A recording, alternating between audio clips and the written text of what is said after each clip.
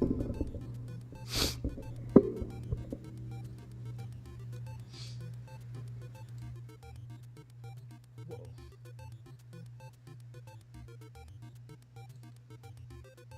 Okay, we are live. Is this too loud?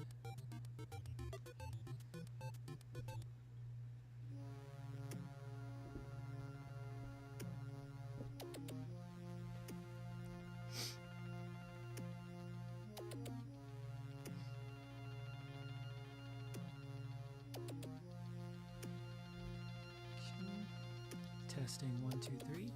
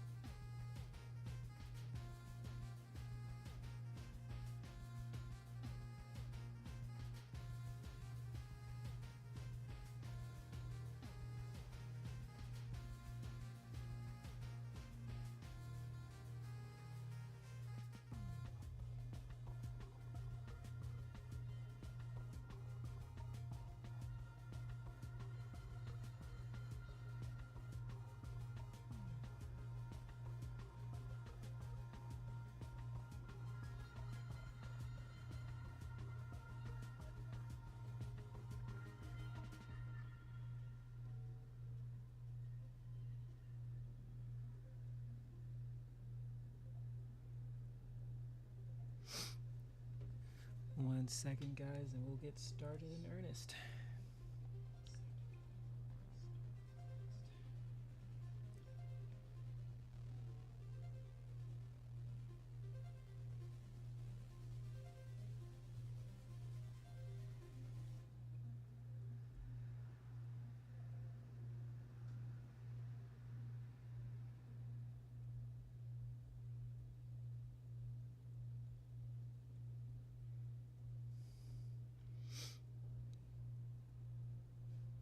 Is the audio coming through okay?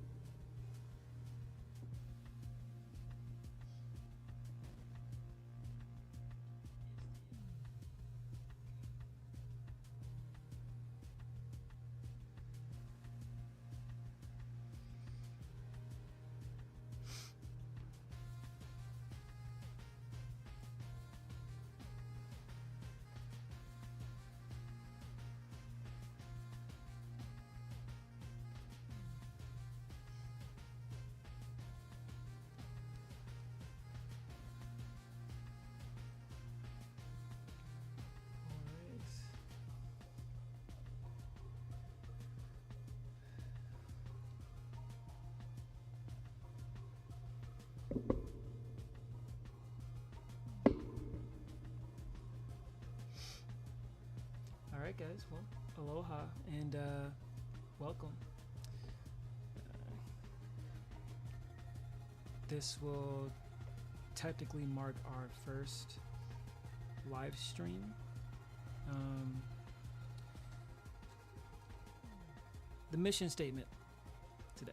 is I have quite the backlog. As you can see, most of this stuff is already completed. Most stuff that you're seeing here. However, there are 3 in particular that I'm looking to finish. So we have the Emma Frost piece. We have Miss Bellum from Powerpuff Girls, Emma Frost from X-Men, and then we have, of course, Marvel vs. Capcom, with the big announcement that they gave during the Nintendo Direct a couple of days ago. So I'm really actually excited to finish this one. So I think we're going to start with the Ryu Cyclops piece in honor of MVC and its awesome comeback. Okay.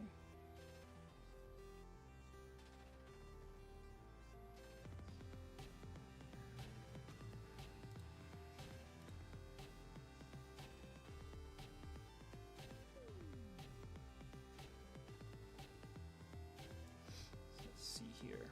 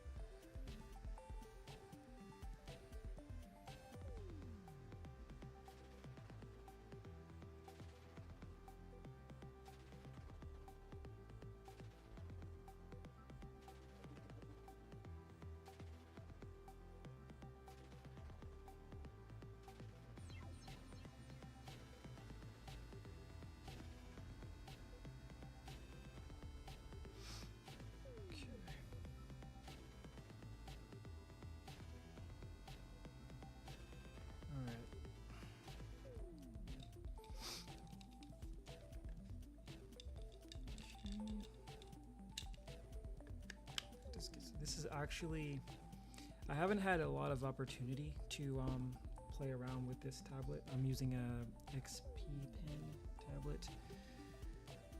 So this is going to be just as much a trial by fire. This whole thing is essentially a trial by fire, but let us begin.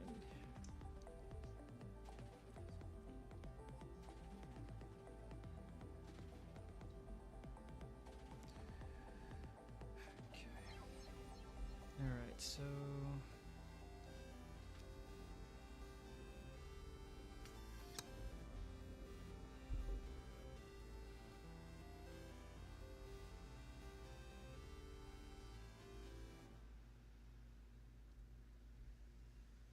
now typically what I'll do is I'll start with the base. This is kind of what I started with.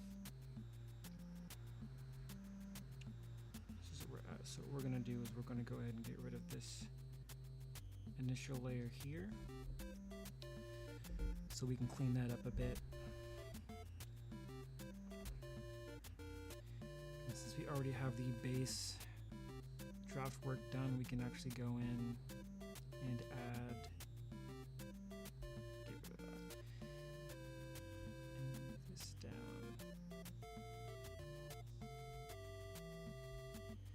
And we are going to change the resolution.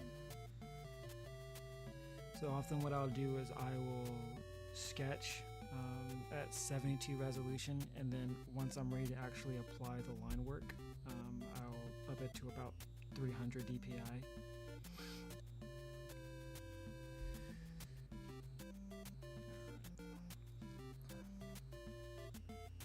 Which isn't anything new to most people who are experienced with digital art, but this really is going to help the image itself come out a lot clearer.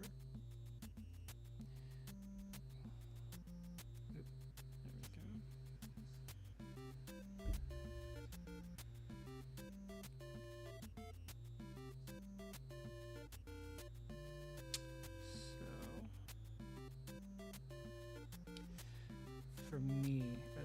think the toughest part is figuring out what colors I want to use, because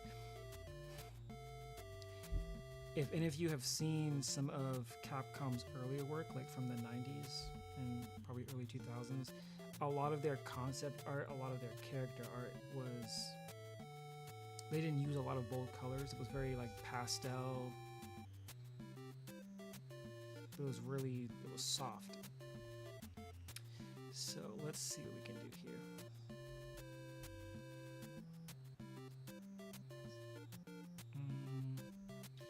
Go ahead and create a new layer.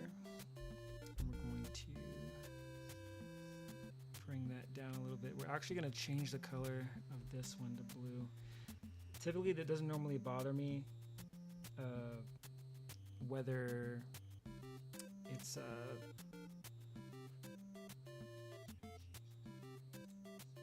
black lines or blue lines, but for the sake of this, for the sake of detail, to help better establish detail, I'm going to lighten it up a bit. So I'm going to go here, and then we're going to convert drawing color.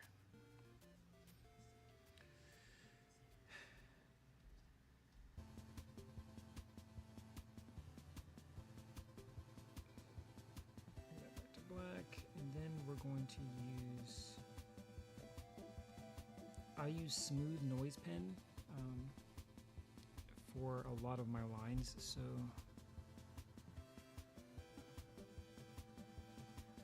let's start with Ryu. Okay.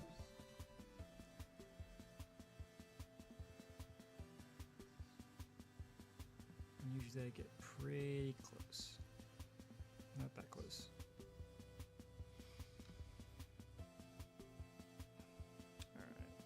So now we're going to play around with the lines and see what our options are here.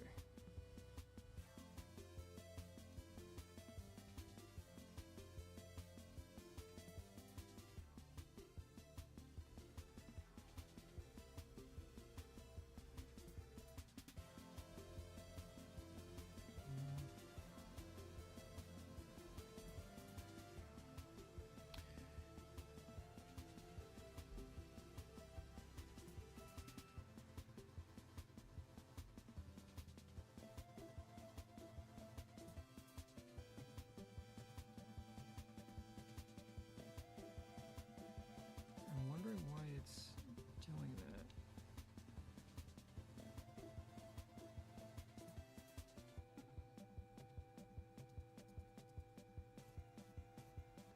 I might need to calibrate this pen.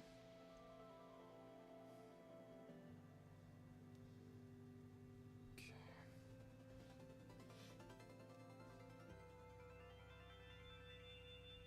Yeah, I'm gonna have to calibrate it.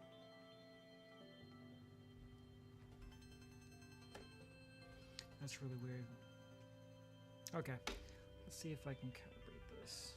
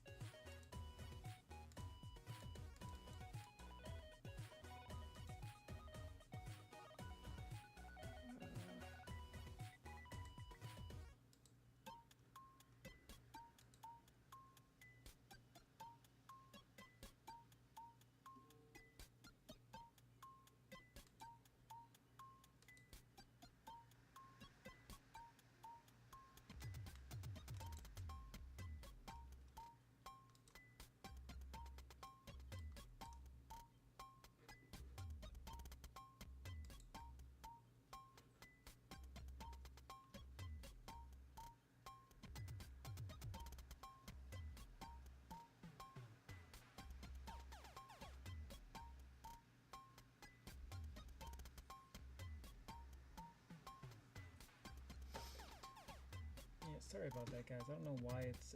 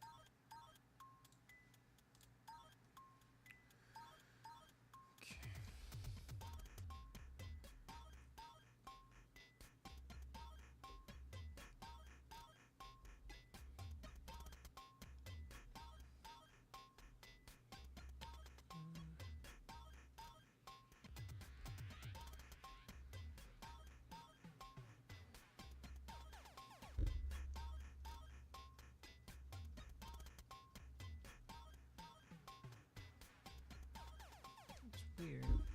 When I was calibrating it earlier, the pen wasn't giving me such trouble. Sorry about this, guys.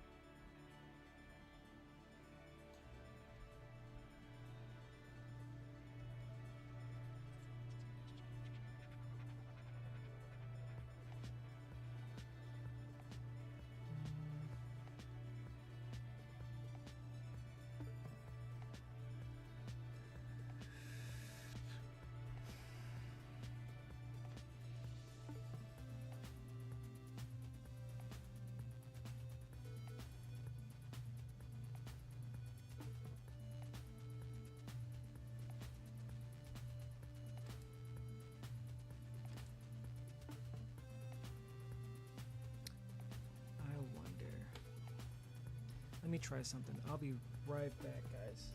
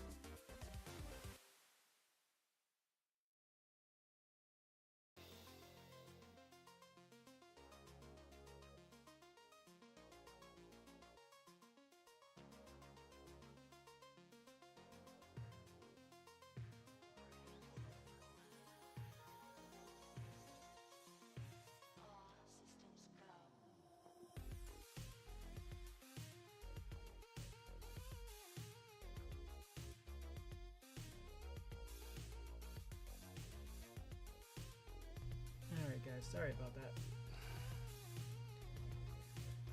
That was more trouble than it was worth.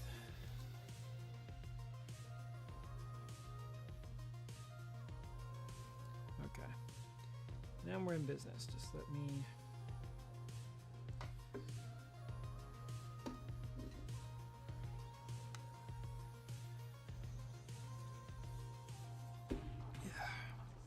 So,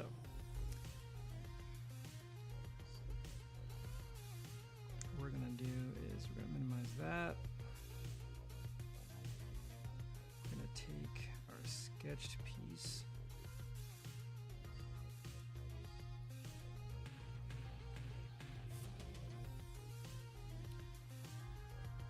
What I'm actually going to do is turn this blue.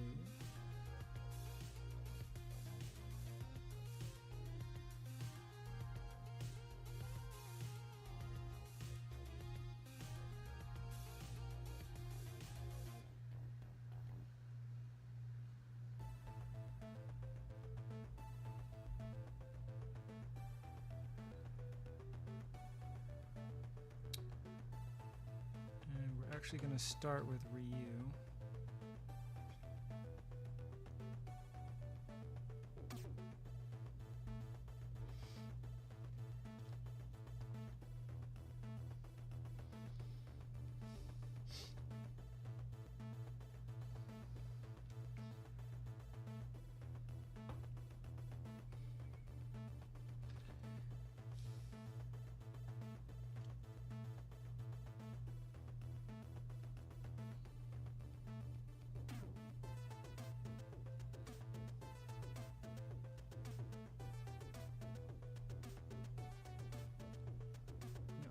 Usually pretty feathery when it comes to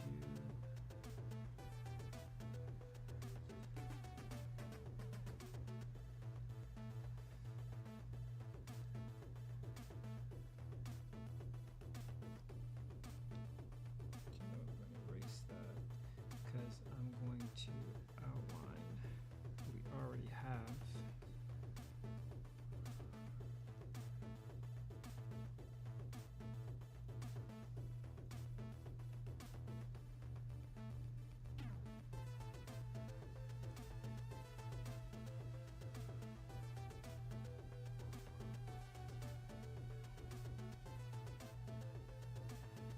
I tend to be pretty loose with my lines, both in the sketch and the final product. I don't know what it is.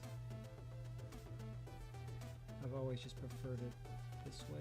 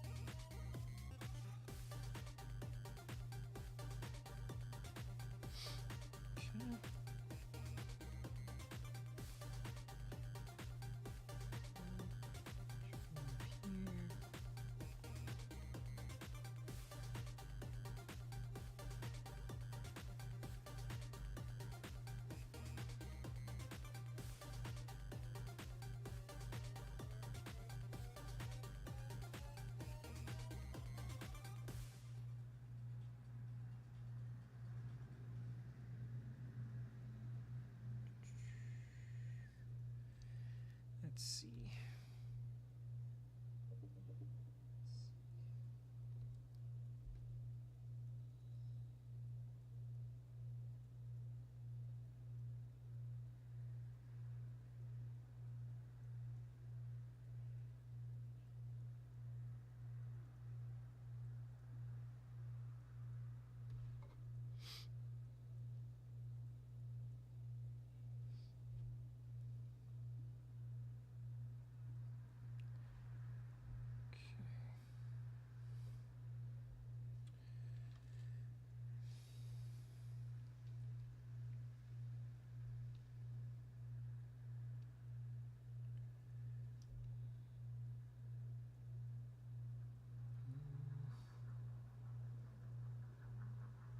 See if I can do something about the pen pressure, because I feel like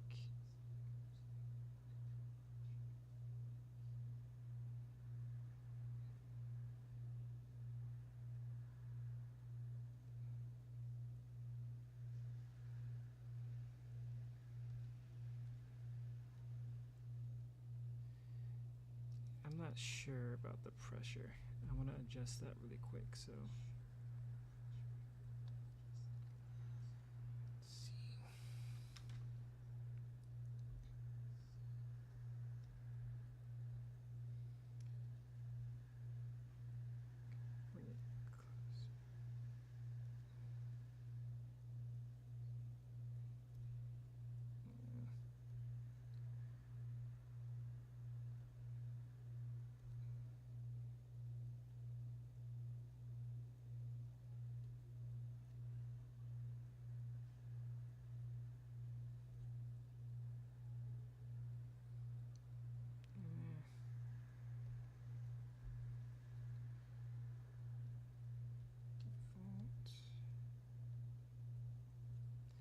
there we go. We'll try that.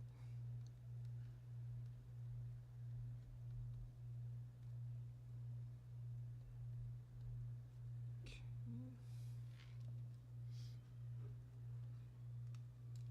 Where did our jams go?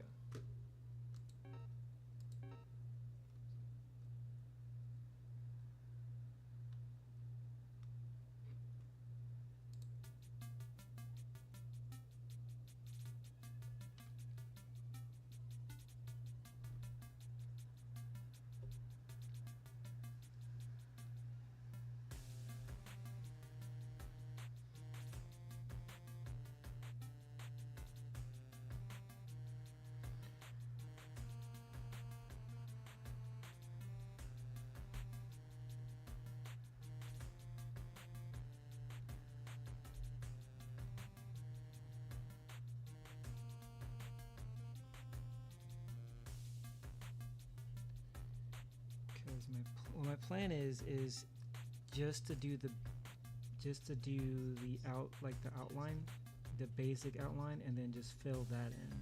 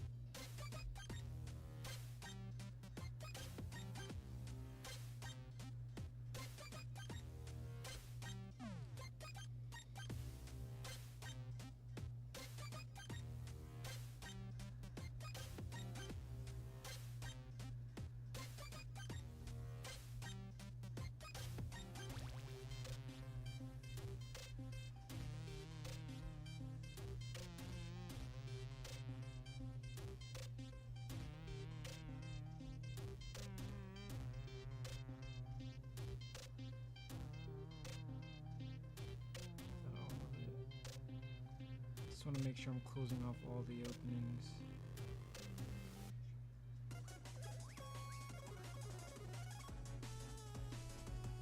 Guess we can count this as an opening.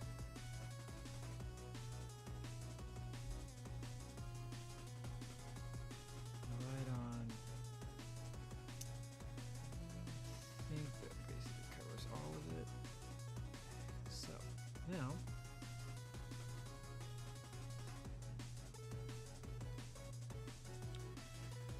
we're going to swing over here to the lasso tool, and I am going to lasso fill. I typically use like a gray or like a dark gray.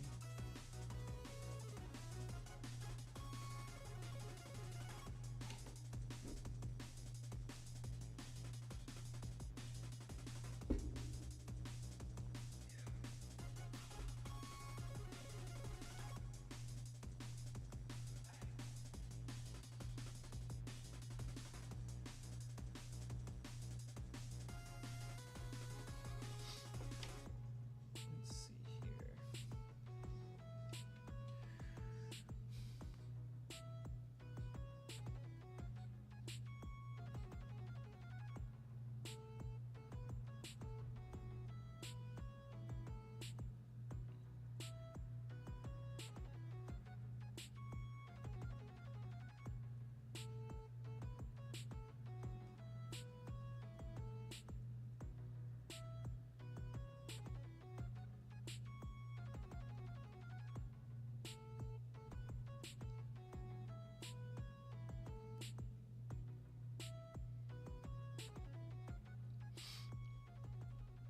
Trying to see if I can do this here.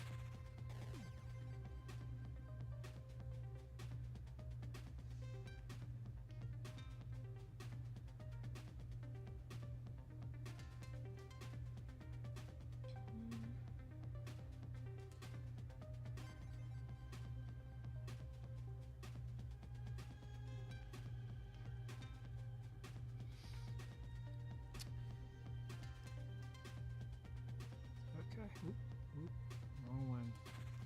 I need to make a separate layer for that. So what we're gonna do is we're going to, I typically tend to keep a majority of my layers, even the ones that I no longer use, just in case. More or less for like a point of reference, more than anything else.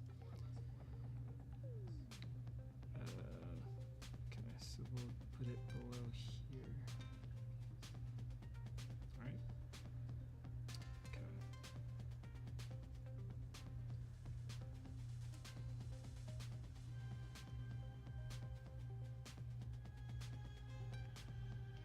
We'll put it below the sketch line, that way I can see what I'm doing.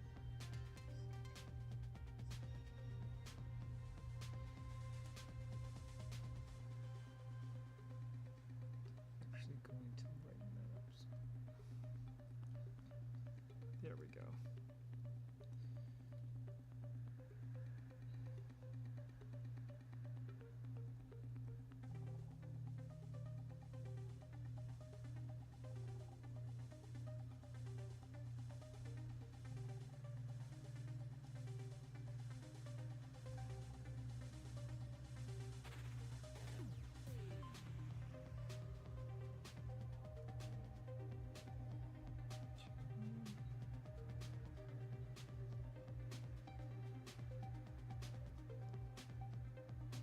For those who are looking to get into digital art and find the coloring process to be some of the most tedious, albeit fun, the lasso tool, the color lasso actually works wonders.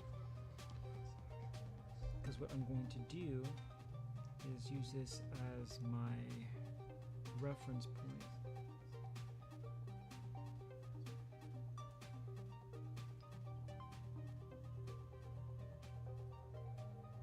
And doing it this way, you don't have to worry about it bleeding off the lines. It's only going to go into the filled areas.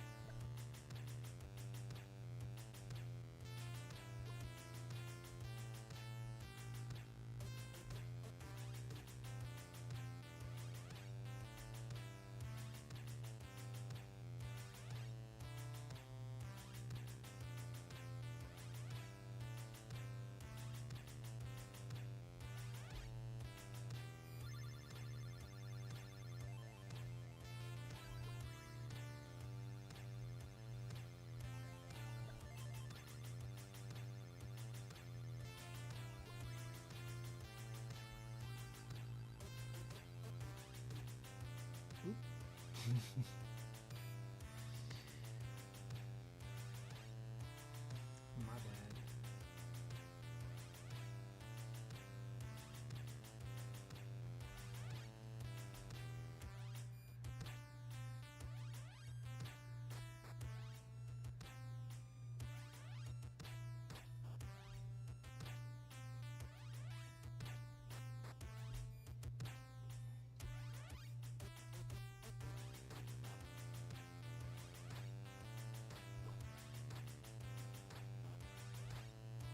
Here, I can clean that up later.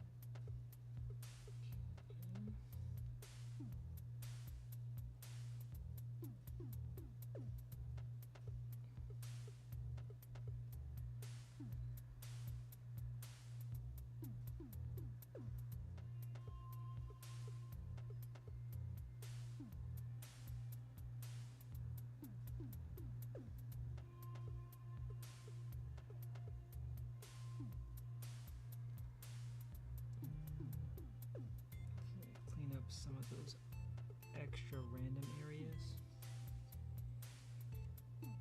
So some of the bleed over. I'm gonna try and get rid of some of that. Just a little bit. Doesn't have to be perfect, but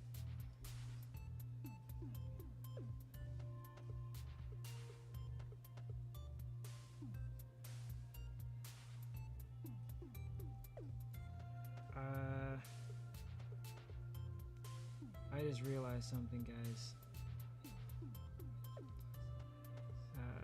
I've been doing this entire piece at 72 DPI. So, what does that mean? I'm gonna have to redo the actual line work because that's not gonna come out crisp at all. It's gonna look really blurry when I'm finished. Which sucks, but thankfully, because we already have the, since we already have the, I guess, the color filling, we can just kind of trace along those lines. And what I'm actually going to do is go to change image resolution. We're going to jump that from 72 to 300.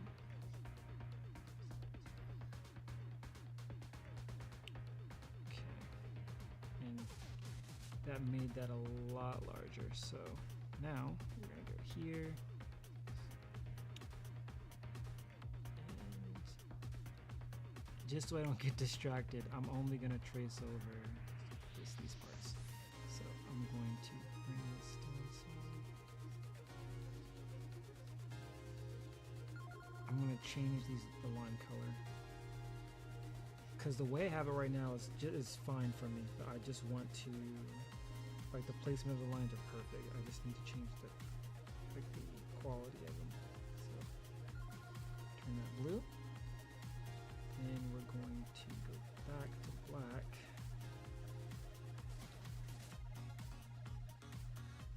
Create a new layer. Gonna make that wait for a little bit, and we're just gonna trace along this line here.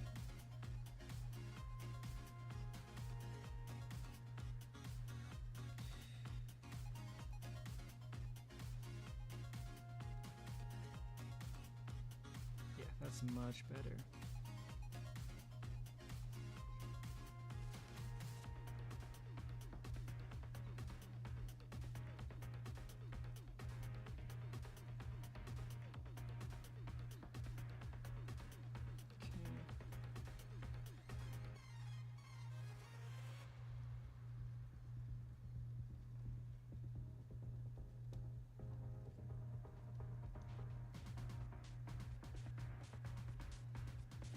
It kind of makes the lines seem sharper because, like I said, I do tend to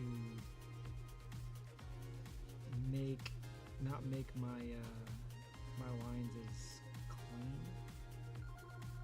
per se. Just a personal preference. I know for some, like, the incomplete lines can like drive me nuts, but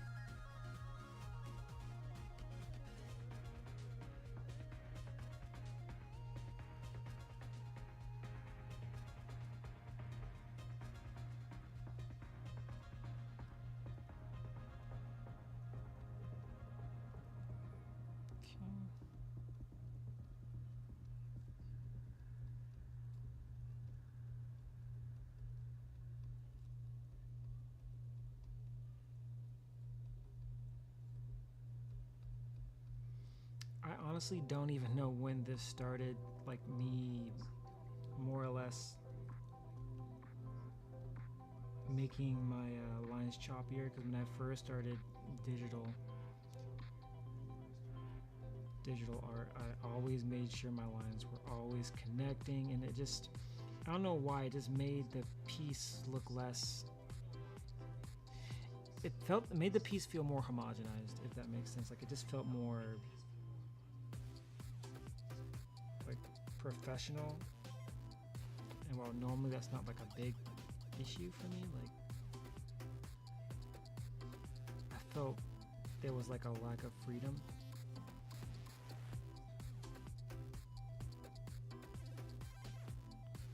And that's where the superhero boxers are. I just want to make sure I don't make that too sharp.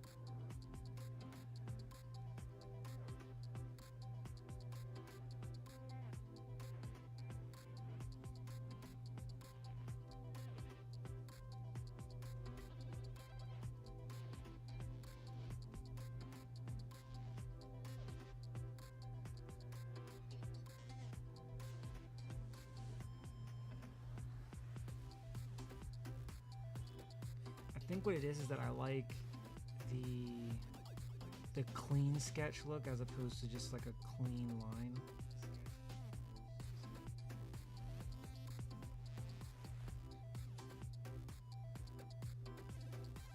I don't know if that makes sense, but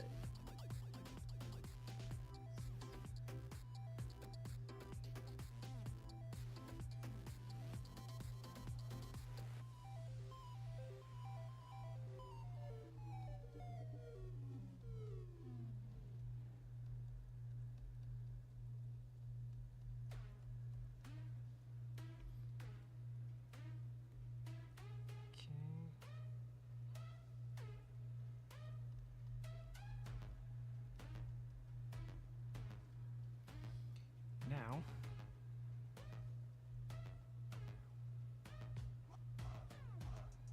see the difference?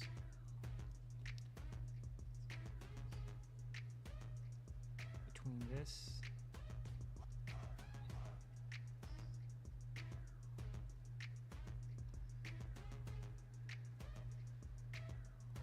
and that.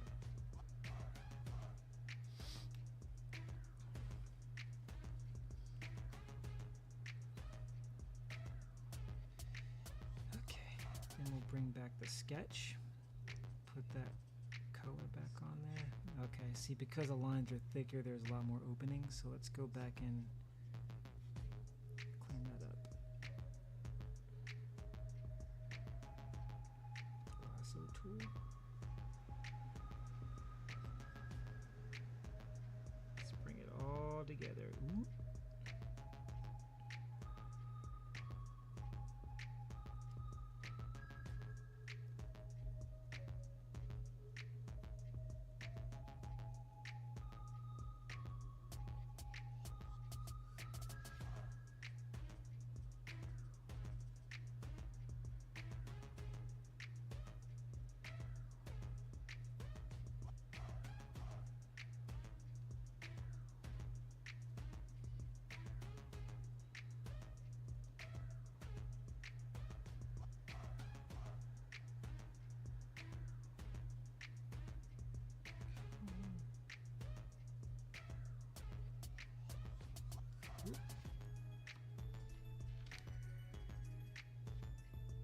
I wonder.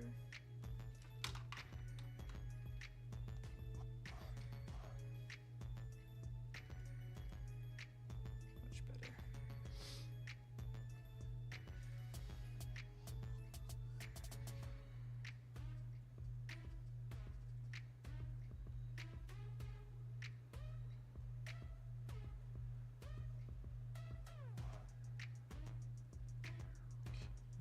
I'll leave that because, well, you know what?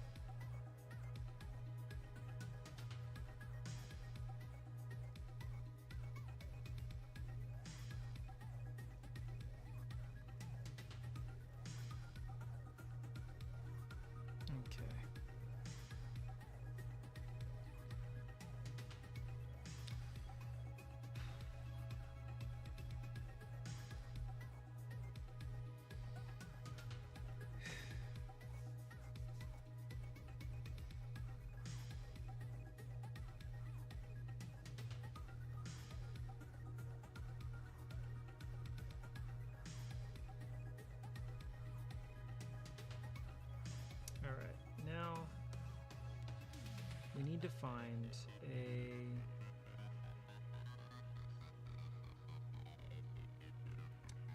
a backdrop.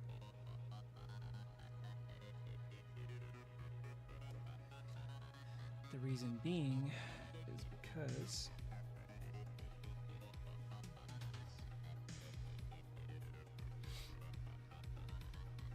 I don't want to leave it completely black.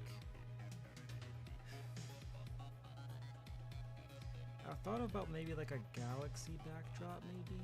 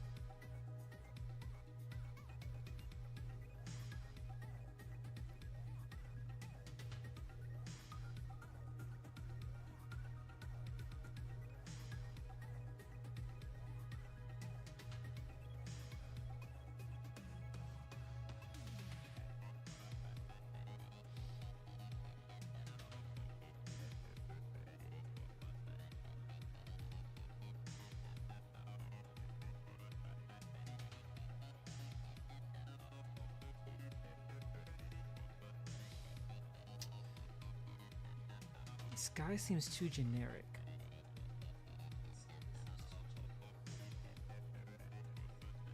Maybe like a splash background, like a comic booky.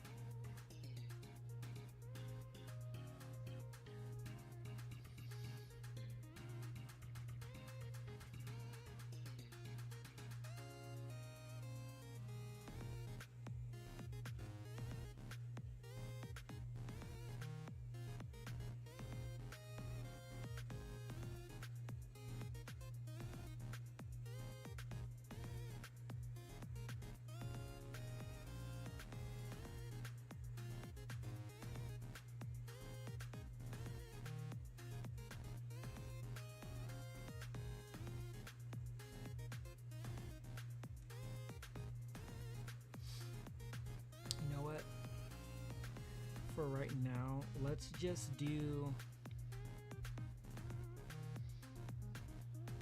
feel like I'm overthinking.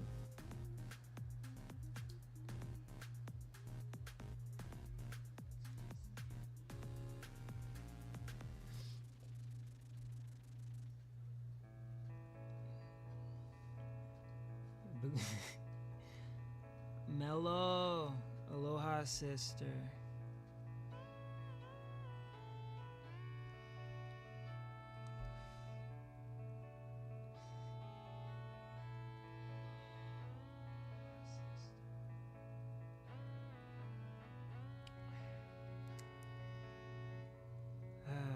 Backdrops. You know what? I'm going to use my cheat card.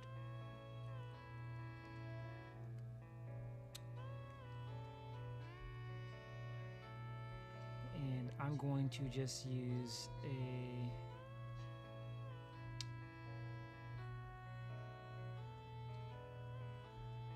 pre-made backdrop. Oh!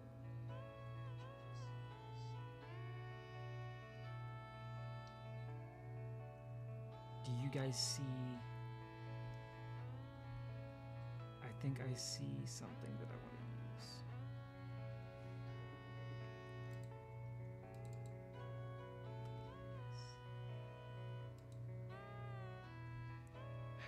So let's try this. Let's do this as a backdrop.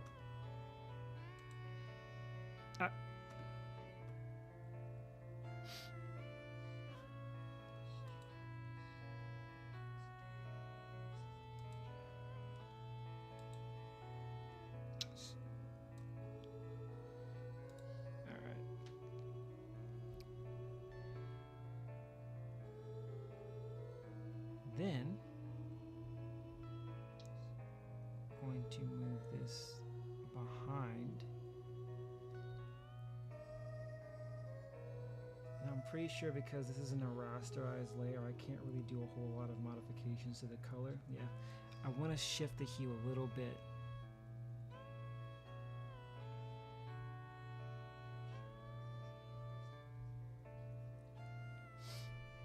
Just a little bit.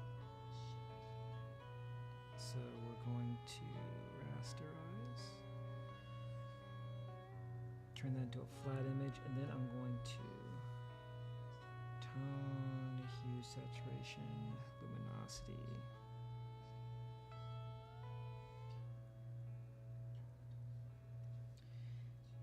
And then I'm going to brighten it up just a bit. Play around with the colors a little.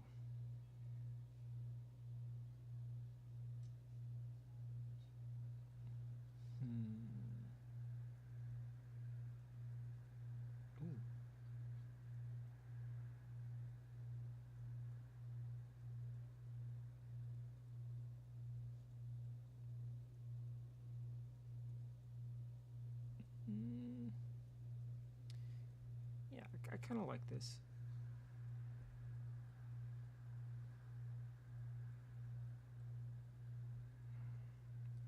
But I still feel like it's missing something, you know? So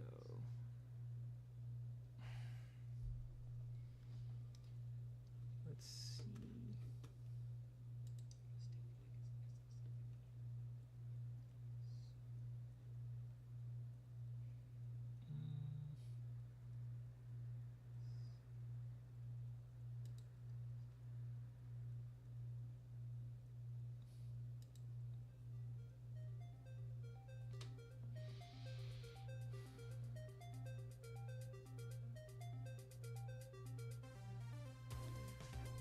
When in doubt, add a layer and move on. Absolutely.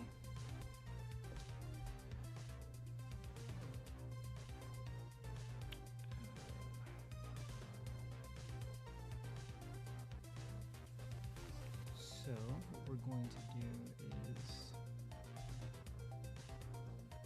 I know what it's missing. What we're going to do is I'm going to add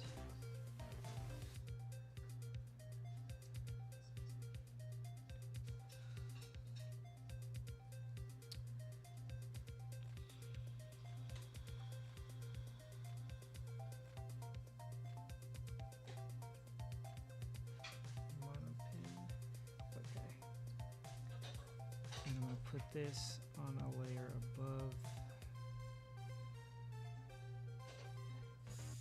Okay, that'll work. So let's try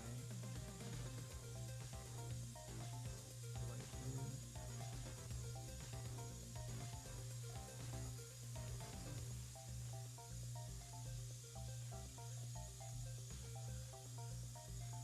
Yeah. But we're going to take this layer and we're going to make it bingo.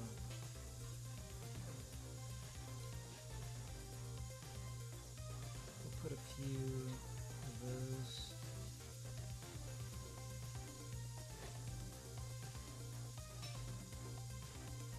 Some pink in there.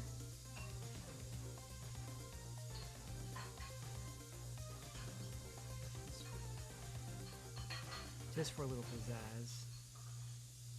And then we're going to blend those colors.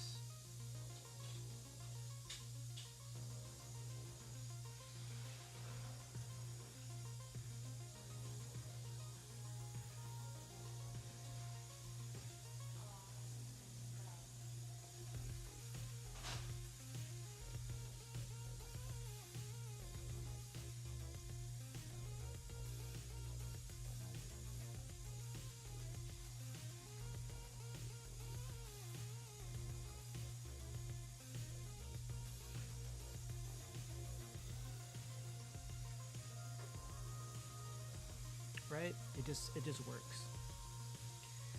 Okay. Now we can move on to the actual rest of the line work.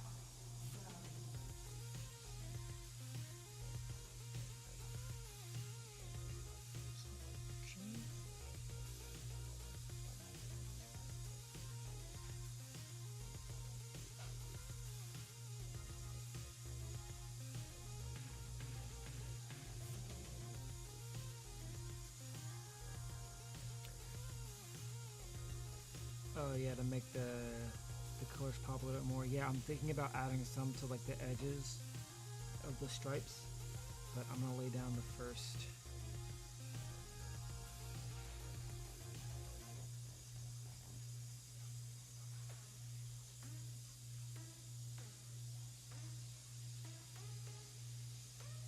We'll start with little alpha reuse face.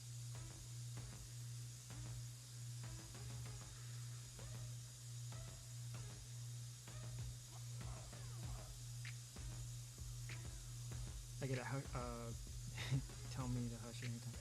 I get a hush card. I get a hush card. Okay.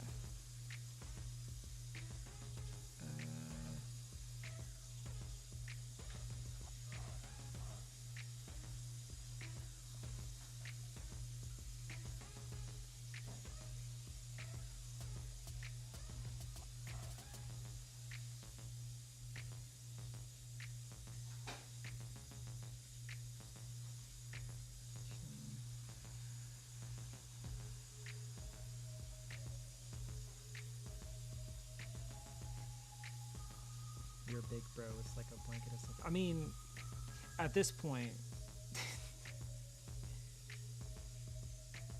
it's like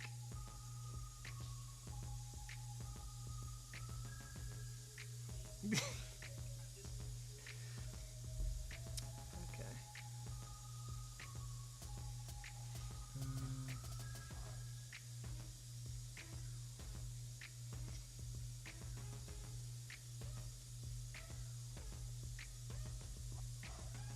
Now I know I typically tend to do like very, very small noses, but I'm trying to like mix in my style with a little bit more of like the 90s Capcom aesthetic.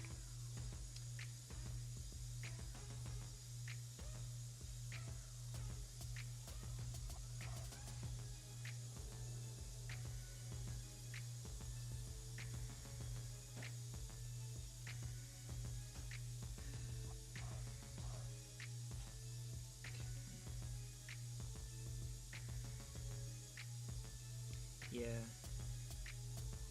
shadows big time.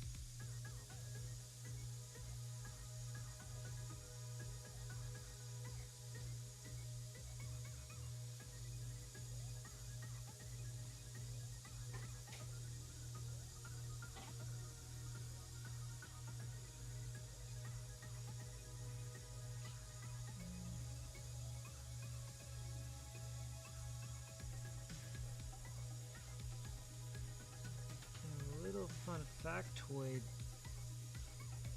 the remodel that they use for both Capcom Marvel vs. Capcom 1 and 2 were both alpha models, but they changed his sprite in the latter games to match more with his older look, so they gave him Ken's bandana while still using like the alpha spray, so it was almost as if, which was weird now that I'm thinking about it, because in Marvel vs. Capcom 2, the model that they decided to use for Ken was his alpha model, which included his long hair. But canonically, Ken chopped his hair short after he gave Ryu the red headband, which is actually just was his hair tie.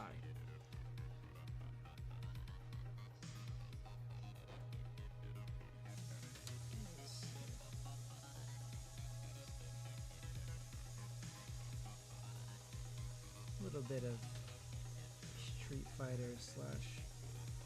MVC war.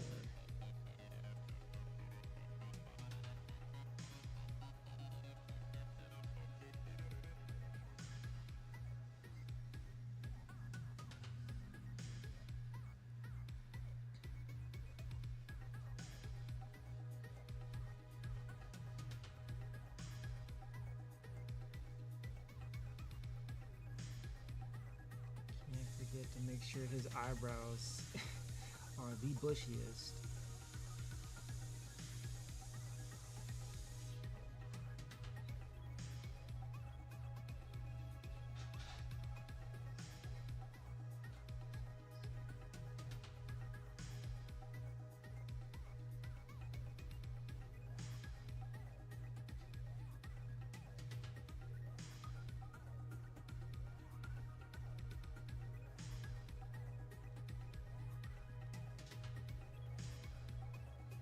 Team bushy brows, team bold brows.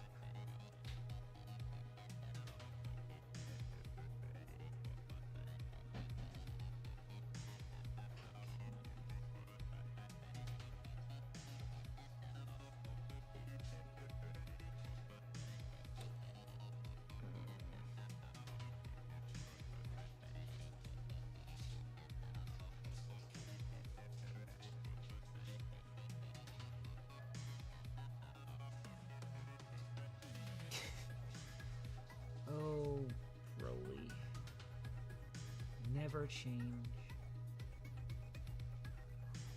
Speaking of which, there's a new Dragon Ball game actually coming out that people are super hype over.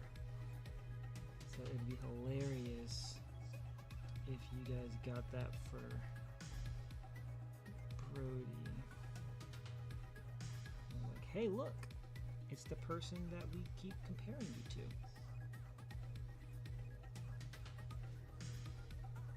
Actually, no, that probably would not be one.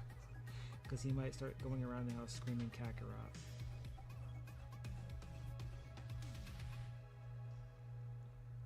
Then you would have in fact created a monster.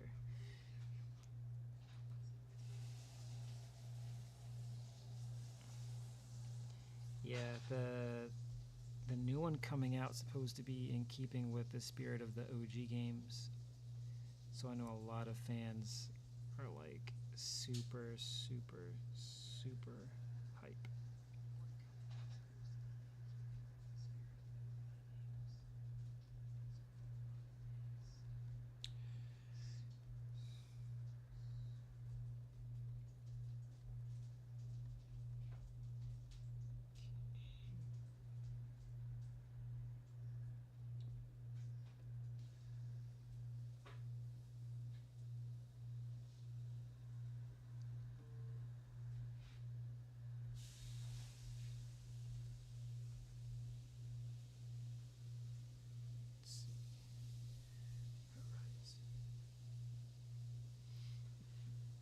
Mm.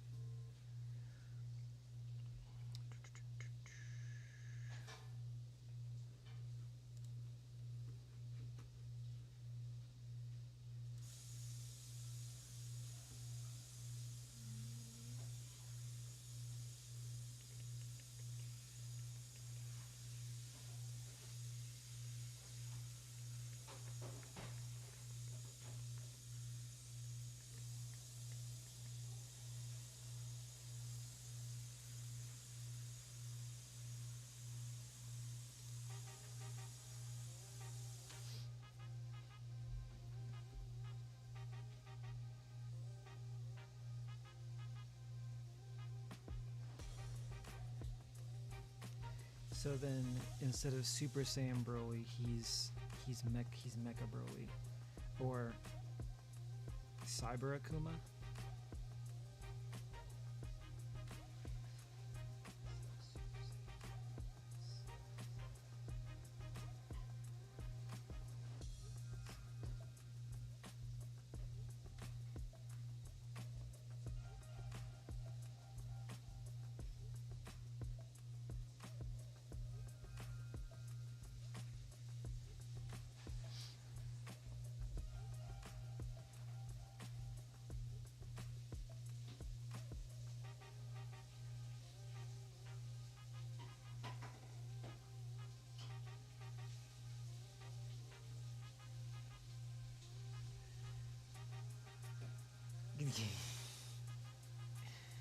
Can't give it. Fair enough.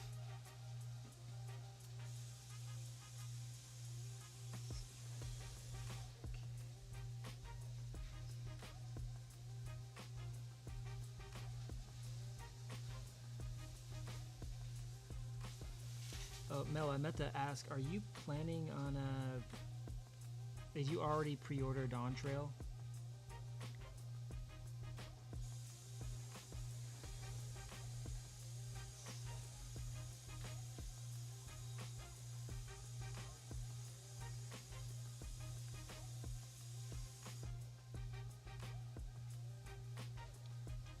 Nice. Yeah, I didn't. I was going to, but I got so much happening right now. Just I felt bad wanting to pre-order it and then not be able to play it like early release, and I don't have the time on the books. But I'm definitely hopping in. You should stream it. Absolutely. I don't really follow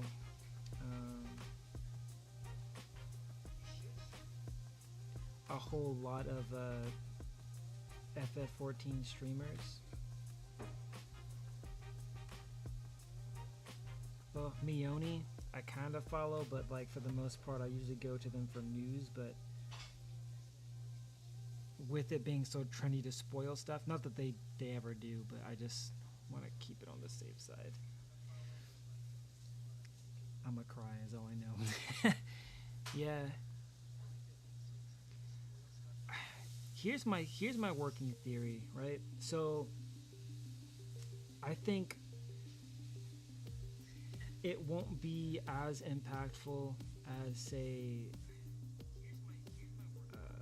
Endwalker was. And to be fair, I think it's unfair for a lot of people to just assume that it's going to, or put that kind of pressure on Dawn Trail, because obviously it's Endwalker was the kind of the end of that arc, that whole journey that started from the very beginning. So Dawn Trail to me feels like it could possibly be building up to something new. So if anything, it'll be like, yeah, ARR, yeah, definitely. It's gonna be more like a Realm Reborn in the way it's presented, where it's setting up a lot of stuff. But we have the luxury of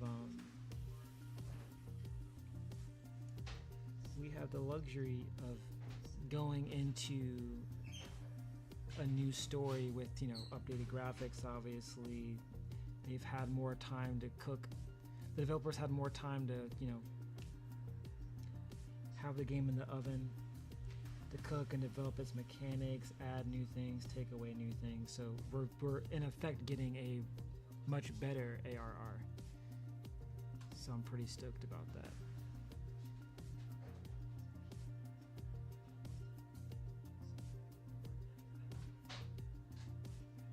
Yeah, all the boring stuff.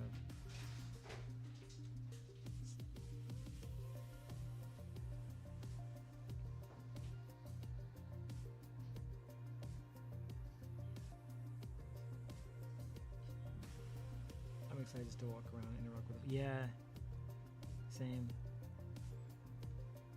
Like the gravel update isn't anything like game changing, but the little like bells and whistles that they did kind of work on, you can definitely see the improvement.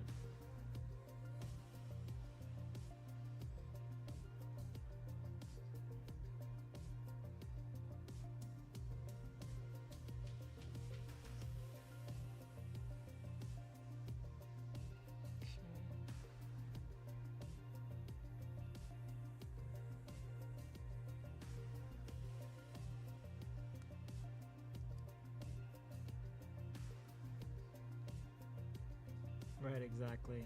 And I know for a lot of people, I don't know if we're going to have as many newcomers as we do just seasoned veterans.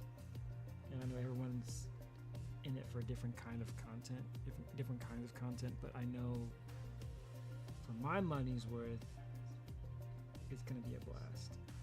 Like, just from what I've seen, I've been following Leone mostly for all the news. But the,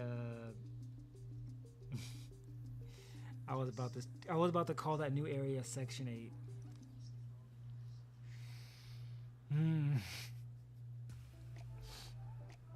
Section 9.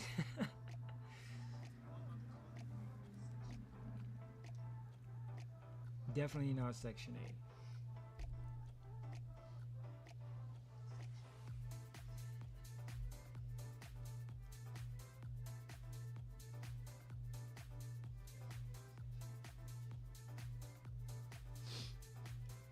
Sprouts are hauling butt to catch up for their loading. Yeah, I bet.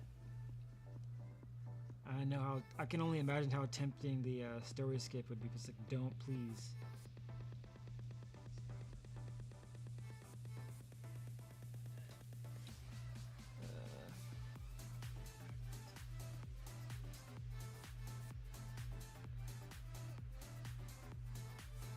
Like if you've already played through the main story, like the whole thing with one character, and just want to skip with an all, I'm not against that. We've already talked about this.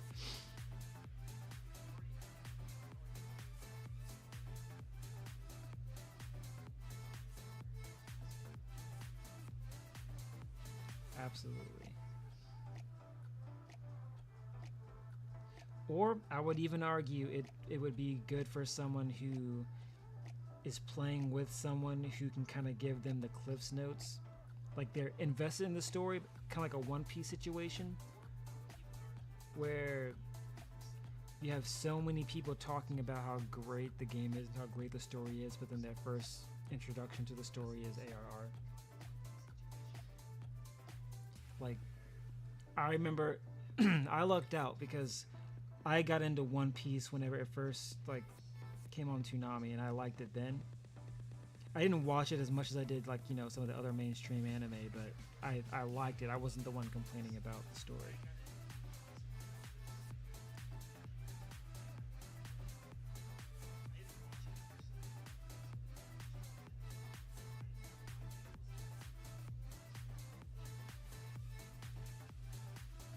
Toonami's just, I mean, Toonami's the same as it's always been, I guess you could say, but I think my issue with it now is just, I don't know. You can never replicate the feeling that you had coming home from school, seeing Sailor Moon or Dragon Ball or Gundam Wing, Fullmetal Alchemist, yeah. Like, it feels weird that Toonami shares a block with Adult Swim. I think that's what it is. Because not necessarily all of the content on there is, like, for adult audiences or whatever, whereas, while totally calling myself out on my age here, like, when Toonami's anime block first started, there were anime on there that were actually just, like, they were a little tough. Like Yu Yu Hakusho, the first time I saw Yu Yu Hakusho was on Adult Swim, and they were using curse words, and then I was just like, oh my gosh. Oh my god, Yusuke. Language. But now it's almost like the golden standard. Like Jujutsu Kaisen now, one of my favorite anime, hands down.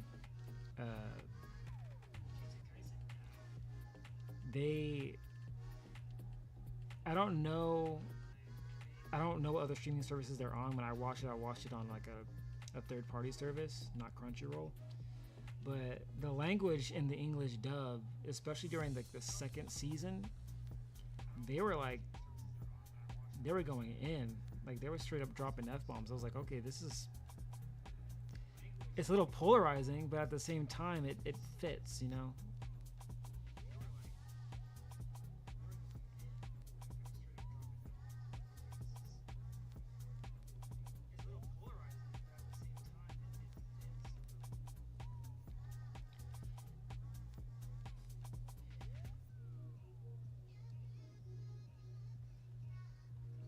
Not gonna lie, when I first started watching Yu Yu Hakusho on Adult Swim, it low-key terrified me just a little bit, just because the setting was so much different than what I was accustomed to.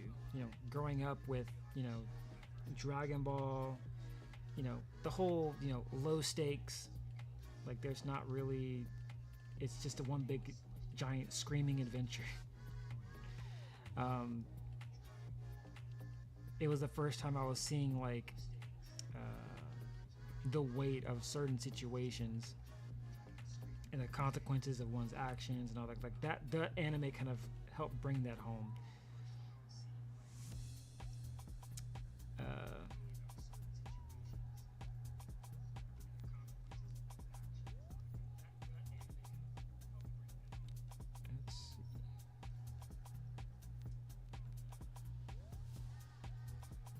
Normally for the clothes, what I've been doing with clothes recently is, instead of adding like the line for folds, I've been kind of experimenting with doing like the line for folds and also just using shading, using lighting to kind of telegraph where the folds are.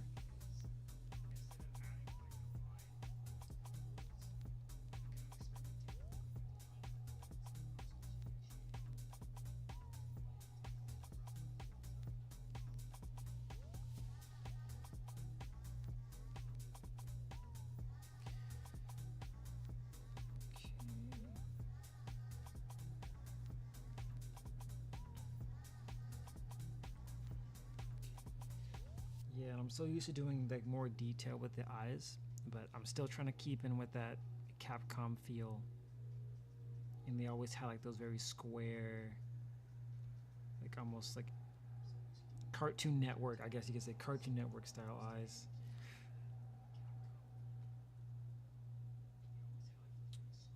Wait, did we finish Ryu? Okay, I think.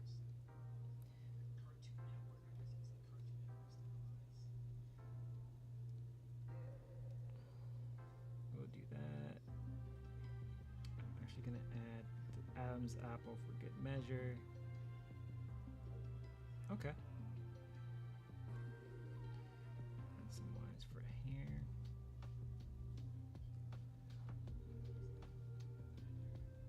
So I redid this sketch multiple times because each time his bangs were too long. And sometimes I go ham with bangs, and Ryu is a very conservative sort. He's not much of a wild bad boy.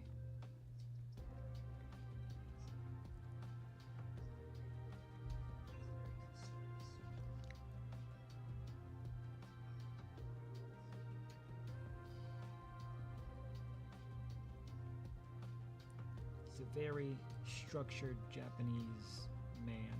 Well, yeah. All right. Oh, that's what I forgot. The rest of his headband.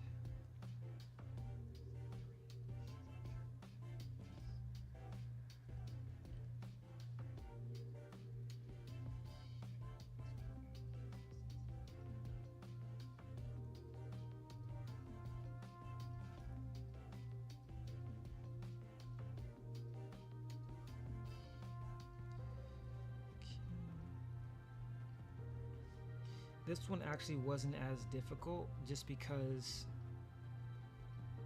his attire is very simple. Cyclops might be a little more trickier because he has a lot more working with regard to accessories and making sure certain parts like pop out.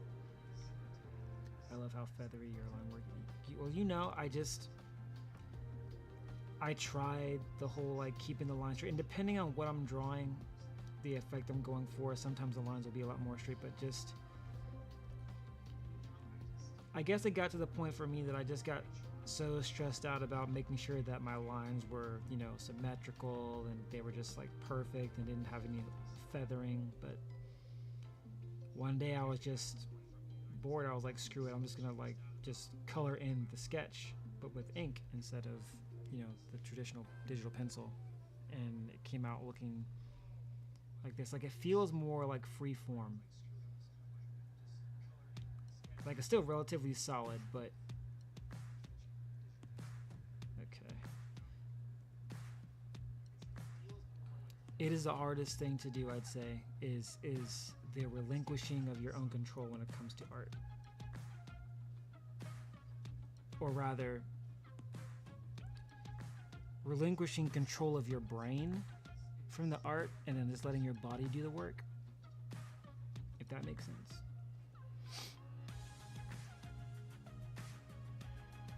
Yeah, when I first started using Paint Tool Sci, when my first Wacom tablet, I had Paint Tool Sci.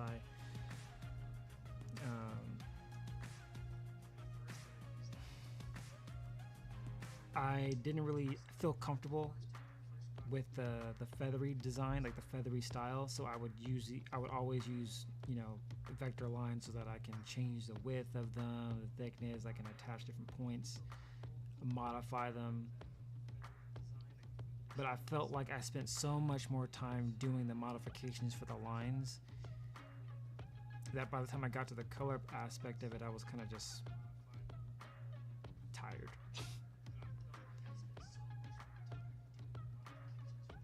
So like I would much rather spend more time having the whole piece come together.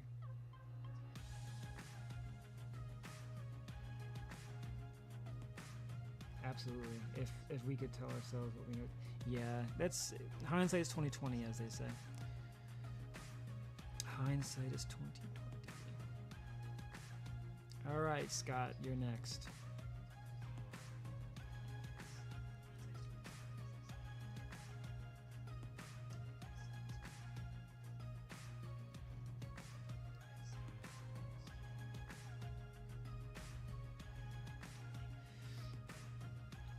I still can't believe that they announced Marvel vs. Capcom. Like, that's been... How many layers are you working with right now? Good question. We are sitting at a very mere 7. Only 7. I typically will break it down with, you know, the initial sketch piece, right? And then with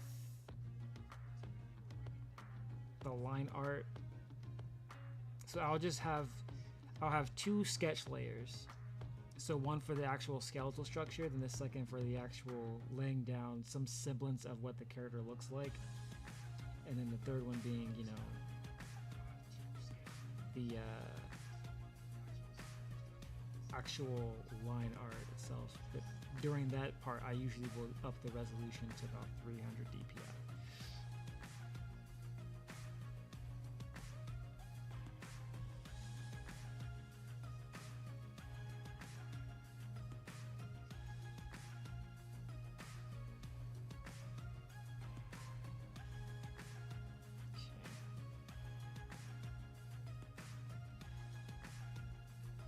Well, with DPI, essentially think of DPI like your pixels.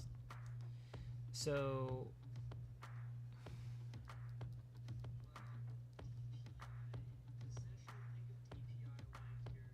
I'm trying to think of a good way to describe it. So you know how some people are really, really particular about the quality of their videos? So some people will be like, oh, I can't play this game because it's not in 4K, or I can't play this game because the graphics aren't 1080p, it's only at 480, or the video's at 720p, it sucks. I don't know why I'm talking like that. That's how I assume people sound whenever they're talking about that stuff. But generally it's going to affect the yeah. Usually it affects the quality, the crispness of the image. So like on a monitor, this might look really nice at 720p, but then if you were to say blow it up and go, hey, I want to print it out as a poster or a tapestry, when you blow that up to the actual size of maybe 24 by... What are the dimensions of an average poster? 24 by... My brain. You know what I mean. But... essentially, if you blow that up, it's gonna look like, have you ever ordered something online that looked really pretty and then you get it and it looks blurry? That's usually why.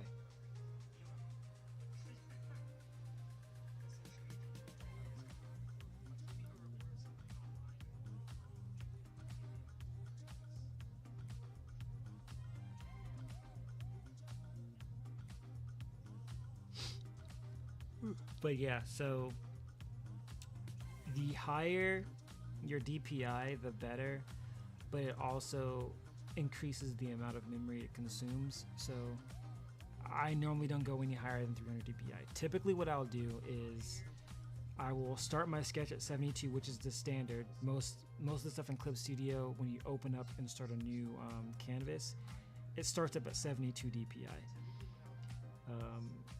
It consumes less memory for your computer, and you can kind of get a better idea of what you're working with. But then once the sketch work is done, then I'll go into, you know, edit, and then from edit I'll go to, you know, change image resolution, bump that up to 300, and then lay down the line work, and then it'll look a lot like cleaner.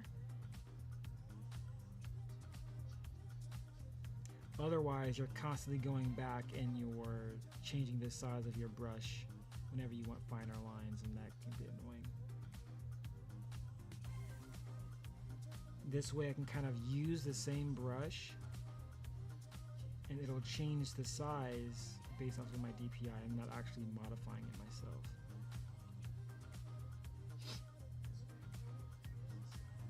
Actually, you avoided the troubleshooting that I was having to do with my girlfriend earlier.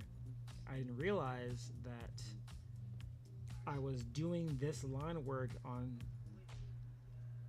72 DPI, but I was like, why are the lines so blurry? Like, why are my line? Well, firstly, why are my lines so thick, and why are my lines so blurry?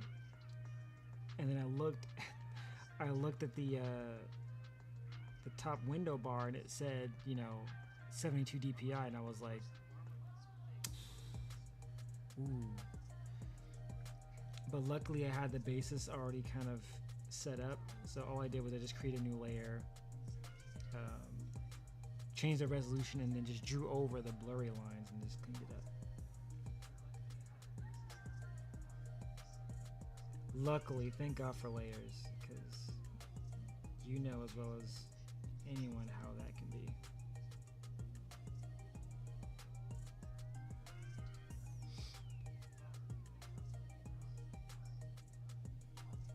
Yeah, when in doubt, start with 72, but when you start laying down the line art, don't forget to switch to 300 DPI.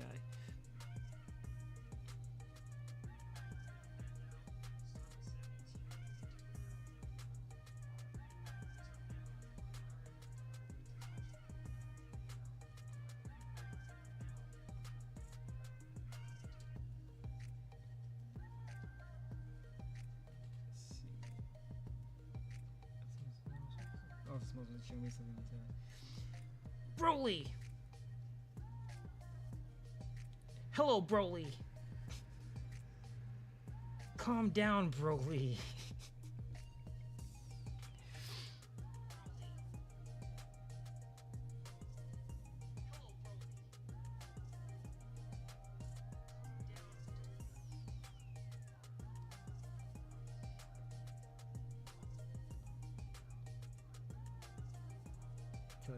Oh, I certainly will. I certainly will.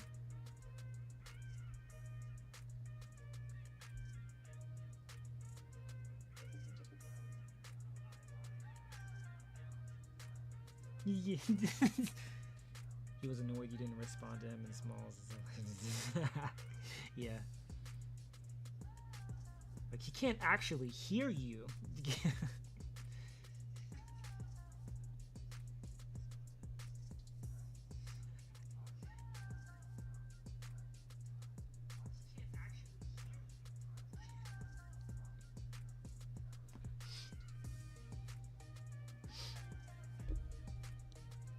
Yeah, no worries.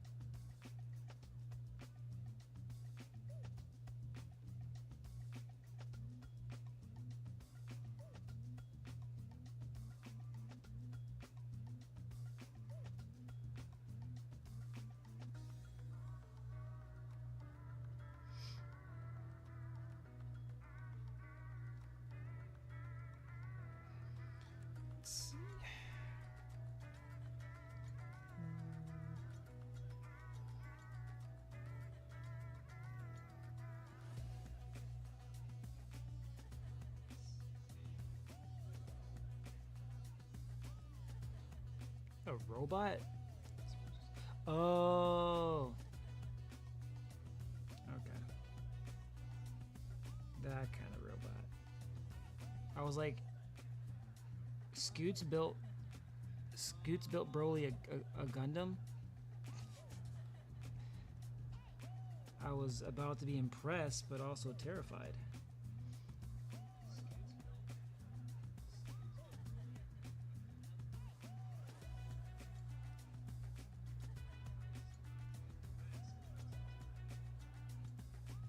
I was about to say, holy Christ, he built him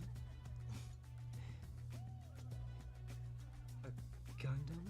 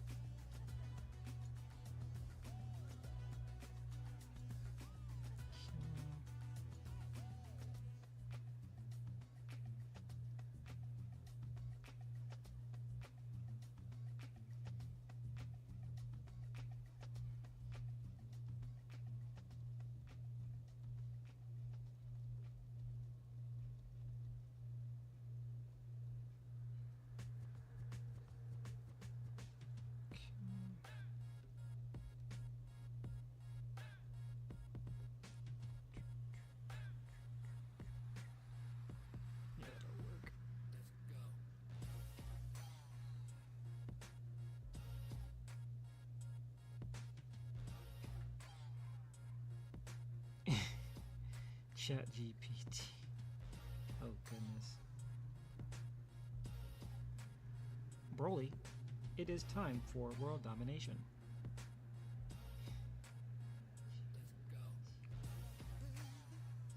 Let's see.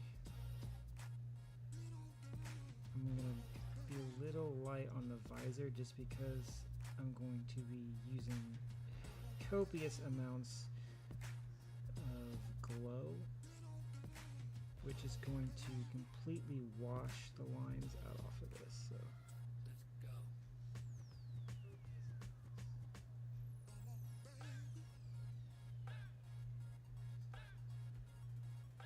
Cool. See, it's weird. Somebody else, anyone else might, who's just so much more accustomed to like keeping their lines straight, would see the way I did that visor and would be like, this is half finished. You need to go back and finish that. It's like, no. It's just it's just as intended. I've always felt like the more solid your lines are, especially with dynamic poses, the less life your piece has.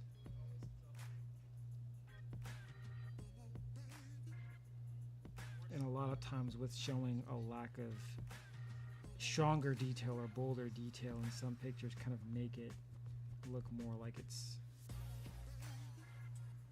kind of sort of popping out of the screen, more or less.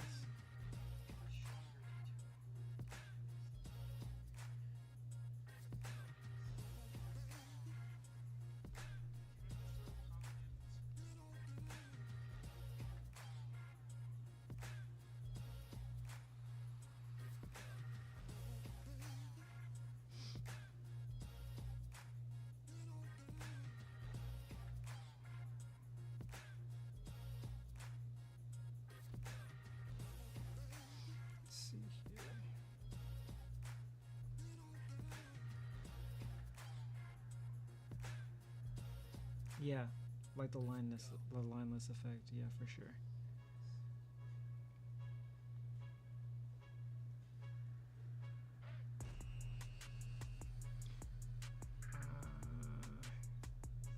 I know how his little chess piece thing usually goes, but I'm going to take some slight liberties with how this is designed.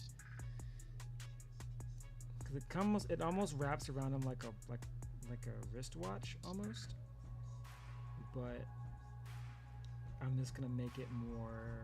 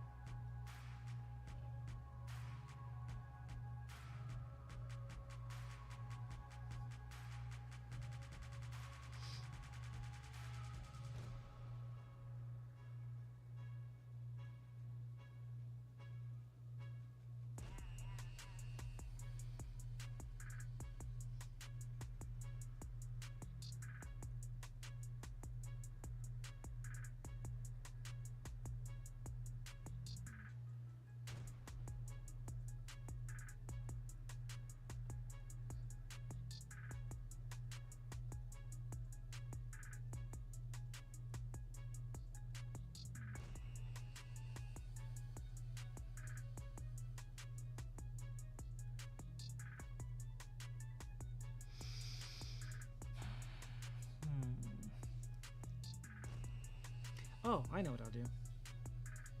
Let's start.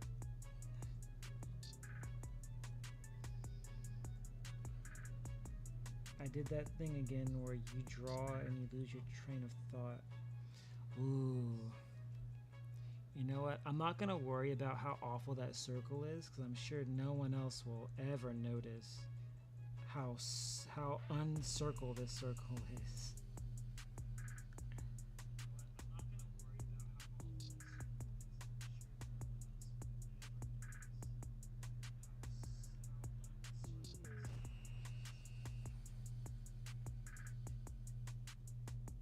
Ah.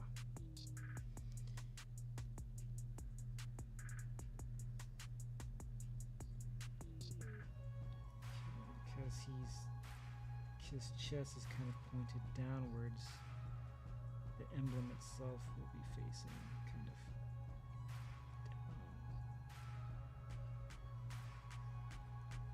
And this is where the floaty lines come in, because if your shape is a little off, you can kind of do like micro modifications. And of course we gotta have the X. Can't have an X-Man without his X. Then he'd just be like the 2000s one.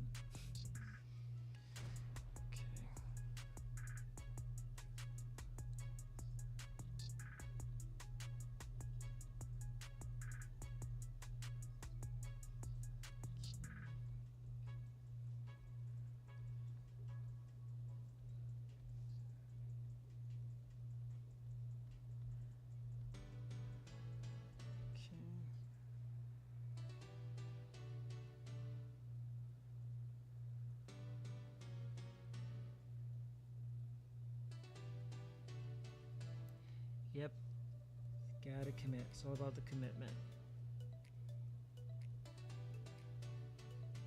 Because I find it completely obnoxious to keep redoing like the early stages of your piece when you still have so much work to do.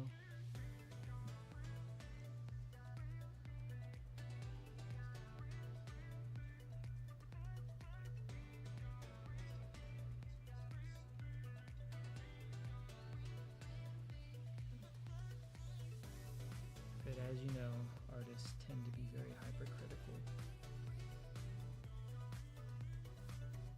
But over the years, I've been a little more lenient on myself when it comes to how critical I am with my art. You know, the whole comparing your art with other people and stuff like that.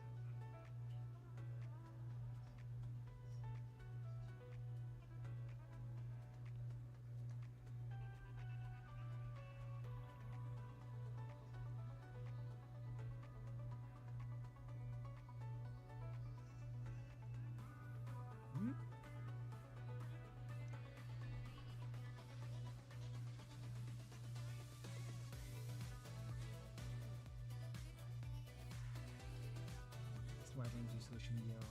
Yeah. And that's the thing though, like so many artists, there are so many artists, you know, present company included, that like I do admire for their work, so I still want to keep up with, you know. But then there's always that one day where you're feeling down on your own type of work, and then you go and you see their stuff online, and then you're just like, oh wow, you've gotten so good and I have not, because my bar of measurement is now what everybody else can do and not so much what I'm capable of. Which, it happens. I don't fault anyone for feeling that way. It happens to the best of us, but I agree that's not something that you should feel.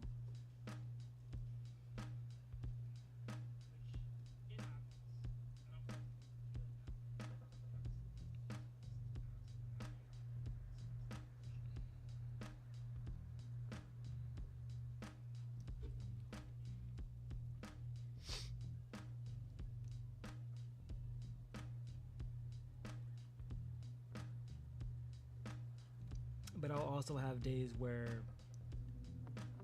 I'll I'll draw something while feeling down the dumps, and it actually turns out the way I want, and I'm like, you know, wow, look at you go.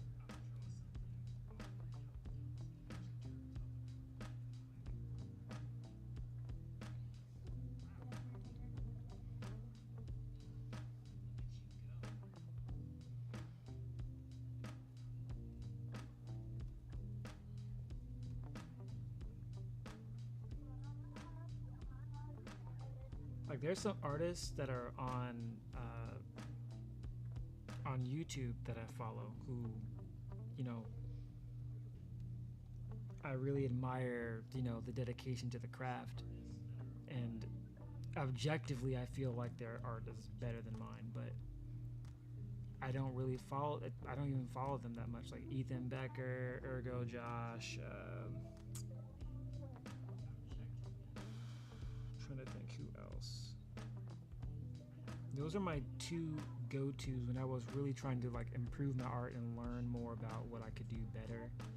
Just as a rule of thumb, not necessarily changing my style, but just my reestablishing my rules of thumb when it comes to line art, compositioning, angles, all that kind of stuff. But for the most part, I don't really even, you know. Yeah, I follow on YouTube, but not really so much on, you know. Pinterest, yes. Ever since I started using Pinterest, like, it's been the biggest help for me. I mostly use Pinterest for getting poses down, but I also use it also for like references or like learning certain types of different anime styles. Because I don't know why, but I've been really into a lot of like the Chinese artists. Chinese, Korean artists, and Russian artists. Like, they, oh my goodness, like their pieces are just, I mean, other stateside there's artists that do really good work, but I mean, like, as far as like the artist's principle, like, they, something about how they draw the jaw lines, the mouths, like they have a very distinct like way of drawing their characters where it seems more like anime watercolor than anything else.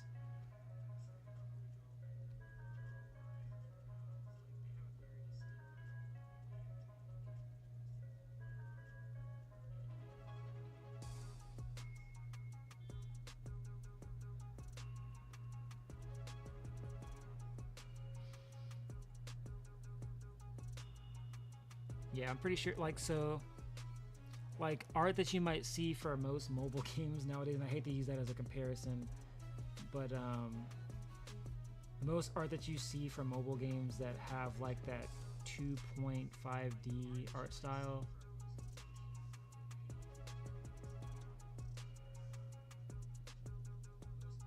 if that makes sense.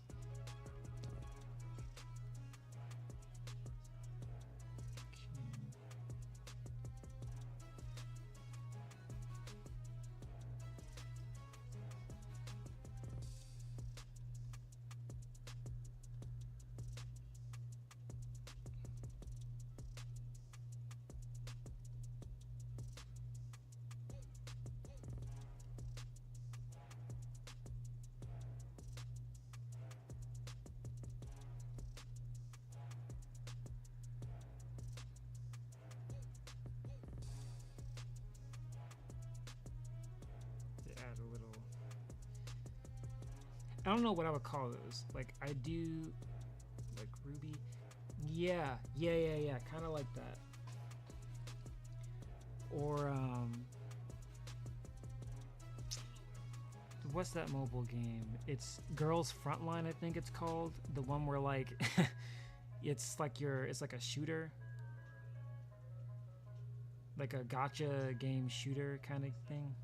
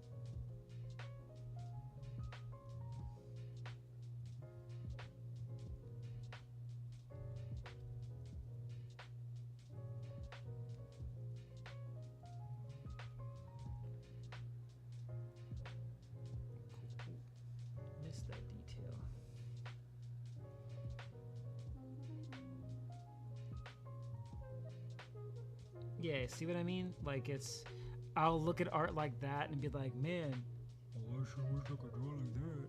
But then I'll be like, okay, well, that's a specific style. Like I could learn how to draw that style, but then I have to ask myself, am I really willing to unlearn what I've been learning up until this point just to try a different art style? Like I'm all about incorporating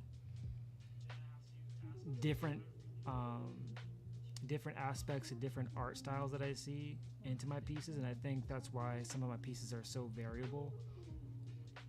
Like some pieces that I do look like they adhere to a specific style consistently, and then out of nowhere, you have one piece that doesn't.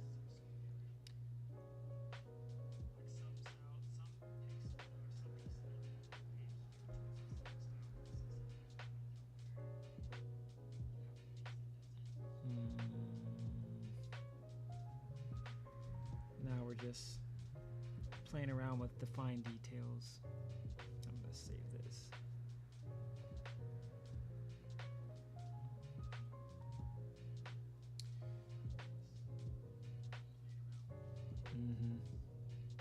I took a long break from art a couple of years back. I felt lost, and then I remember one day when I was at work, I was scrolling through, I think it was Tumblr of all places, and I saw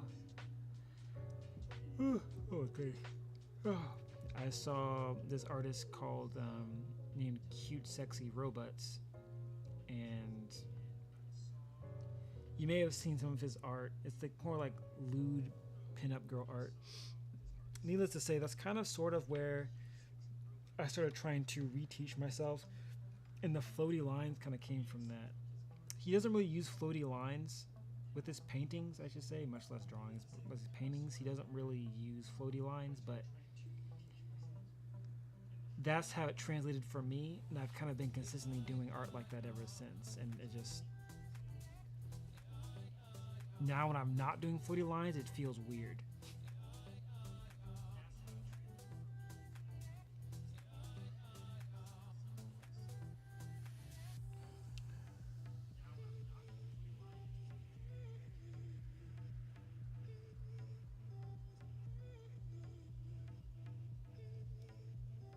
Alright, let's see. So it looks like I'm missing. Get rid of that sketch layer.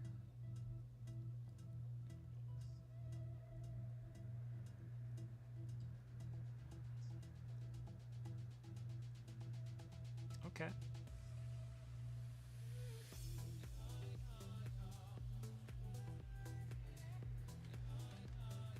I am thoroughly pleased with the outcome of those lines. I think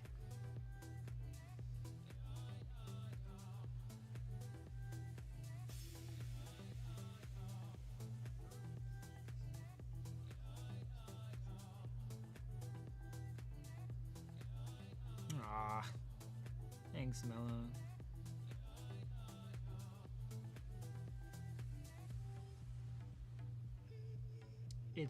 It's always reassuring whenever you're doing your art and you're seeing the fruits of your labor.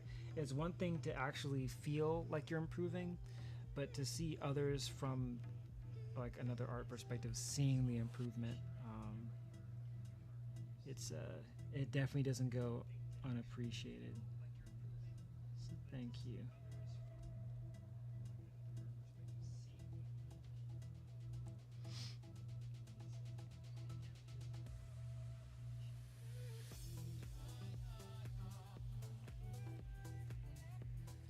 Like, believe it or not, like, yo, the understanding of anatomy was it. Look, and the crazy thing is, this is the most warped.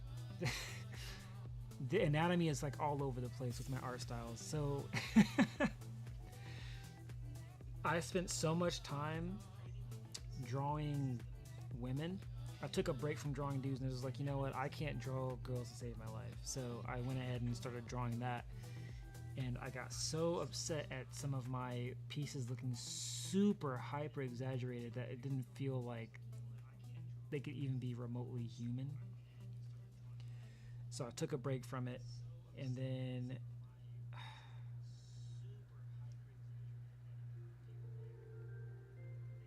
it wasn't till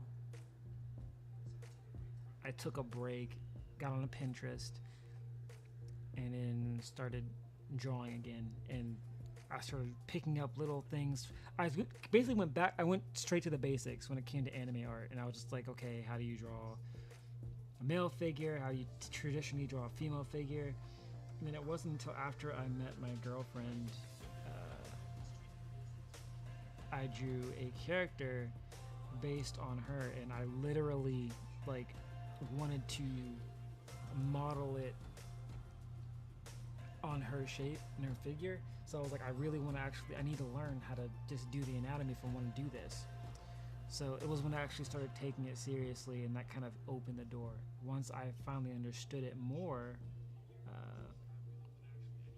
it kind of just like washed over all of my art. Even the males, like the males kind of have like this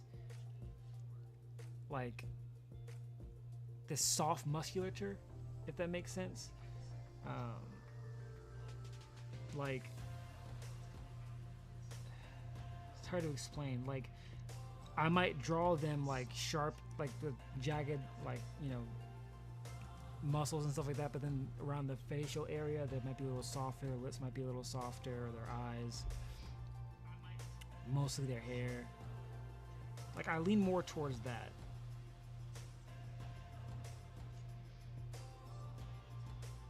Not necessarily like a Prince or Prince Charming kind of vibe, but more just like a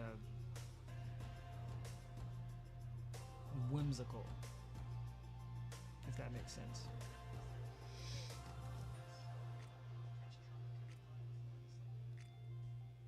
She is your muse, bro. Absolutely. Absolutely. Like, it's gotten to the point where I feel like, I think it was her. I remember drawing the character, and she knew right off the bat. She's like, is this supposed to be me? Now, mind you, I was showing you some of the pieces that I've drawn over the years. The character itself doesn't look like her, like, from a facial standpoint, but like her build, it's almost like she knew. And it was weird because I was going into it thinking that it was going to be super ambiguous. But you guys and that intuition of yours.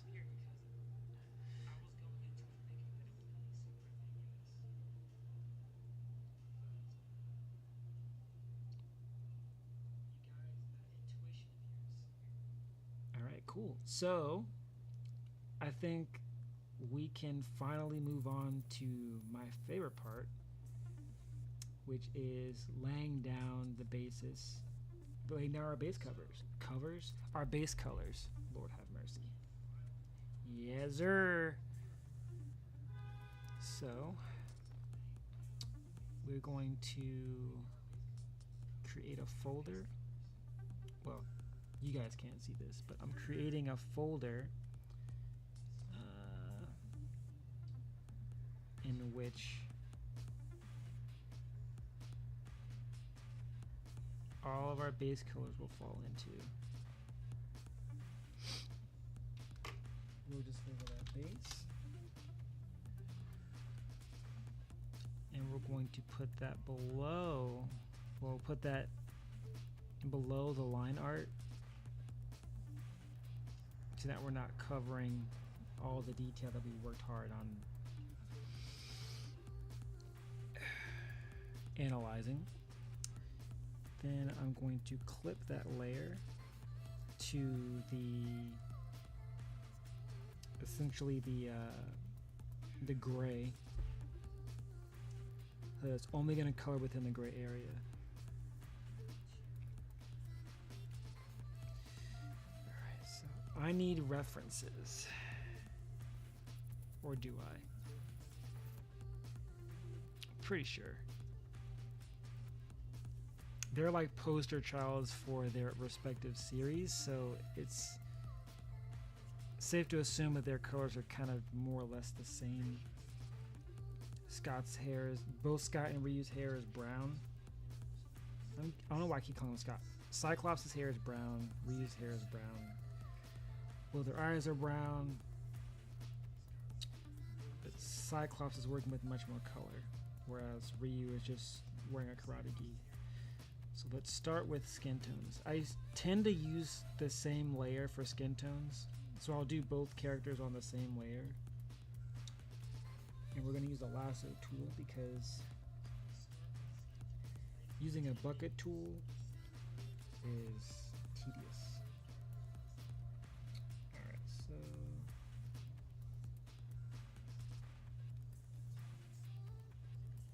I know something about putting that first blotch of color and you're just like, ooh.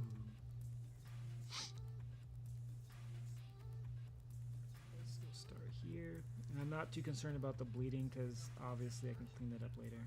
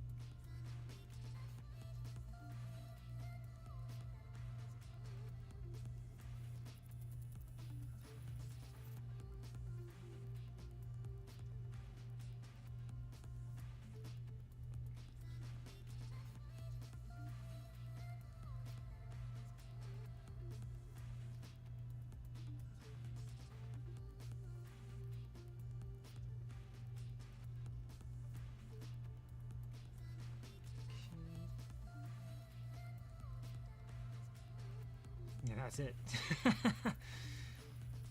The advantage of having a fully clothed character. Okay.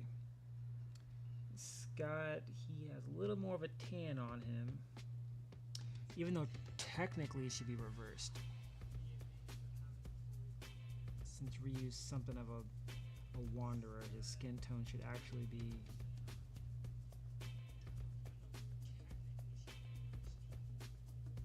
No, you know what? I'm gonna keep it like that because I can always change it and improve. The one of the things that I do appreciate about having separate layers is that you can actually change the colors on the fly without you actually having to technically touch the color. All right. So Cyclops only has his face exposed here, so again, really easy.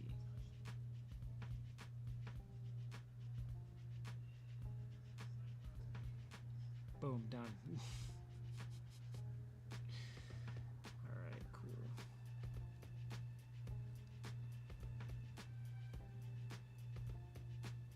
Okay, and then on that same layer, I'm going to do Ryu's eyes. Typically, it depends on my mood, but typically I'll put the whites of the eyes and the skin tone on the same layer.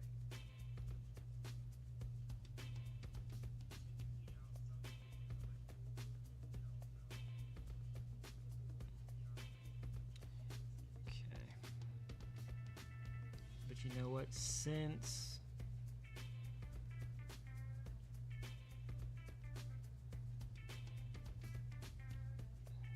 add a second layer, and on that layer we'll put the eyes.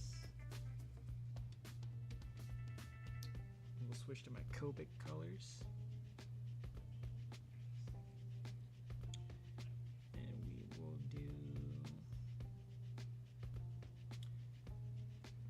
Terracotta almost. Yeah.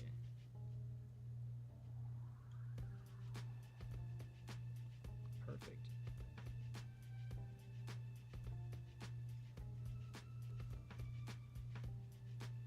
Yeah, the lasso tool is your best friend if you're looking to fill in an area and not have it be time consuming.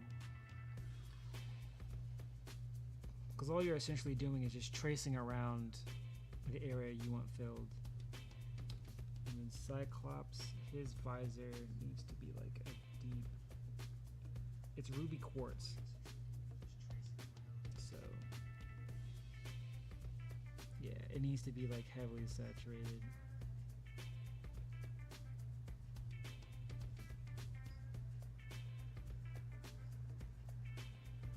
Oh yeah. I'm feeling it, Mr. Krabs. Alright, and we'll start a second layer for the hair and eyebrows. Start with Cyclops since we're already at the top.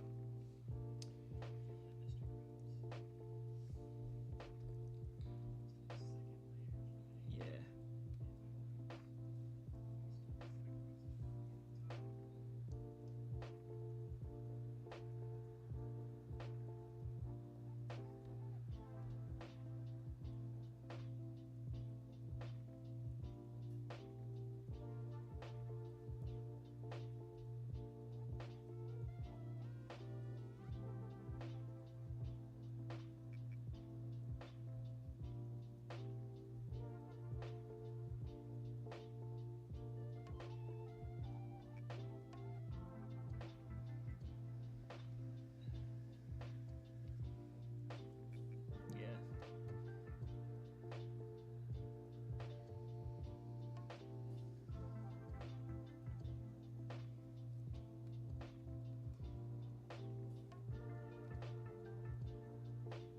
I'm so accustomed to using like unique colors that it's a nice change of pace to have something a little more subdued.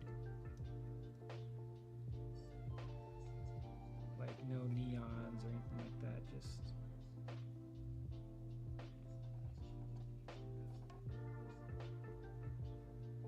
another perk to having floaty lines that aren't connecting all the time is that you can kind of choose where you want them to end with the color rather than the line itself.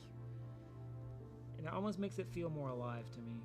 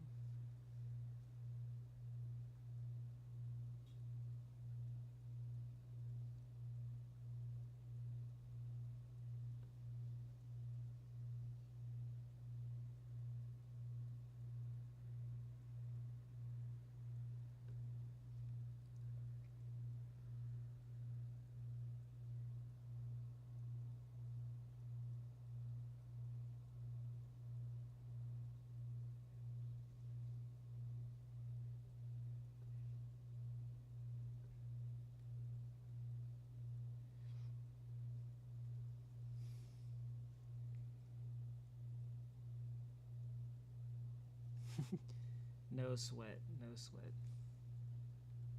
Ice cream does sound pretty good right about now.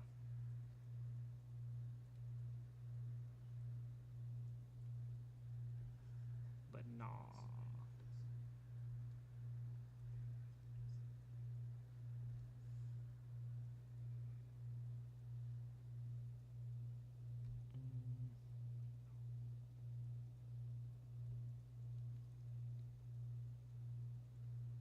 You know what I'm thinking? Honestly, I might make Ryu's hair just a little bit darker. Not by too much.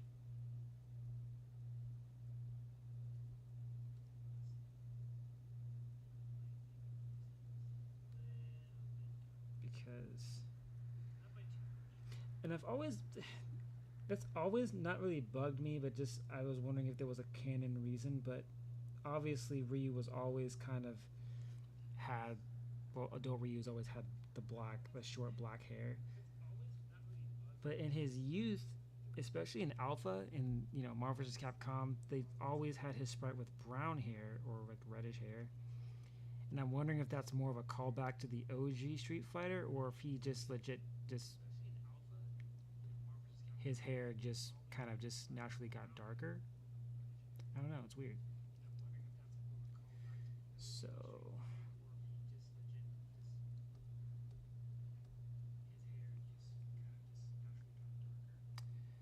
what I'm gonna do is I'm going to use the lasso tool, select the hair, and then I'm just going to drop the brightness down just by a little bit, not too much, and the contrast too.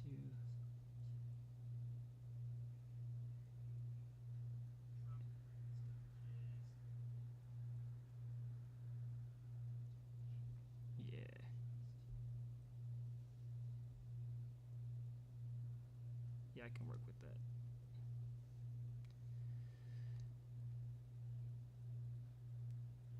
Right on. Okay.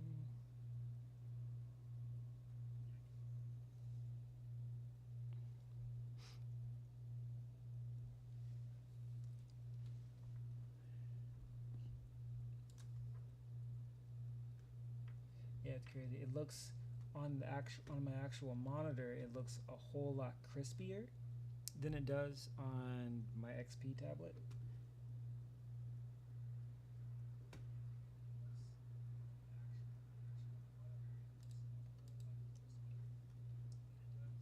Where did our music go?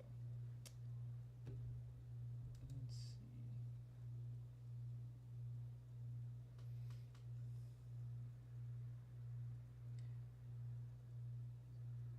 Let's do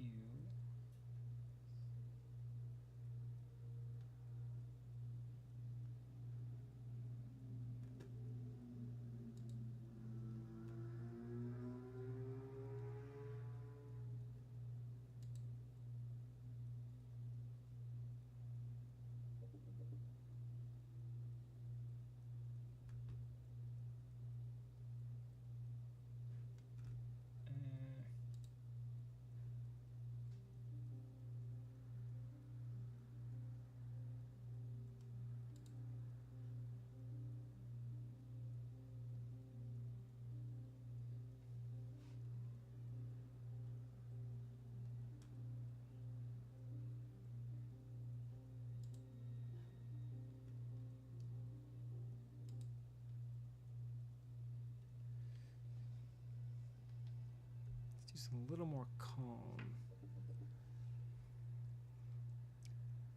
Got me. Nice, right on.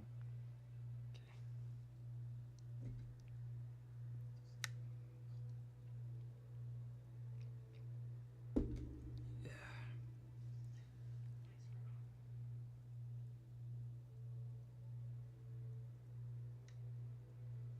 Let's see. Next is the close. This probably has to be the least amount of layers I've done on a project recently. Well, that's a lie, because I'm at 11 now, but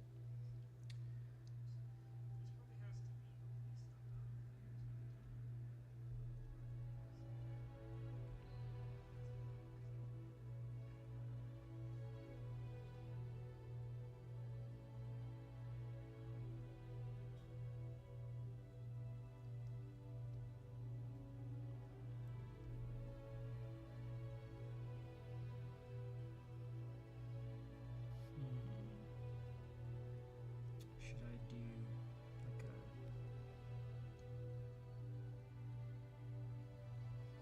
like an off-white for the gi?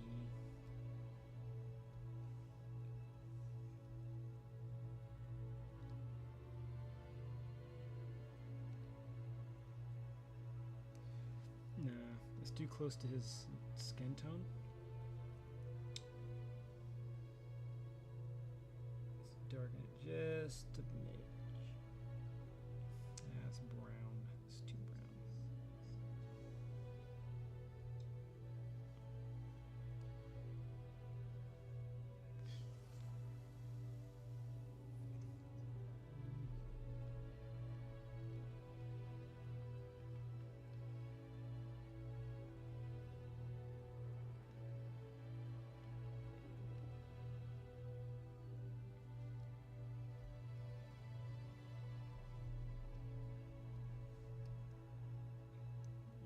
screw it. Let's just run with white.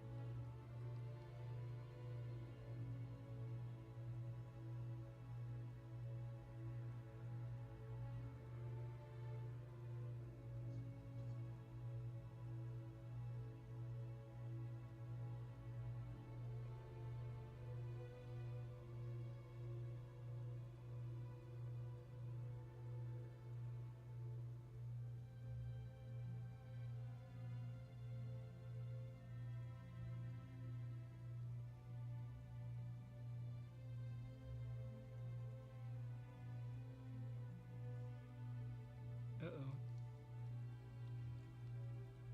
Bleed detection.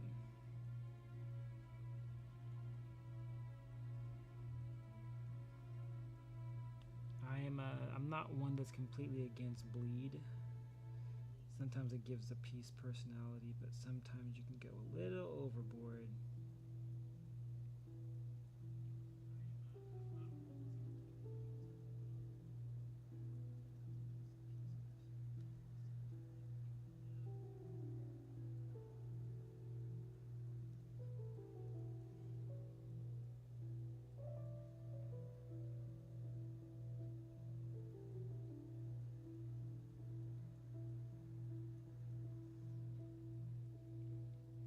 I never thought to use the lasso tool. Yes.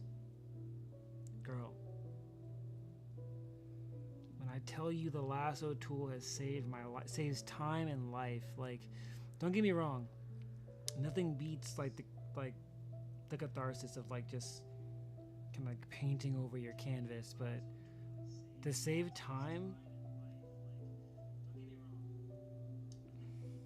the lasso tool just,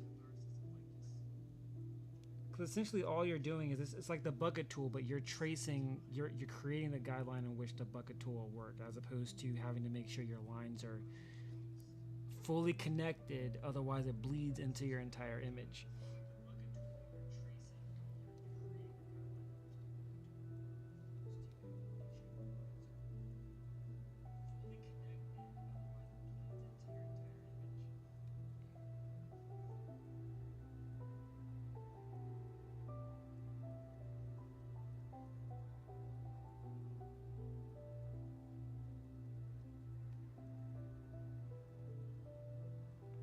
Oh yeah, I did. I've done that too. Use the thicker brush, and then just clean up the bleed like in post, like once it's already complete. But I think with the more complex pieces that I was doing, it took more time than I wanted it to.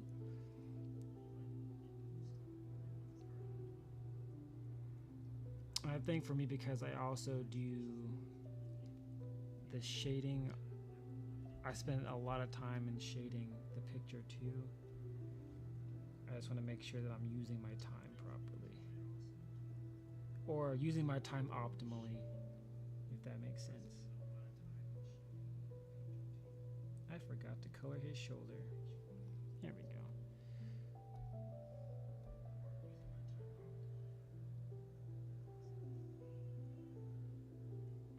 Right. Exactly. What's time management?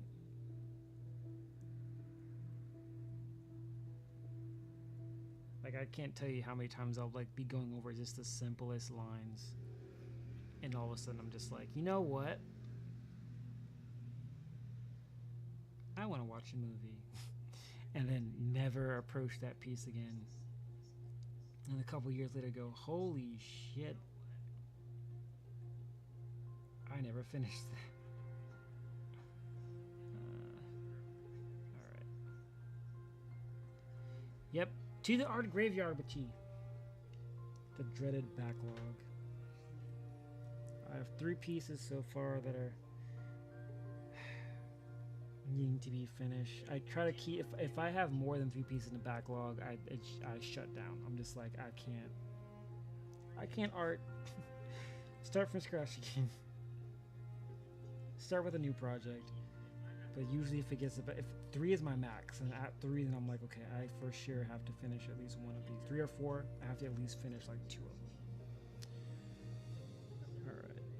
So because of the nature of the way these characters are, I'm actually going to put their colors in 2 separate layers. So we're going to focus on finishing a majority of reused pieces before we move on to Cyclops.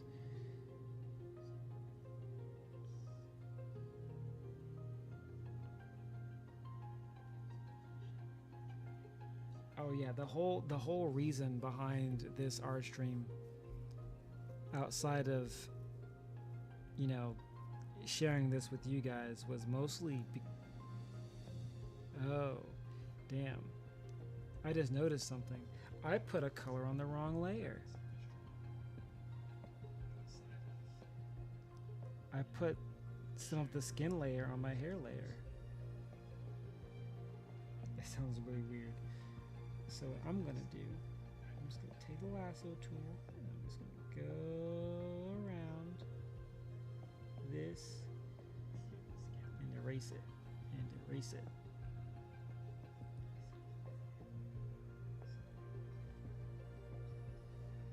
Go back to the skin.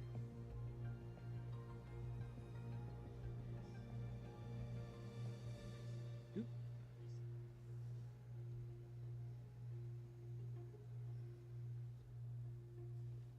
Yeah, it's the worst. Like, I don't feel like I have as much of trouble as I did before with like getting too ahead of myself and not making the layers.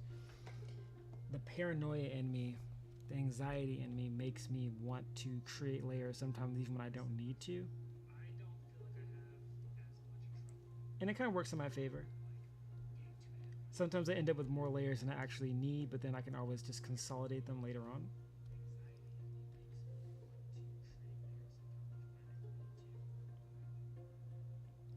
You can never have too many layers. Well, unless your computer starts to catch fire, then you should probably bring some of those layers down. Okay, cool. Now we're going to move on to part 2 of,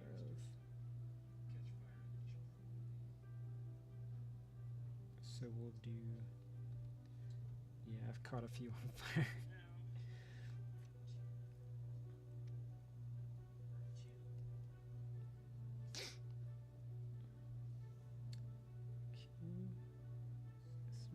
On the headband.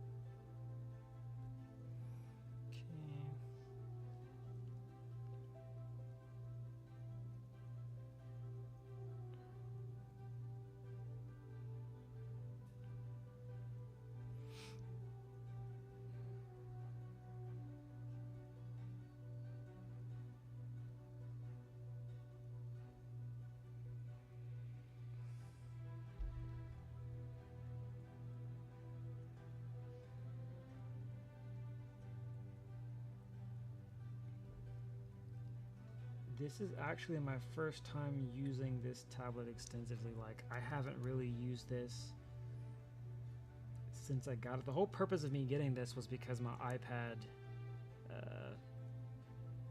decided it wanted to take a crap on me, and the digitizer is damaged, so it randomly cuts off, and one day it just stopped working, and I was devastated because I was like, all of that work.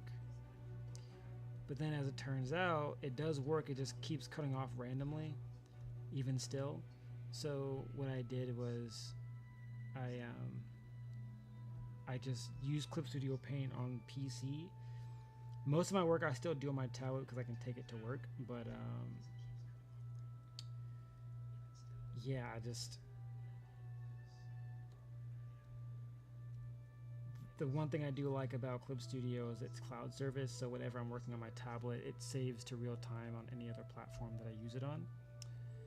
So if for some reason I'm working on a project and I save it and then it won't let me open it again for whatever reason,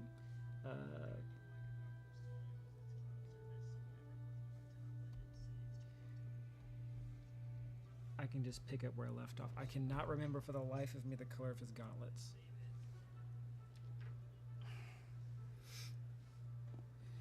Alright, let's see here.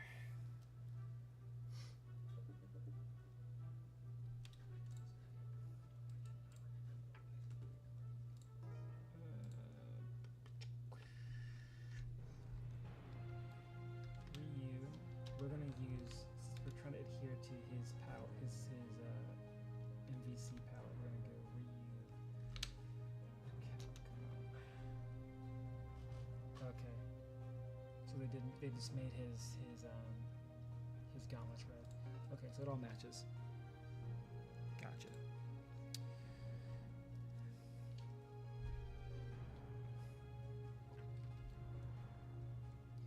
Oh yeah, Clip Studio is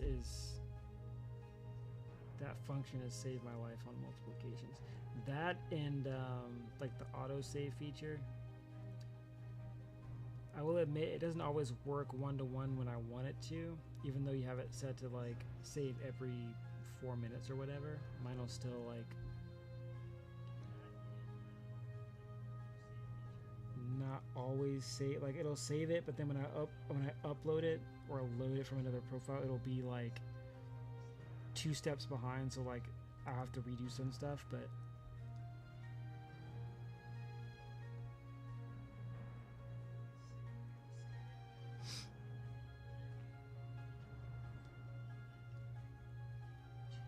I have Procreate on my tablet. It's just between when I was weighing what I was learning, like as far as like software is concerned, Clip Studio, to believe it or not, felt the least complex to me,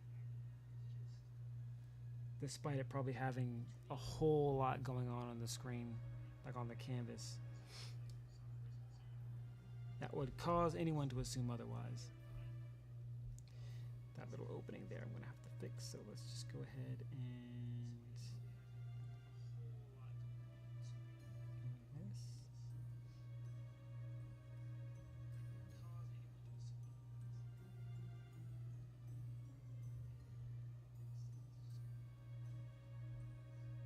Yeah, there we go.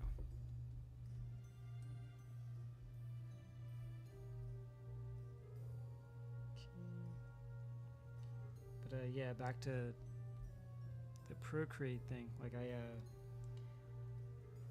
when I first opened it and I saw how like blank the canvas is, like I can see how inviting that is for a lot of people. Like you just start right off the bat, it's already available.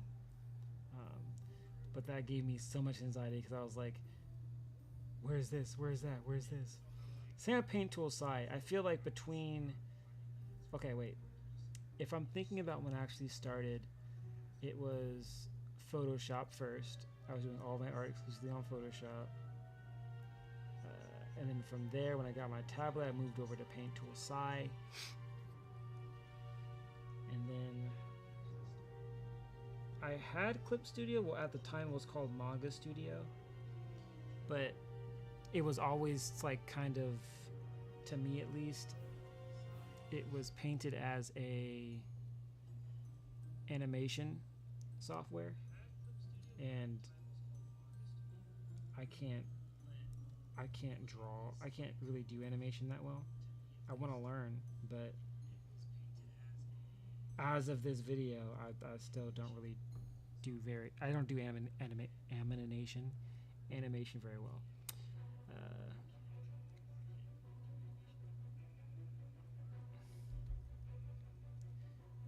Someone else recommended, I heard of it, I have not used it yet. And honestly, my only hesitance in using any kind of software outside of Clip Studio is the learning curve, even though all of them, all the aforementioned ones,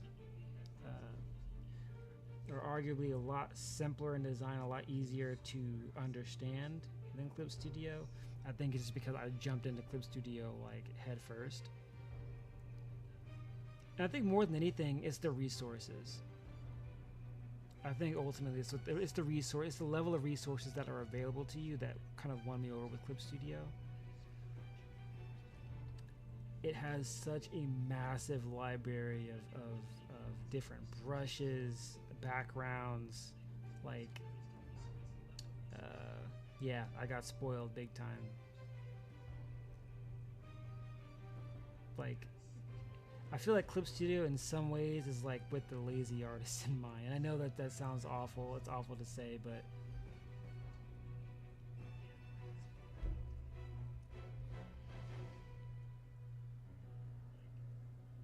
yeah. Sitting with the drawings, like even as I speak, like this is like my chair has hardly any good lumbar support. It's just really used for gaming. I don't sit in it for a very long period of time, so it's just like, show your age without showing your age. My back.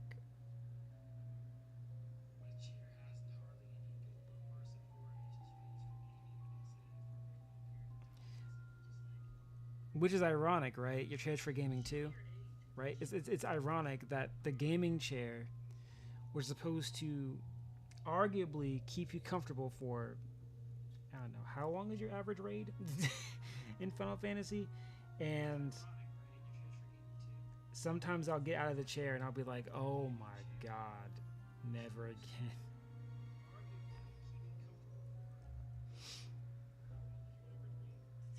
Secret Lab. I want to get a Secret Lab chair, but honestly, I'm sure you've seen the Yoshi P live letter.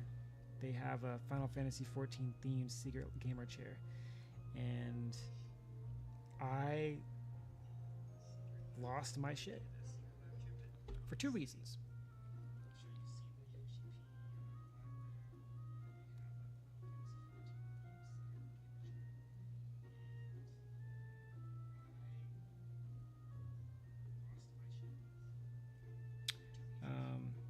The first reason, I don't know where I lost my train of thought here.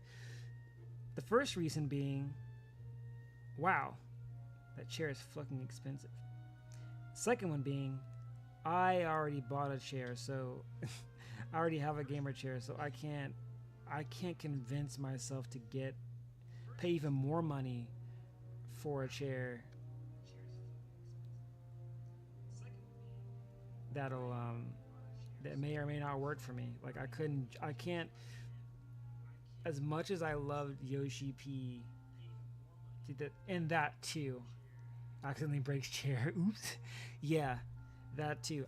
Could you imagine forking over that much money for an FF14 gamer chair, and you turn the wrong way, or in the process of assembling it, it snaps, or the support is just awful? I cannot. But the chair itself looks absolutely gorgeous.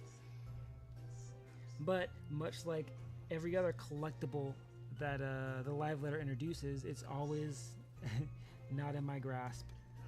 So far away. But this is the first time that I wasn't super like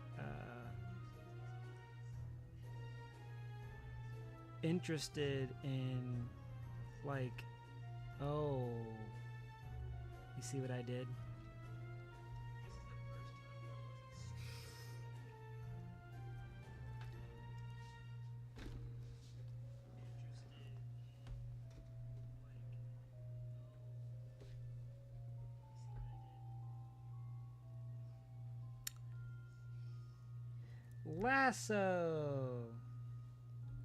Lasso, fixing the problem. Lasso.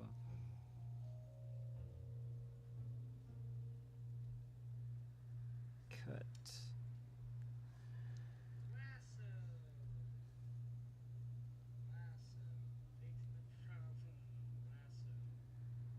erased.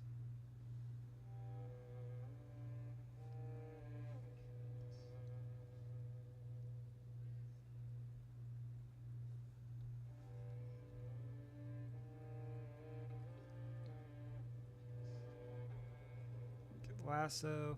If there's one little critique that I would have with the software, is that whenever you copy and paste, as nice as it is that they create a new layer for you, sometimes I wish they wouldn't.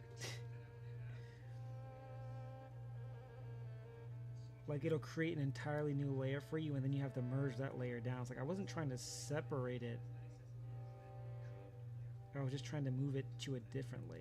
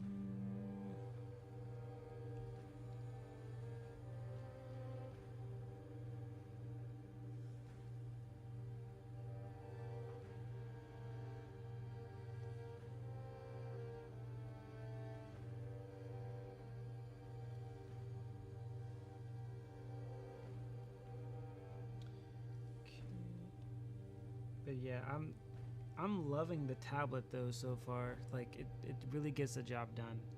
Like, what I'm at first glance, I was kind of unsure, but after using it, the pen pressure, I'm gonna have to tweak some, but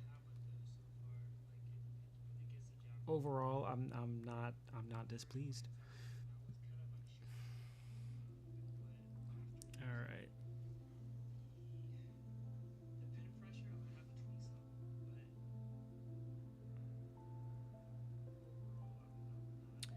Then it's time to create a new layer, and now we're going to work on Cyclops. Ooh, we're going to work on Cyclops. We are now at our 13th layer. Let's see if we can keep these layers under 30.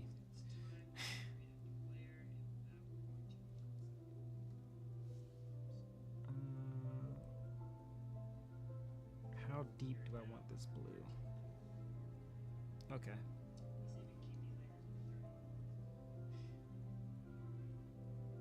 And actually, yeah, that's fine. That's fine. Just do that. Just cover the entire piece with blue. Yep, I do not care. And you will see why in a minute.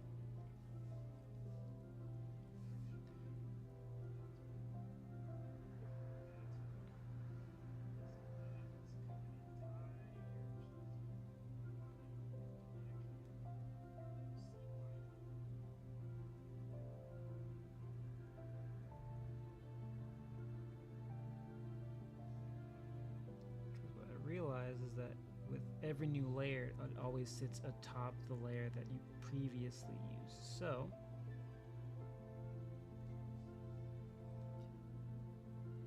instead of doing a whole lot of starting and stopping, I'm just going to go ahead and lay down the first.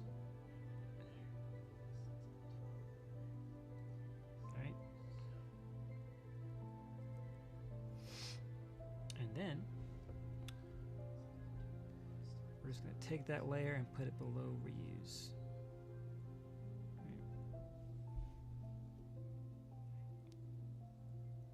No, all of it.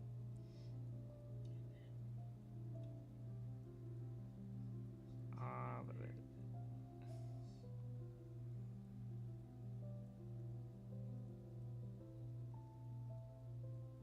Okay. And then we will add the yellow. he doesn't really have a whole lot of colors working with, that he's working with really outside of yellow and red, which makes it a whole lot easier.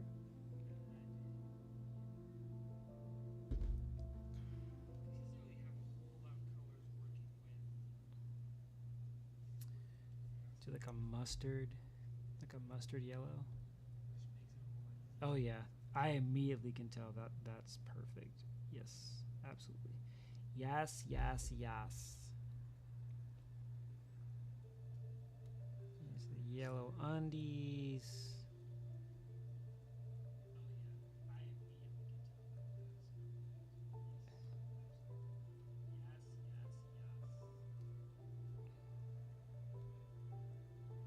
Ah, the catharsis is setting in. The colors are coming together.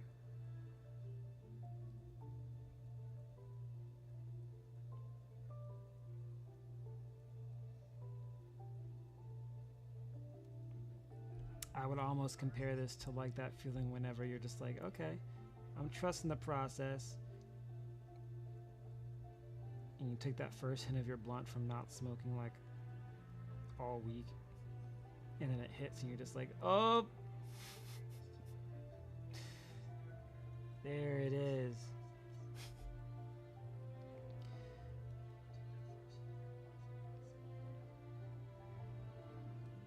Like you're like, it's okay.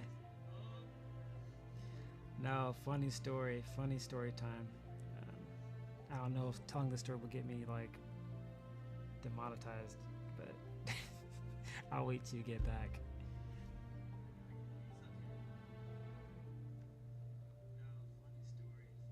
Oh, okay. All right, so what ended up happening was what happened was me and my girlfriend were sitting outside on the porch, right? We're just chilling. We just finished packing a blunt. And we're just chilling outside. Nice Sundays. And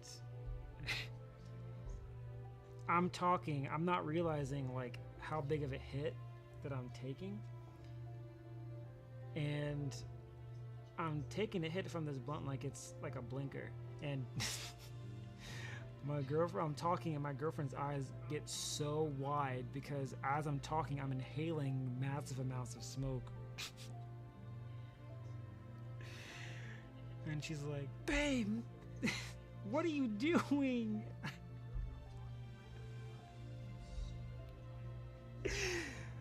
Oh man, I coughed so much. My face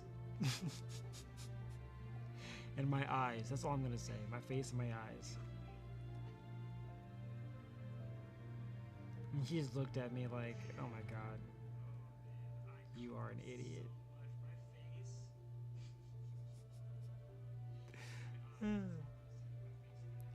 It wasn't even a nose tingle. See, so I had frosted gelato, and it's the smoke is really it's smooth, like it's not really heavy. So it wasn't so much that it was tickling my nose, but everywhere else on my face. It was like I stepped into like the world of flapjack or something, and I was like, oh.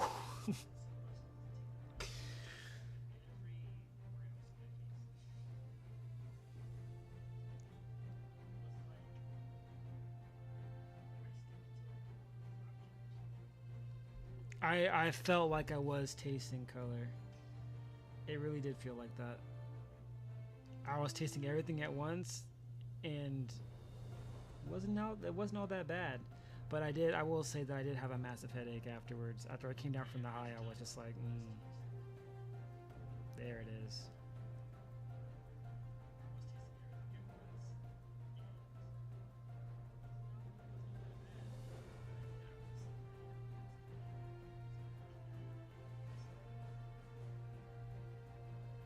A lemon, huh? Really? I never even thought about that. I never even thought about that. Wow. Thanks for the heads up, sis. I didn't even consider at all. But I guess that makes sense. The citric acid inside of it kind of counteracts. Yeah, the THC. Yeah, because at the plant that I work at in the cultivation, they usually spray down their. They use citric acid to kind of spray down some of their strands to kind of lower some of the potency.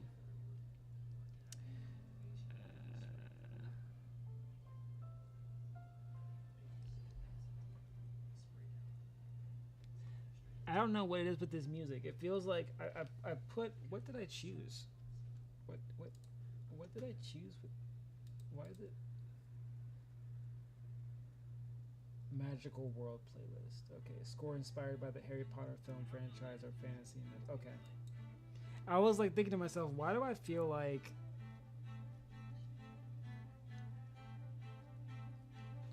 a different kind of epic?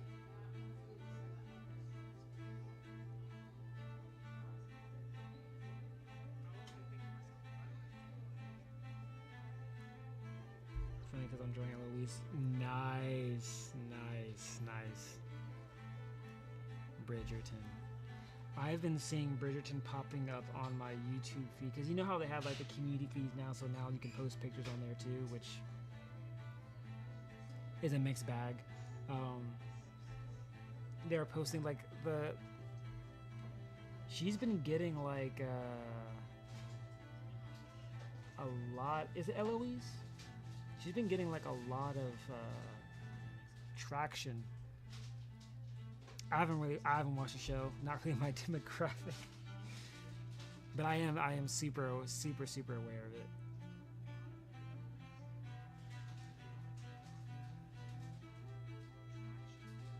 Like I have a coworker be like, "Hey, I was watching Bridgerton and I was so good.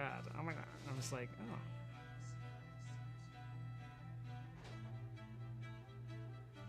Penelope. These names mean as much as the Alcians from ARR, as in I have no point of reference.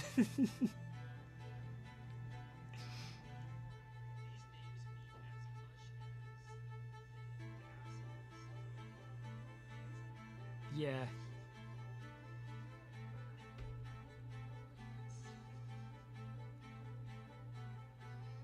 Which is funny because now on the topic of Ascians, I don't want to like dethrone the Bridgerton talk, but Yoshi P was talking about how they kind of wanted to bring home, like people were talking about how, you know, the Ascians in ARR, like what's going on with them. Like, yeah, we've seen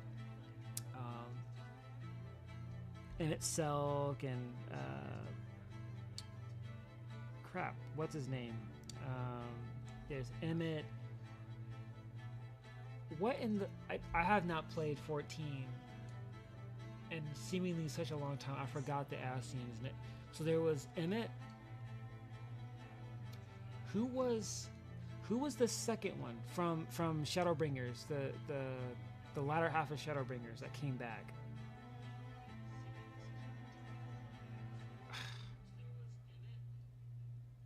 Dang it. I can't remember. You know what I'm talking about. His name, yes. I was about to say it was a name that was related to a food, Laha bread. Laha bread. Okay, I remember. Yes. The white-haired dude. Yeah, isn't that basically all of every Ascian? You would think, but no. But yeah, Laha Brea. So like. We knew of Emmett and La Brea, but outside of them and some of the other ones that we find later down the road, like you notice how they entered in Shadowbringers or Endwalker, they introduced a bunch of other Ascians. Well, not a bunch, but the pretty looking one, the cool, pretty looking one.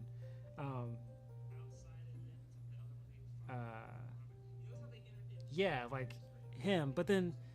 They never touched up on the ones that you meet in the very beginning of ARR, like towards the end of it when it's showing like the dude with the faux hawk and then the two girls. Like I think they showed the girl, because isn't she a part of a side quest?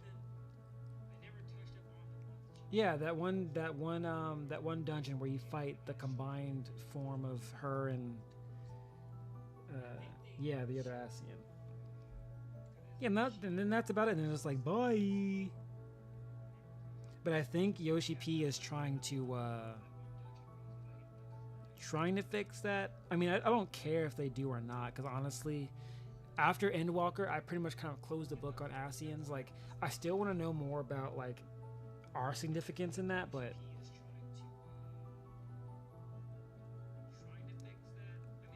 I'm thinking we're gonna get more of that, because from what how Section 9 looks like, which let's not get started on Section 9. I need to focus.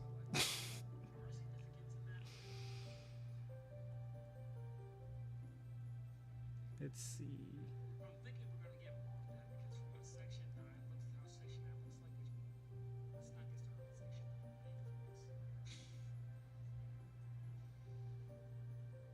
Focus. What's that? Yeah. So in the pictures, a lot of the concept art, and I think the few shots they showed us in game of how the area looks, and this could be a reach because I'm on heavy copium about my favorite Final Fantasy, but does it not look like a certain city, a certain futuristic city from a certain Final Fantasy game that's not 7 or 8?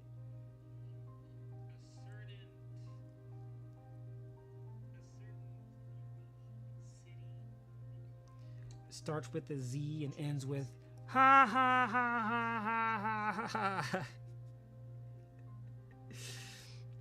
I didn't play any of it. Yeah, exactly. Like, it gives off some heavy Xanarkin vibes. It gives off some heavy Xanarkin vibes. The dungeon that they showed with the fight, literally like the Blitzball arena.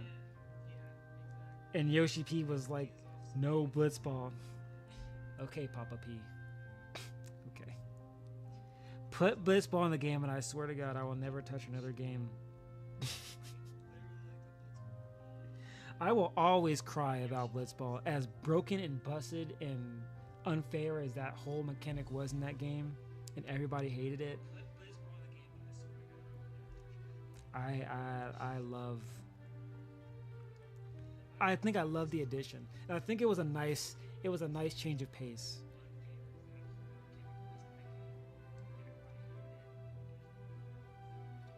But like, yeah, and also if you noticed, they had like vehicles, and I know Mione was talking about like how he's hoping for a vehicle mounts.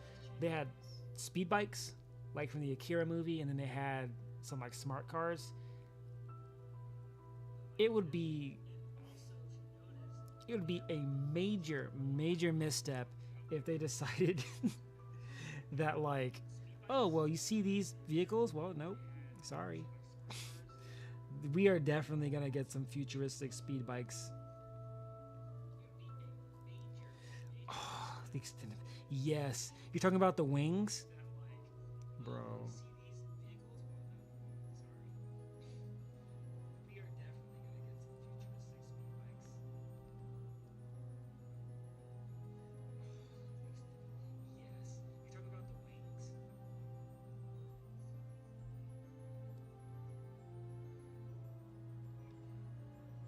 Oh, and you got your like,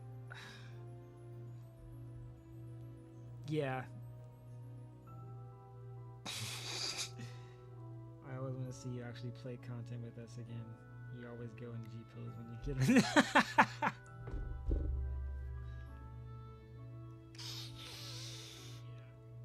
I see no lie in this statement. Quite literally, like the latter half of my gameplay arc was literally like me getting on. Hi everyone. Okay, I'm gonna take some pictures of my character doing cool poses, and then I'm gonna exit out. I legit was devoid of purpose. Was it Endwalker? No, Shadowbringers. Literally was me. No fight left to give.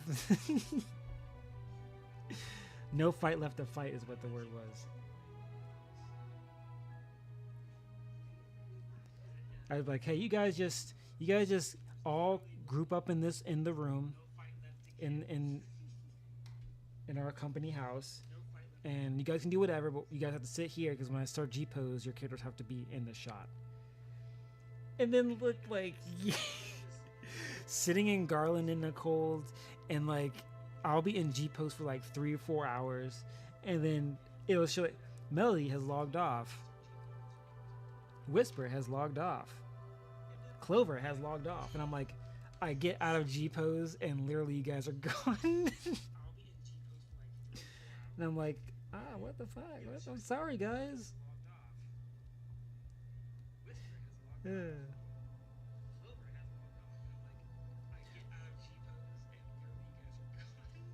Yeah, the 30-minute kick. Yes, I remember that.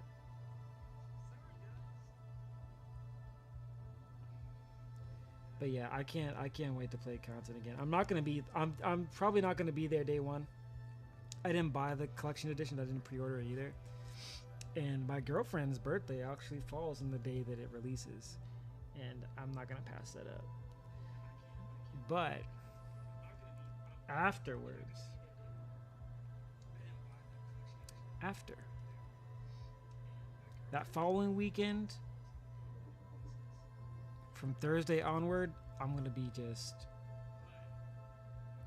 I wanted to take those days off, but I took so many days off, and literally me, like the last few weeks have been like, oh, and the thing is like, I don't have those days in the books. And usually what I'll do is on the weekends I alternate with my girlfriend. So I spend time with her during the weekend, one weekend, and then that following weekend by myself. So it's a good, healthy balance.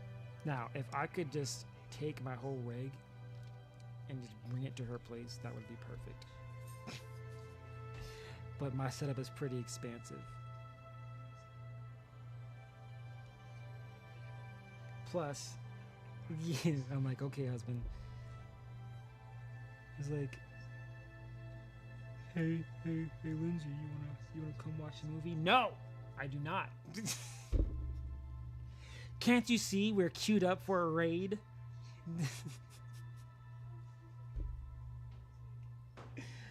Oh man, good times.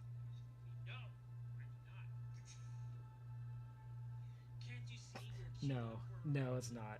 Her name is Stephanie. Stephanie Camacho. She might still be watching, but she's also watching her novellas. So her and her mom have been hooked on this novella called Esmeralda.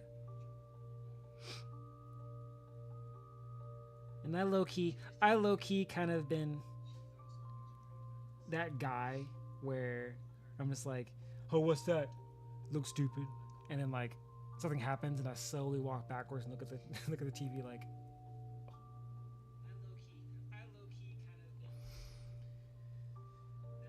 you know, you like it. She says the same thing. It's like I like it until it gets too unbearable. Like, it's a novella. It helps me learn Spanish, and then it's very helpful. I've wanted to get her into Final Fantasy 14, but I think with our schedules right now, it just doesn't work out, which is okay, because we still play games. We play other games together, just not that one. And for anyone on the outside playing Final Fantasy 14, it can be a lot. Like, I couldn't imagine me not playing a Final Fantasy game or any RPG, and then suddenly playing Final Fantasy, I'll be like, whoa, fish out of water. Like, she knows of Final Fantasy, the entire franchise, but the games that we mostly play are a lot more just chill games, because we just want to just sit back and relax. I couldn't rage with her. I do already on Dead by Daylight. Like, me and her play that every weekend. I might actually play that tomorrow too with her. But just like, as of late, I've been volatile on that game. Even she's just like, babe, it's just a game, calm down. I'm like, no, fucking assholes cheated. I'm gonna report them. Like, I'm just straight up just griefing people left and right. He's only coming after me. He must be racist. Block. Yeah, calling me out on my shit. I kind of a big baby when it comes to that kind of stuff. And it depends on my mood too. Like, if every match is just a bunch of really shitty players, then it kind of ruins my mood. And I guess it's the same with most games, because I'm like that with FF14 too. And you've seen this, like, you join a party that's not your team, and there's always that one person that makes things less fun by kind of, play solo games a lot. I feel that. Recently, Enshrouded. I saw Enshrouded, Valheim, and what's another one? I've been playing. It's a Power World. I gave Power World a chance, thinking I was gonna be like, man, this is stupid. I don't want guns in my Pokemon game. I started that game at like 9. I didn't get off till like almost 1. I had no clue what I was doing, but it was still fun. But recently, believe it or not, I've been kind of really into. Did I do that right? Yeah. Recently, I've been into Starfield, the game that everyone loves to hate so much. Rightfully so. They really screwed the pooch with that game, but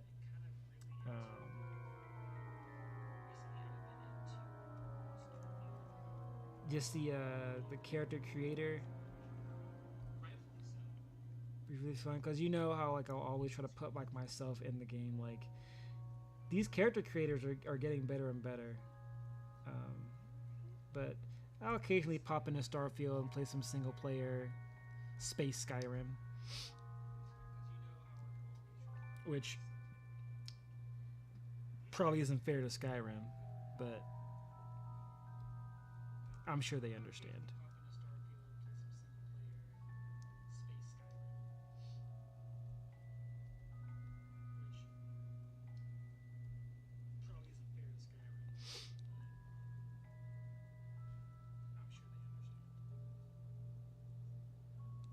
Yeah, like they guess they just recently did a whole like paid mods thing that people are kind of just like, which is understandable. But I think what it is for me is that I didn't feel. The last time I was disappointed by a major, like a AAA game, was Cyberpunk. And during the time of me playing it, people were still complaining about it a lot. And I wasn't really seeing a whole lot of the issue with the game itself at the time. Like, I was experiencing the crashes and all the stuff that everyone else was experiencing. So I played the entire campaign, enjoyed it, and then didn't really pick it up afterwards. Like, a year or so down the road, the game gets several updates, quality of life upgrades, and now the game is actually one of the best sci-fi RPG games of all time.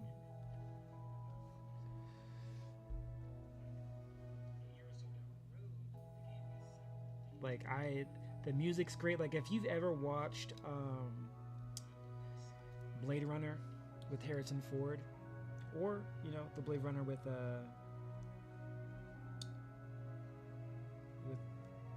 what's his face? I can't remember. Yes, I have seen the anime. I really liked it. Oh my gosh, I liked it. And you know what the funny thing is, the anime came out before a lot of the quality of life upgrades came to the games. We're still kind of like on the fence about it, but people love the anime. And I think with a lot of people, they were like, it split the fan base to the point where they're like, well, if you can make an anime this good, why couldn't you make the game this good? Uh, but then for a lot of people who didn't play the game at all, they looked at the anime and went, maybe I should give this game a shot. Yeah. Just keep wanting me to watch it with you. Yeah, it was good and sad because it really, really encapsulates the spirit of like that game and the story it wants to portray. Like the whole idea that in any other game, being the best at everything or being like the best whatever is something that you strive for because you really, really want to be the best. And it's cool, and everyone will praise you, you get all the accolades. But then on the back end of that, it's like, yeah, you become famous, but you will inevitably go out in a blaze of glory. You will die. Like, is it worth it? And I think it's great that they pose that question to your characters, like, is it worth being famous if you're gonna die in the end? And David's character, David, like, his character is very much like V, in that sense. But I do not like how they did my girl Rebecca. Rebecca's best girl. I don't care what anyone says. Fight me, bro. Like, yeah, I can't even remember the other girl's name. That's how bad it is. That's how salty I was. I forgot the other girl's name. And she was pretty, don't get me wrong. Like, she had the aesthetic. It was definitely there, but man, I felt robbed. Lucy, yes. We are having a moment, Squish. Yeah. When that happened, my eyes were like, I was like, why? Like, I know that's if you play Cyberpunk, you know no one gets a happy ending, but no one really gets a happy. Well, yeah, no one really gets a happy ending, but still, like, Rebecca though, like, Lucy's character design was peak Studio Trigger. Like, you ever seen like Gurren Lagann or anything like that? Like, literally all of that was pushed into her character. Like, it was such a cool design. But her as a character just annoyed the heck out of me because she took advantage of my boy Heavy. And like, narratively it made sense because he's trying to find his place in the world after his mom passed, carve a life out for himself, and she was kind of that way of doing that, more so than Rebecca would have been. Rebecca was kind of like, I'm fine with things being the way they are, almost like, but he really, really wanted to, like, you know, go for it.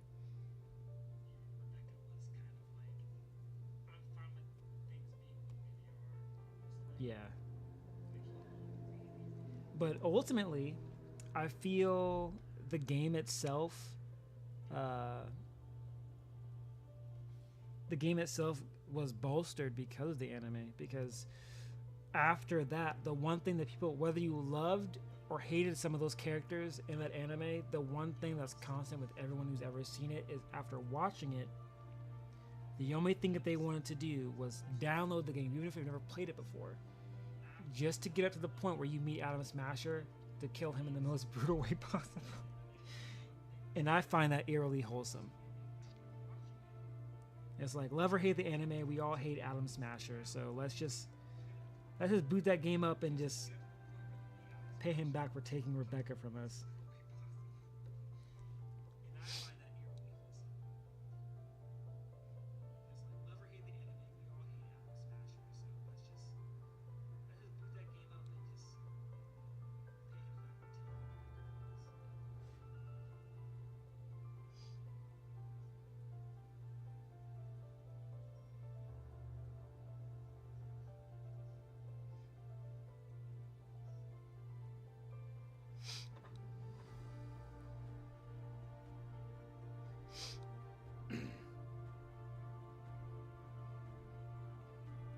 Oh yeah, that karma train hit like a bus.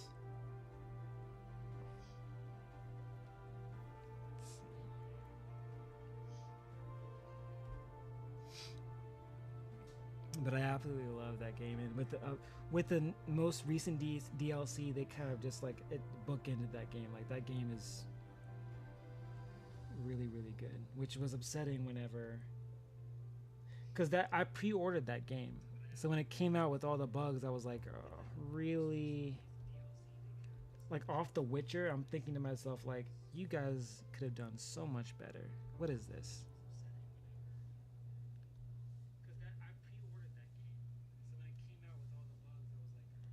Yeah, people were like fire and pitchforking CD Projekt Red. It's like it doesn't matter what other games you came out with that were really good. Witcher 3, yeah, Witcher 3 peak Witcher content. It's a great game, great game. But what did you do with Cyberpunk? You guys are the worst, one of the worst companies ever. You guys ruined Cyberpunk, and I think it's warranted because they were building up to that game for a very long time. And when the game finally came out, with all the time that they had, you would think they would have fixed that a lot of that stuff, but they didn't. Um, but yeah, it's fixed now, and the game's awesome, and I think that's all that really matters. Um, Starfield is a different beast on the other hand. Starfield is a game where Bethesda had not put out any games in a long time, so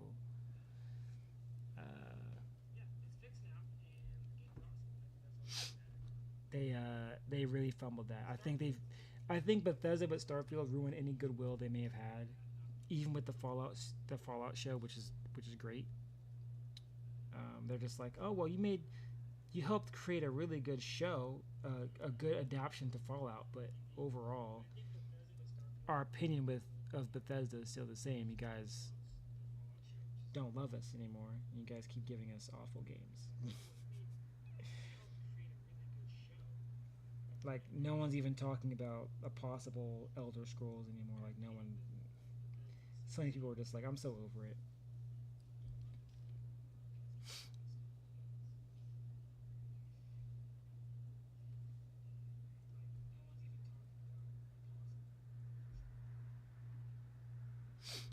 Let's see here.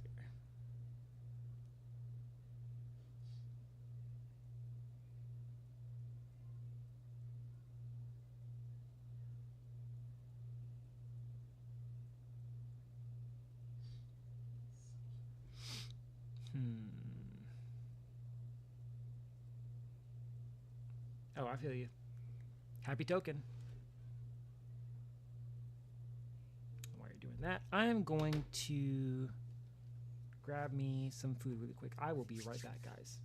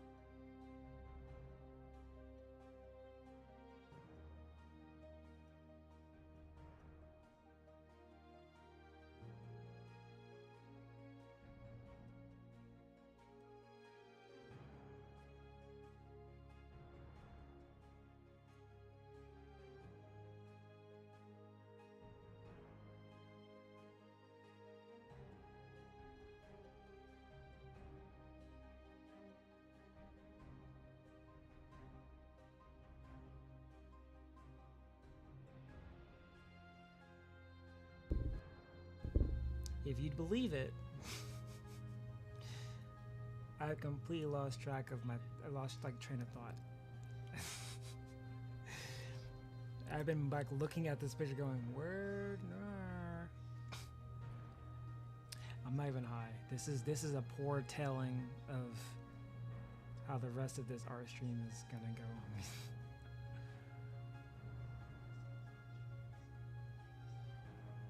see here.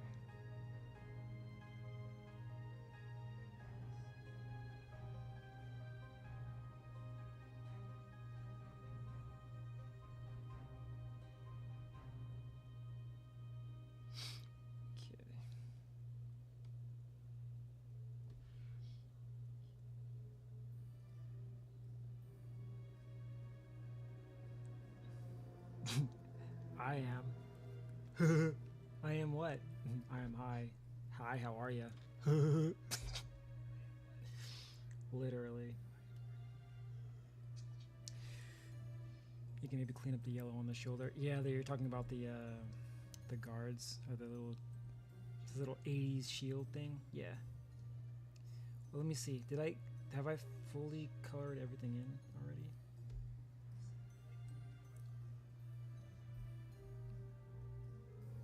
Oh wow, okay.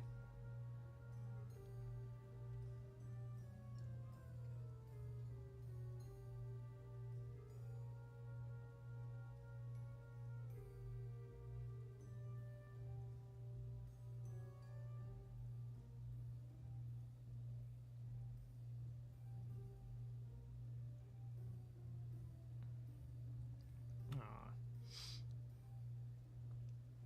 My girlfriend's hitting the hay. I'm sure as much needed. She's had a very, very long week. Healthcare is no joke. Yeah.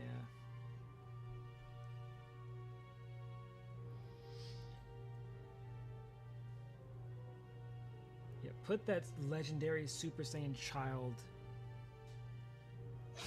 to bed before he destroys something. Oh, she knows. She knows. It's she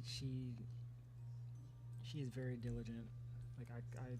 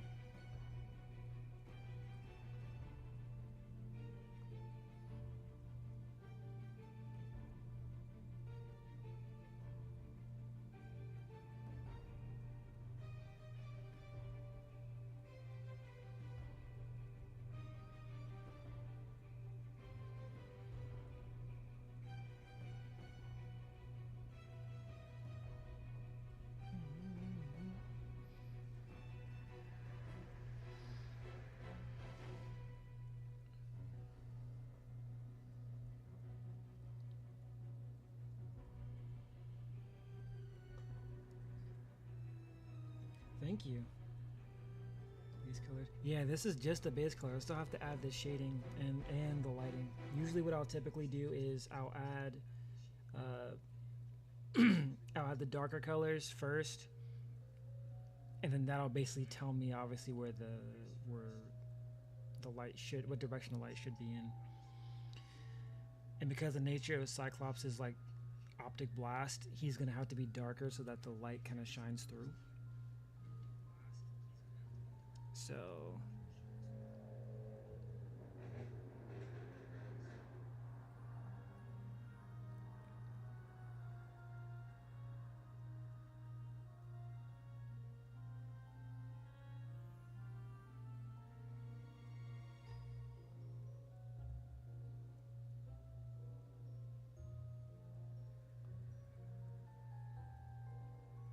yes, put that sane menace to bed.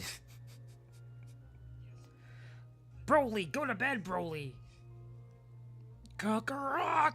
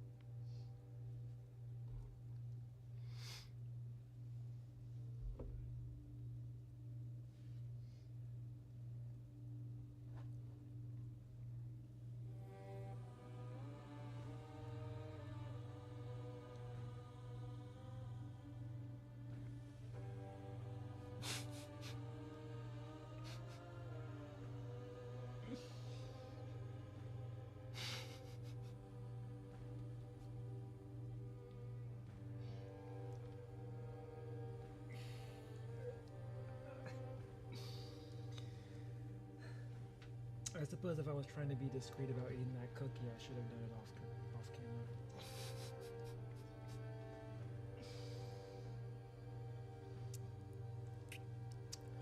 Sorry, honey.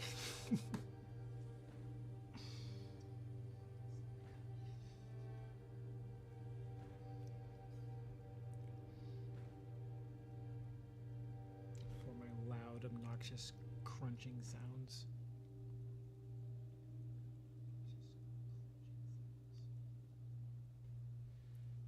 Like, I feel like my girlfriend's giving me such a look from behind the phone, like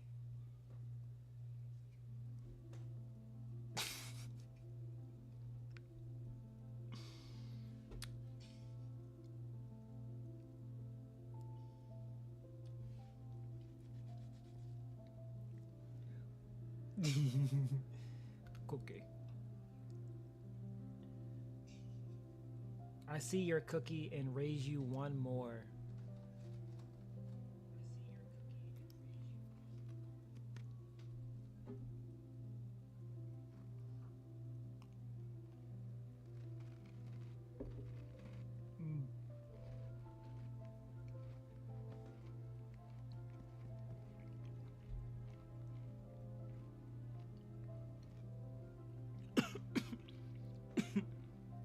Why did I do that?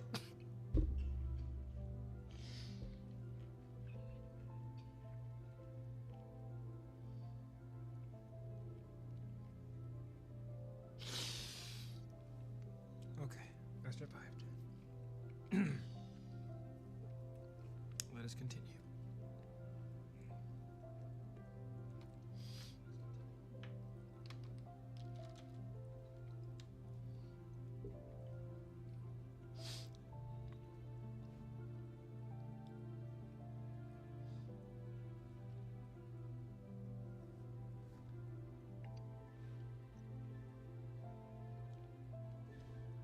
Welcome back, Mel. Ah, you just missed her. She just went to bed.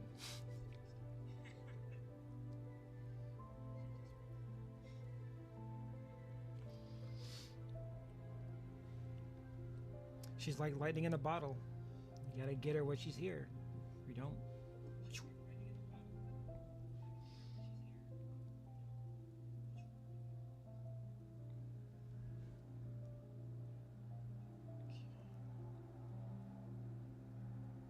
Scarcity is key.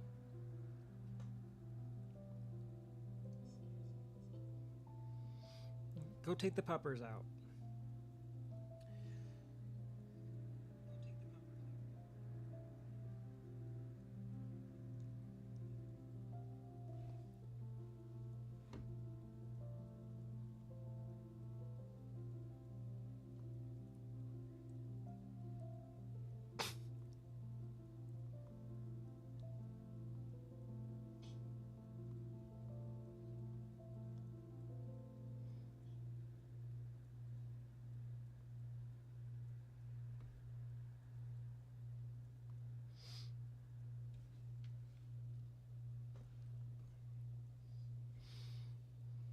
Let's see.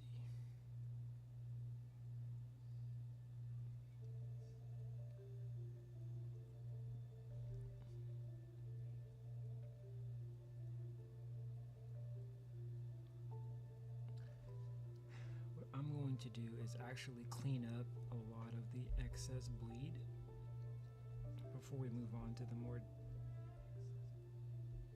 details.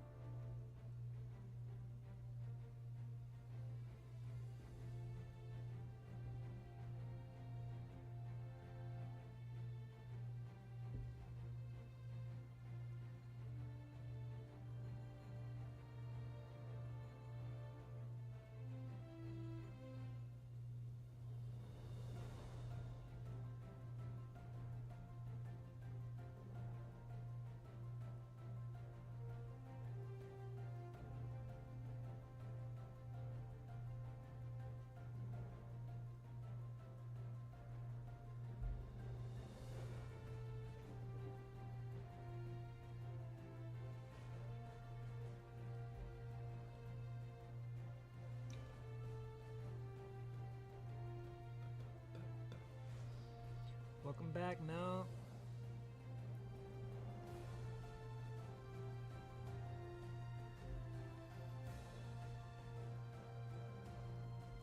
Thank you.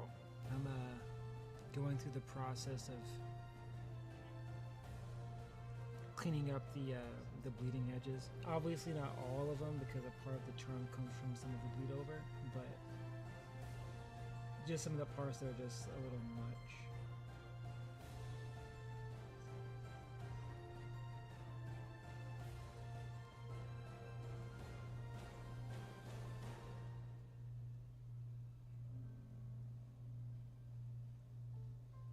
Yeah, it's one of those where you're at in your piece too. Yeah, it's. Have you ever played that game? Is it Power Wash Simulator? I mean, even if you haven't, you get the general idea. You've seen like those types of videos. The catharsis.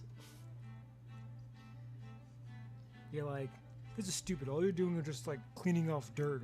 Whoa. You're like, you have your Hank Hill moment.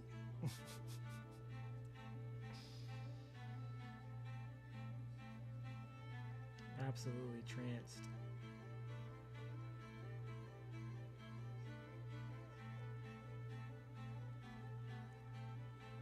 And that's why I like saving the time lapses, because I'll go back and look at these and be like, wow. If I'm having a bad day or I'm struggling with an art piece, I go back and I'll think to myself, I didn't think I was going to finish, said piece, and look how it turned out.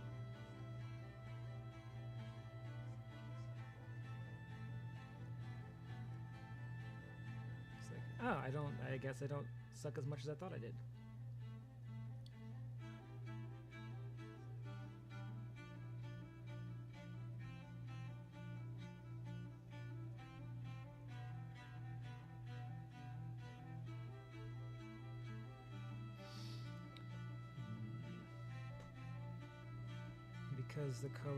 Because his gi and his skin tone are kind of closely matched with the colors, it's hard for me to catch the bleed, but I can always just turn off that layer. I wish I kept most of my old sketchbooks, like all of my old art from 8th grade. Like, if you saw how I was drawing during my 9th grade year versus now, and I thought then I was doing pretty decent. And now I look at it, I think back at the art that I used to do, and I'm like, ooh yeah.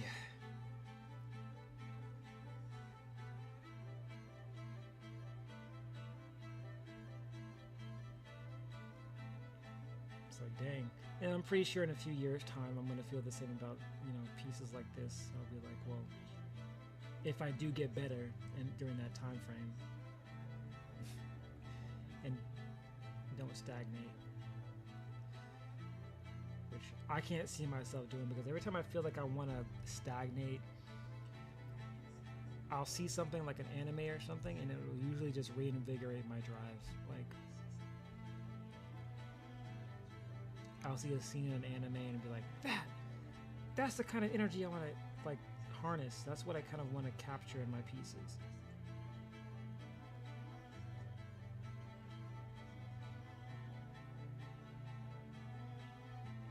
I was actually going to suggest like a variety art stream. I don't know when.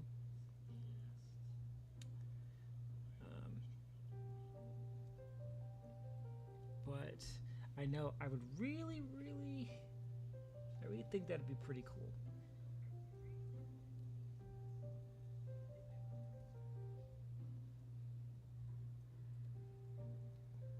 Yes, yeah, for sure. And honestly, I was torn between either doing this on YouTube or Twitch, but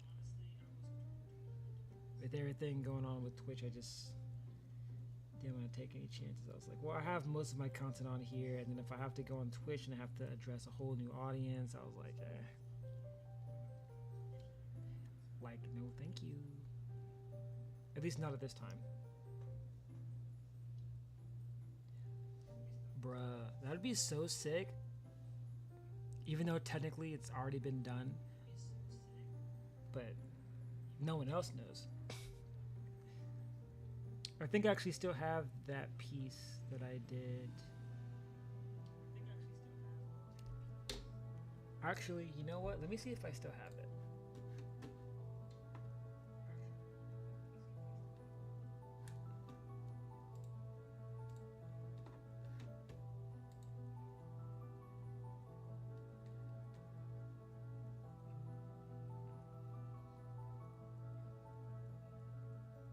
I might not have saved it to my Clip Studio project list, but I did save it. I do have it. I just can't remember where I saved it to. Hold on. Now that's gonna bug me. Now I want to find it. Hold on.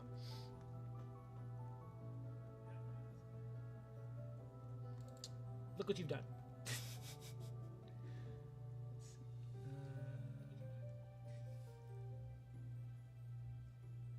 Oh, the Medion one. And honestly, I thought about redoing it, but I tried, and it really doesn't look much better than that. I feel like I caught lightning in the bottle with that Medion pick.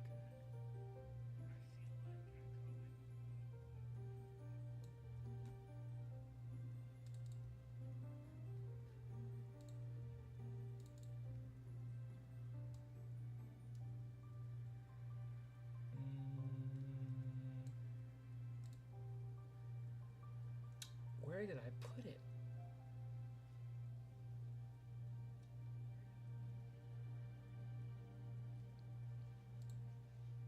I swear I literally just saw I literally just came across that piece.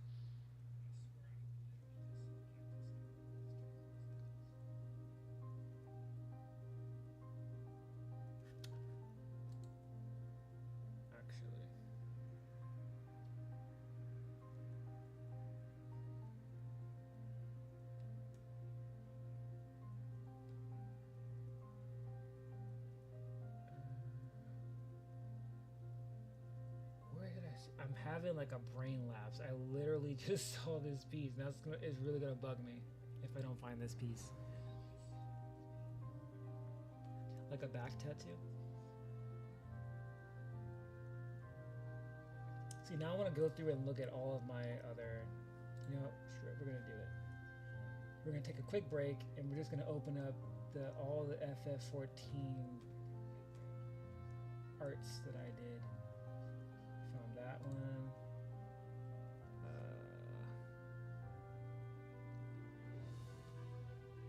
Where was it?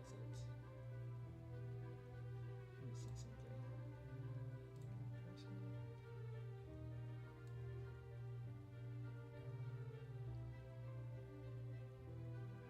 That was Pokemon.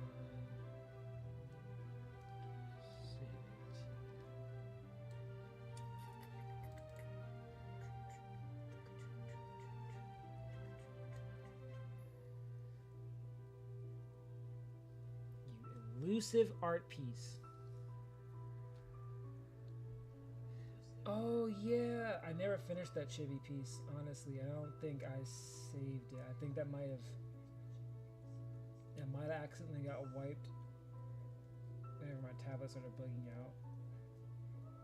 I might still have the project file. But I'll have to double check. Where the heck? This is bugging me. Is this onset dementia? Lord have mercy.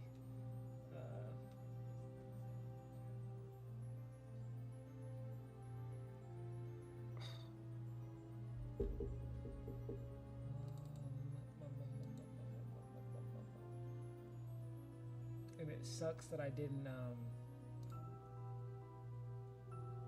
where did I see it? Was it in videos?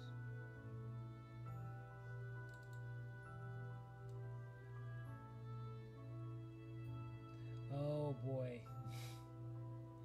I found all of my like OG FF14 screenshots. I was supposed to delete those.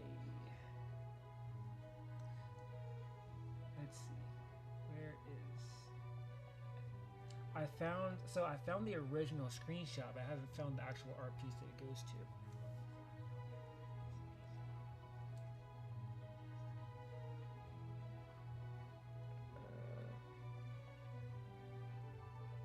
Yeah, you're right. One day I'll listen. One day I'll stop being stubborn as fuck.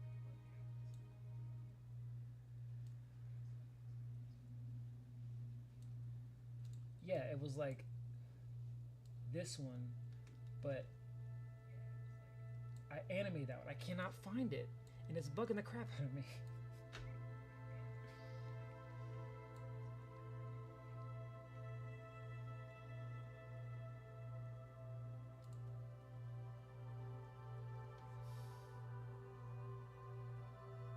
Right? So and it was like, oh my gosh. And just think, with the graphical update, I don't know how many mods it's gonna break, if any. So our characters are gonna look super vanilla. Right? This was still like peak Endwalker, right? We'd all basically, with the exception I think of Clover, we'd all just basically cleared. I don't think we were even during the raid series. I don't think the raid series was out yet. I don't think.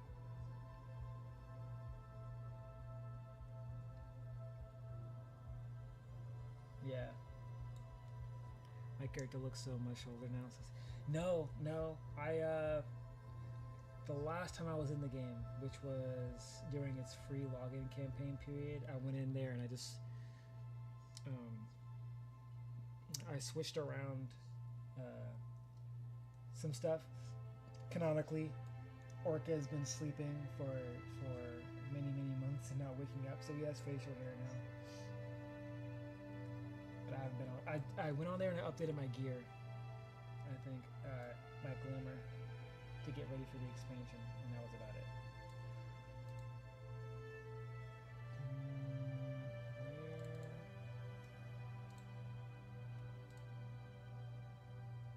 Where is my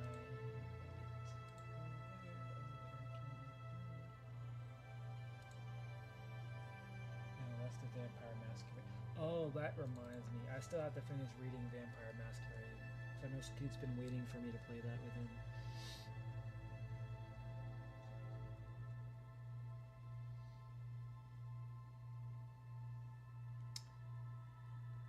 I'm still trying to decide. I'm going to use what class you get.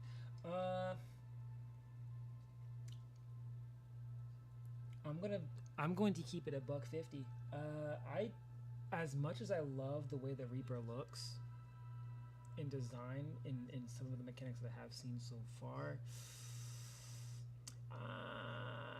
I'm pretty sure I'm gonna just stick with Reaper just for right now. I'm gonna finish the game out with Reaper.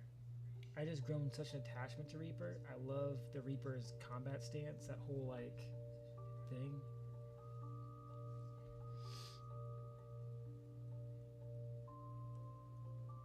Yeah, Dancer. I need to level up. I think my bard's maxed, so I maxed out monk. Oh no. I think I maxed out monk. I need to max out monk, and I need to max out bard. I think I could have sworn I leveled up bard and Bajja, but I'm probably gonna like 90 to 100 Reaper, and then go back and then level my second one after that one's probably gonna be bard, because I've slowly grown reattached to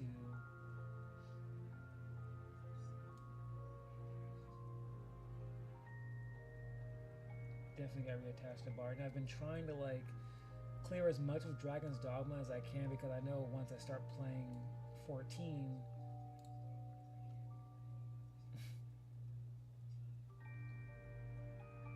and a bulk of the content on this channel outside of horror games has been just Dragon's Dogma.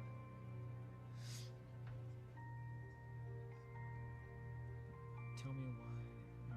Are you serious? Are you seriously running warrior? You're doing it.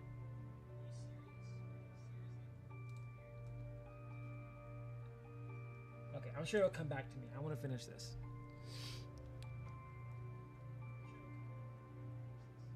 Alright, so cleaning up edges. Whoop, where'd that come from? Yeah, it's just like Power Wash Simulator. You just...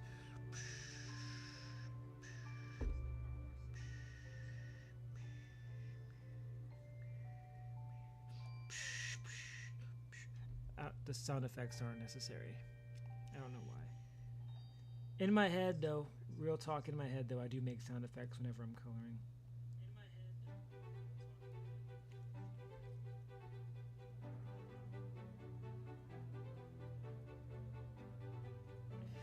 Why does this song legit, like, sound like I'm waiting for a narrator to go? She was a sheltered princess.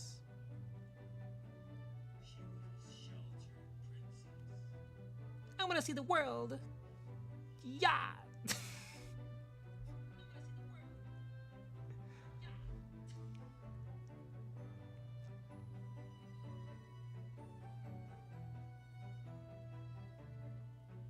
No shit, is it really? Because I'm using royalty-free music. But they might have done like a version. The track is called Keys to the Castle, but you know what? The little bit that I have seen of Bridgerton, it wouldn't put it past me, because isn't that whole show like the whole like colonial like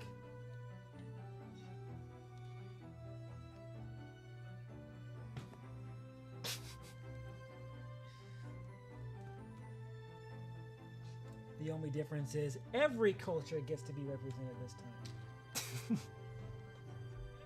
That was wrong.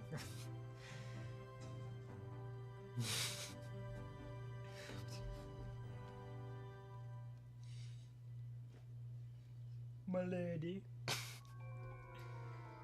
Uh-oh.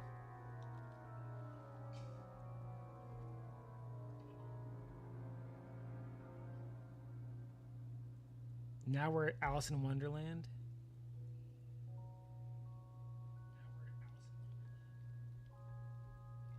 Oh, remember that OG Alice into Madness? Oh my god.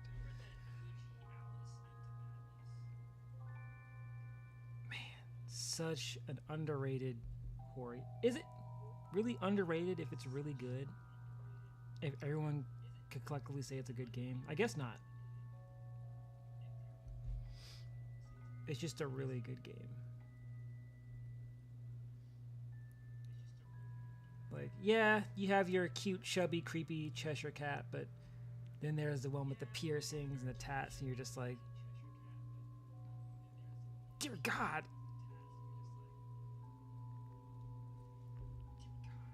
Yeah. I didn't play the second one. I just remember playing the first one a little bit, and then another YouTuber I follow Gab Smolder, she plays a lot of those games, and she did a full playthrough of Alice, and I remember having that as background noise while I was building Gundams. I mean, can you blame him though? Really, can you blame him? Have you actually looked at the Cheshire Cat with eyes unclouded?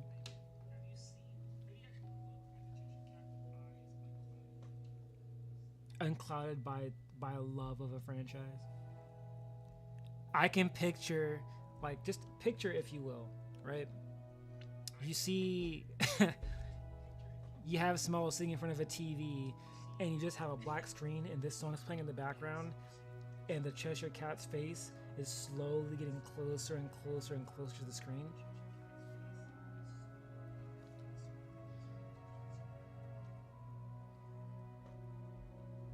His BD hat. That's shitty. Such an endearing character.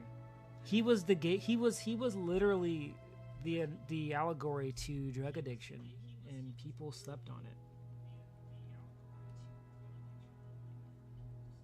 Yeah, like, I could make audiobooks with that music. I will just like read a horror book, a really really awful morbid book, with that music in the background, and just talk like this.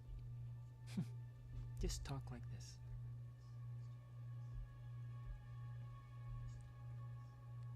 You're reading Rainbow with Orca, but don't take my word for it.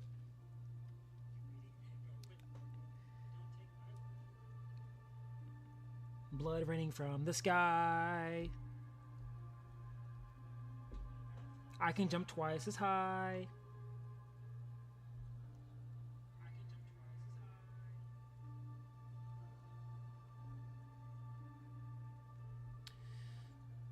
Take a look.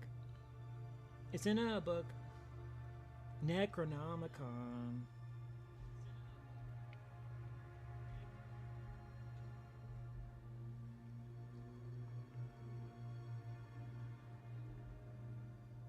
Yeah, I forget the guy's name, but God bless him. He was just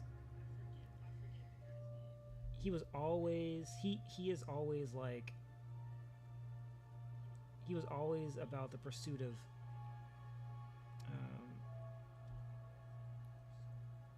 digestible reads for kids, and they weren't all like really childish. If you notice too, there were some of them were actually like they aged pretty well.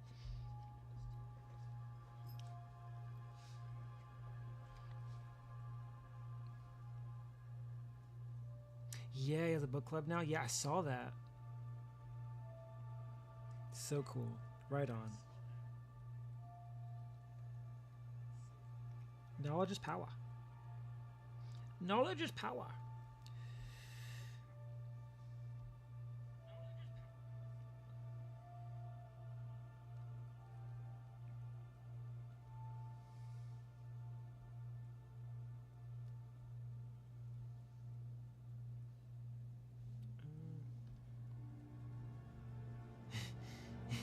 You did not just say Captain Planet.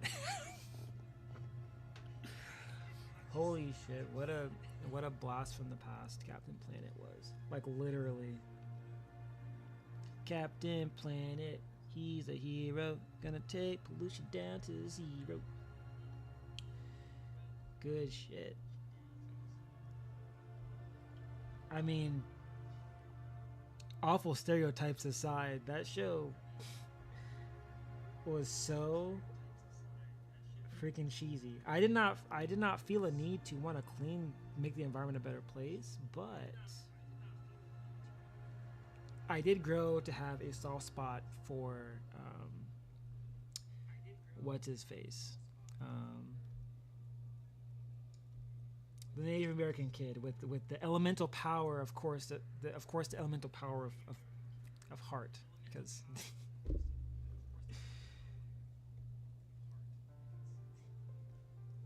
Something about like 80s 90s cartoons,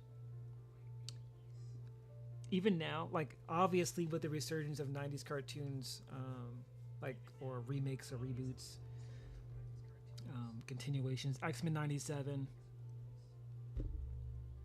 literally like weaponized nostalgia, doing it the right way.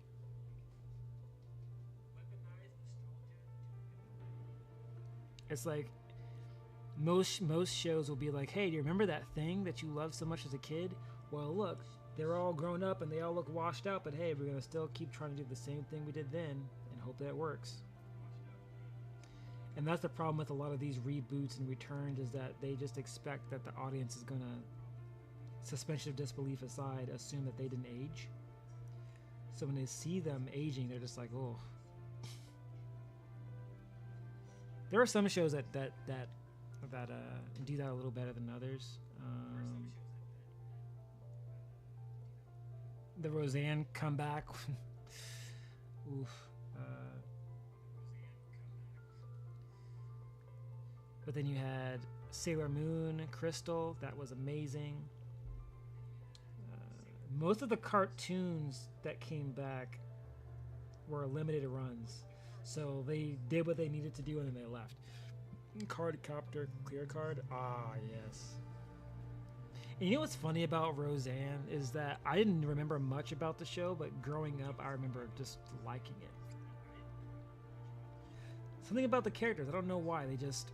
They felt at the time when you had so many sitcoms playing the whole like perfect family, like first world problems. Like it was nice seeing like just a regular average ass family with average ass problems. Like yeah, the Fresh Prince will always be the GOAT in my book, but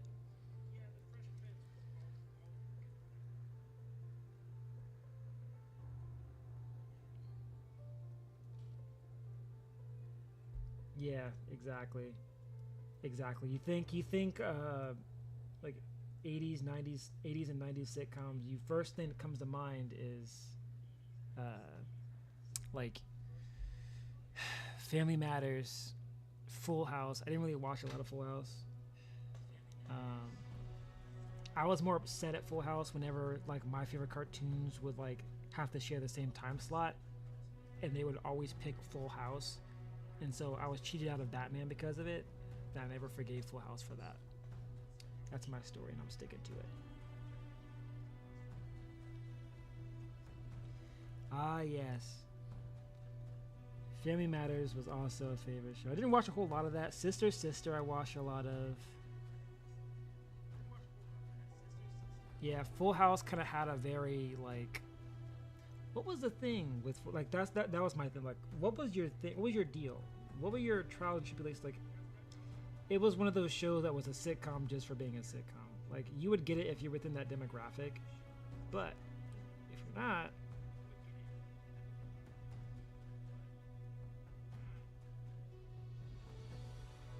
I mean, I thought Joey was cool, but I suppose that's how he was written. So.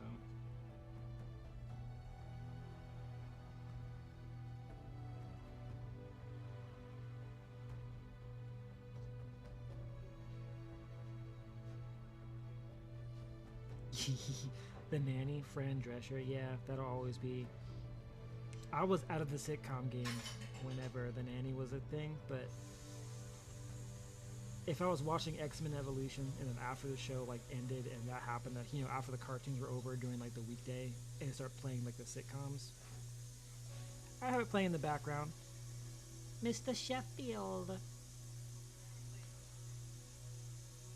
Yeah, she could dress for sure. And it's funny because growing up, I always kind of figured that she was putting on an act, like that wasn't her actual voice. But then when you actually hear Fran Drescher's talk, it's like a toned down version of her from the show. I was like, oh.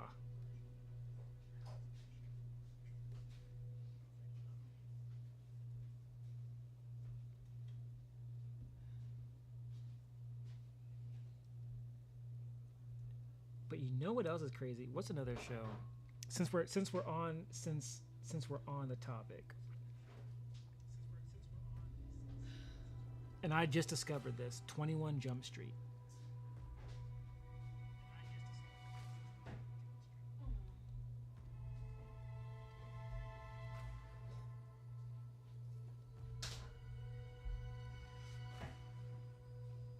Now,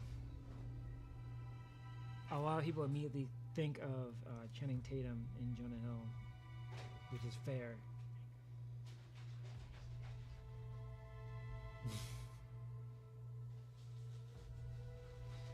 But there was a show that came out,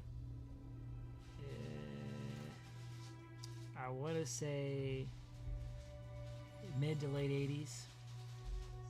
And the original 21 Jump Street, if you remember the scene where Johnny Depp shows up, and he's like, "Oh, we were 21 Jump Street." Like, at the time, I thought, "Oh, he's just a character, a self-insert character, whatever, just for coolness factor." But I then suddenly realized that going back, he actually there was an actual show called 21 Jump Street, and he was the main character. Now my mind was blown because, believe it or not, I preferred the OG over. After watching the OG show, like the original one, I preferred that over the movie. Like, going back and watching the movie after watching the show, I'm like, he didn't have to do everything that the movie did. Like, I get why, but the show was slept on, like, for real.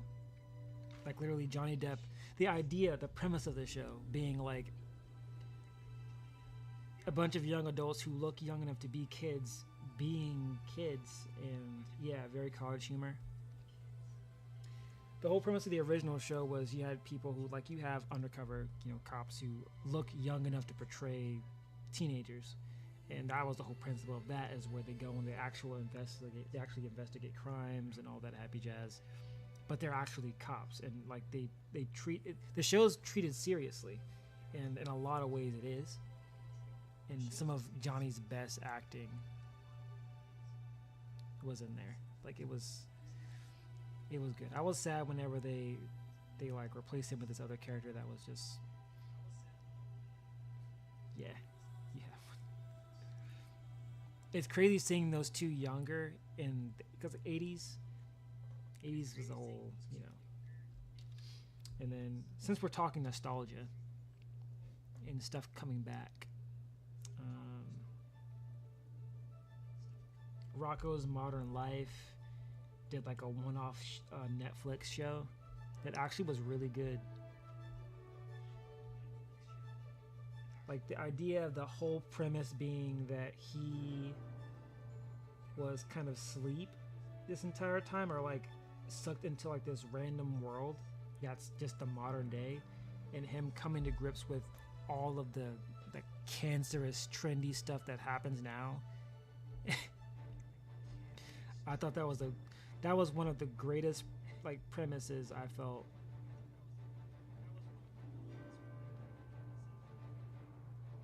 You see that? Oh God, I did it again. You know what? No, cool. It's cool. We're just gonna keep it going. I don't feel like going and fixing that because I don't have to.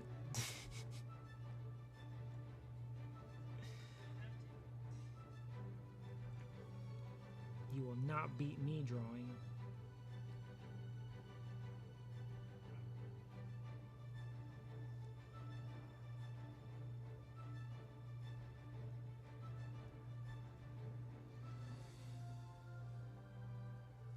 Well, you never know. We have been in a climate of very critical netizens.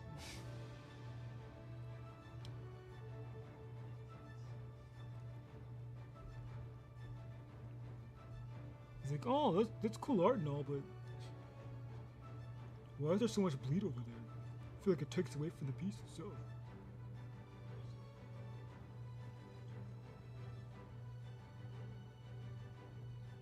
Right.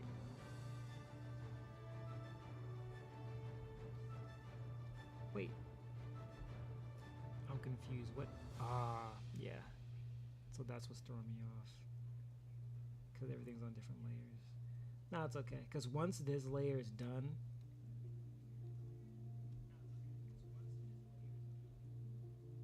then we can move on to the fun stuff.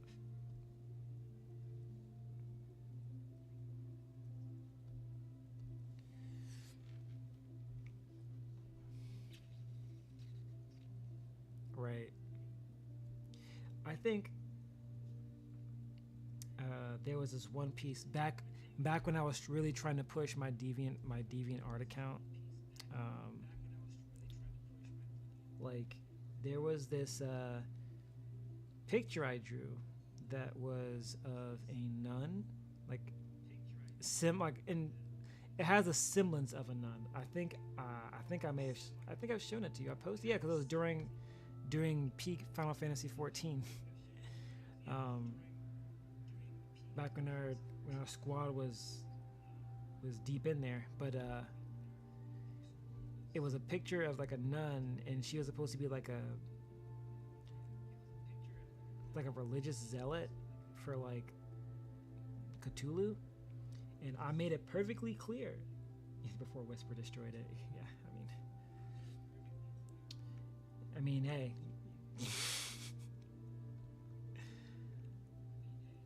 not to pick at scabs, but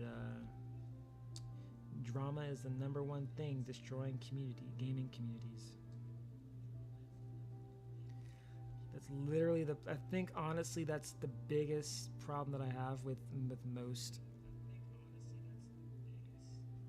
Like, it really does take one person, and I think to spoil the fun of everything. Because I remember for the longest while, we were just kind of like we were on, but we weren't really playing a whole lot. And I know you took a break because just managing the guild with all those shenanigans was just too much for you. So then Clover took over for a time, and then we were in this transitionary period, and then there was, you know, the radio silence. You got sick. Yeah, you got sick. Yeah, you ended up getting COVID, didn't you? You and Scoot. Yeah. You were trying to like hold everyone together. Yeah, 3 times. You are a trooper. And then I remember it like it was yesterday when you like announced the changes and the transitions that are going to be happening with the guild, and I was like, okay. What? I was like, you know what? That's right. You're in the right for that.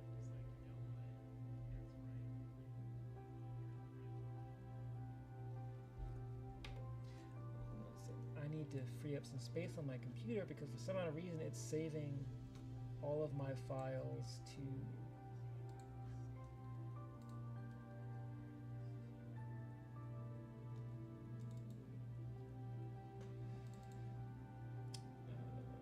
let's see,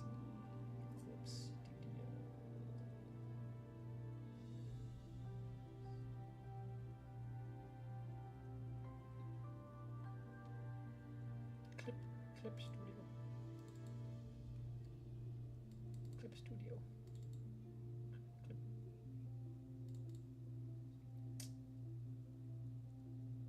Leave that.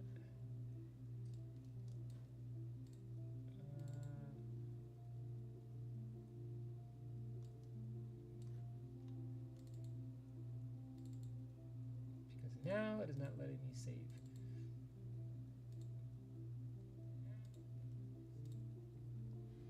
See, if this was my iPad.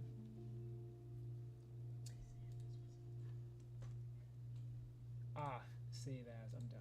Just go to save as.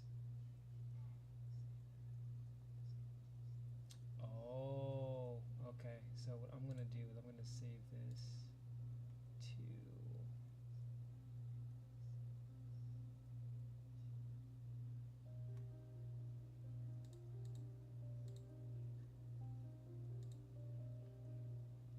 Document download. Okay. So I'm gonna move it to. I need to get more storage. Like I need to get my a new hard drive, like a dedicated hard drive for my PC, because the stock isn't. It's not it.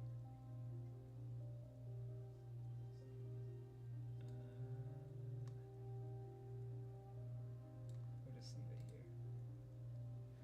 Failed to save.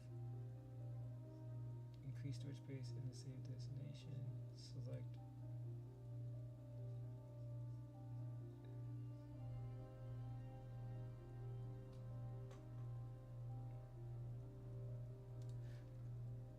What?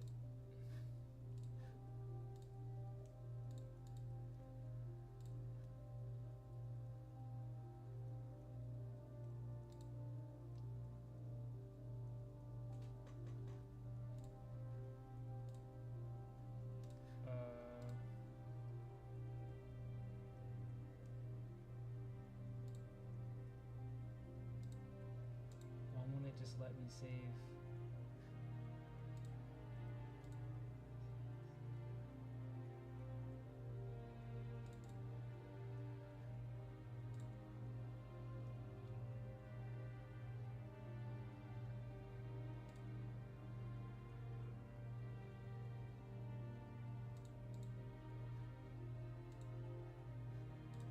Oh wow. Well,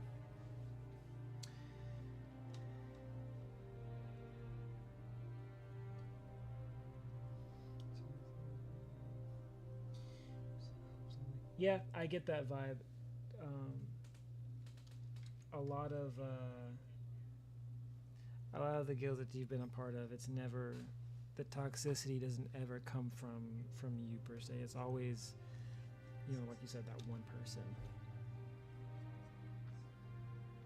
And I think I know what the problem was. Is that at the time, a lot of people were intermingling their personal life um, with the game itself, and there was that huge overlap.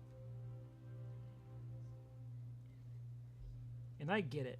It's a with Final Fantasy 14 for so many people, ourselves included. It was like an escape from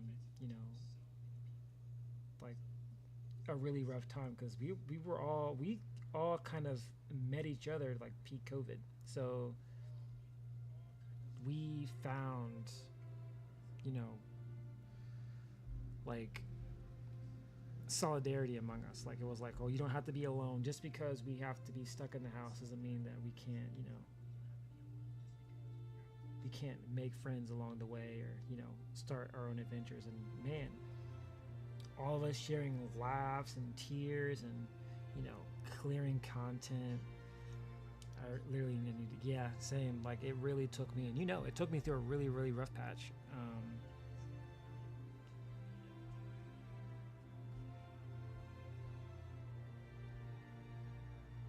Until I started letting other people's problems become my problems.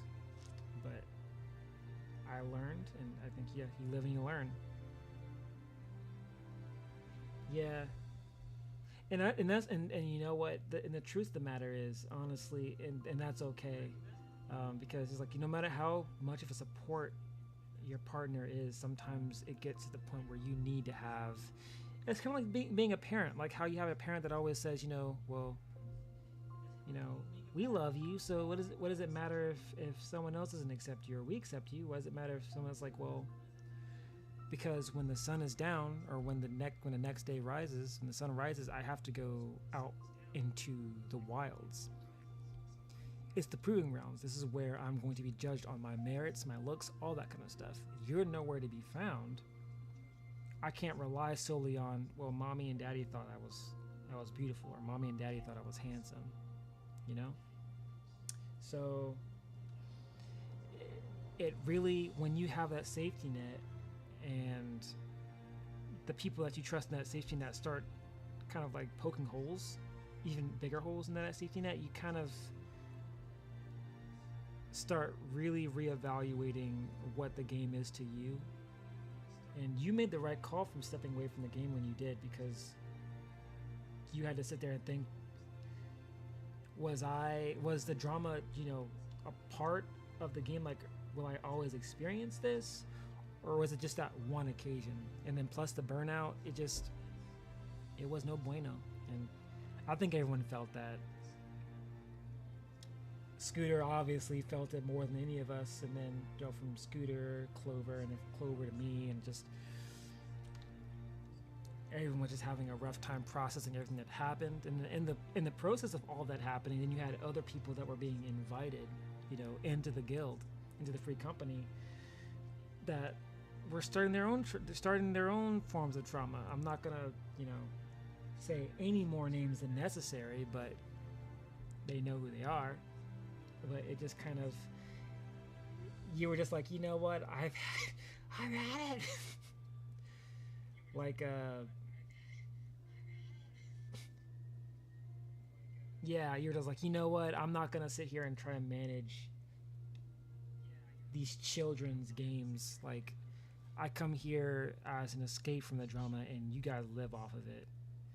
And instead of watching novellas, you decide that you want to bring that into our game. So, like, in the middle of a guild, you're hearing people argue about stupid stuff. Like, I remember whenever, like, Whisper got into a whole stink about the change of permissions, and I was just like, I remember I wasn't even in the game yet. I was logging in, and I'm just seeing the comments and seeing the private messages, and I'm just like, I remember logging in, and I think it was they were the novella, yeah. And I think it was right when I logged in, you guys were in the middle. You, Whisper, and Clover were in the middle of talking about it. And I was just like, hey, what's going on, everybody? And I was like, oh. Oh. Yeah, so I didn't.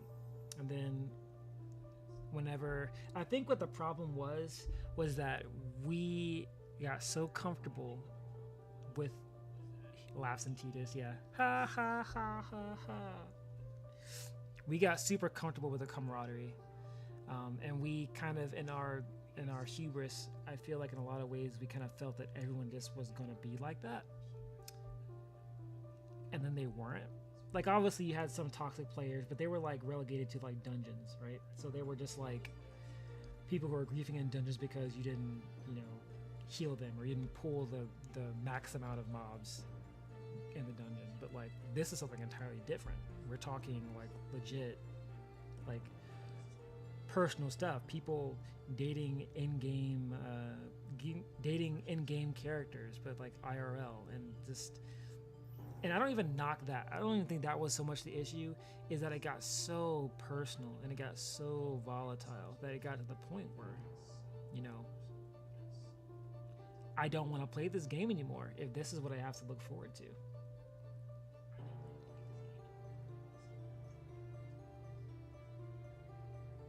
Like, there's no amount of Clover or Orca or Scoot that's going to make me want to play this game anymore than I was before this whole thing happened. So I felt that. Yeah, I remember because you were going through that whole thing too. So like,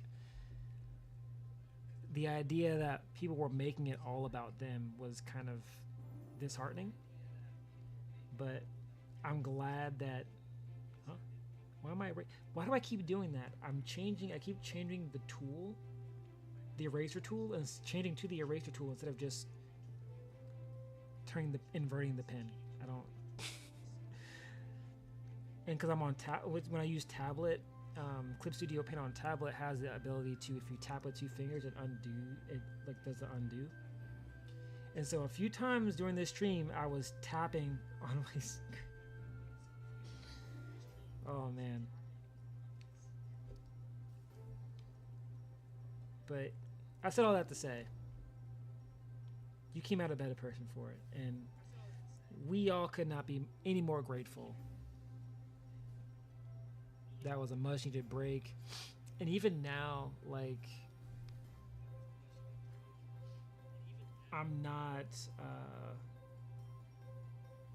haven't been as active on the game because I've just been, busy with work and other shit. Like, I haven't really had a whole lot of time. But with the expansion coming out, as per the custom, I have to go all in, right? So I am really looking forward to. Yeah, gotta hear the live came back to it. Yeah, absolutely. And honestly, it got to the point where, I wasn't even enjoying the game before. Because before I joined you guys' guild, I was playing the game mostly solo. Like, I was a part of a free company, but they didn't really interact with me any more than I did with them. But then after our free company disbanded, or your free company disbanded, like, I was like, well, I could play this on myself, but then there's these other RPGs, so I started just going, well, maybe I'll play this and take a break from Final Fantasy, and then, a couple of days break turned into like a month break, and then me popping in and seeing you guys and going, hey, I'm just gonna get on G-Pose for a little bit.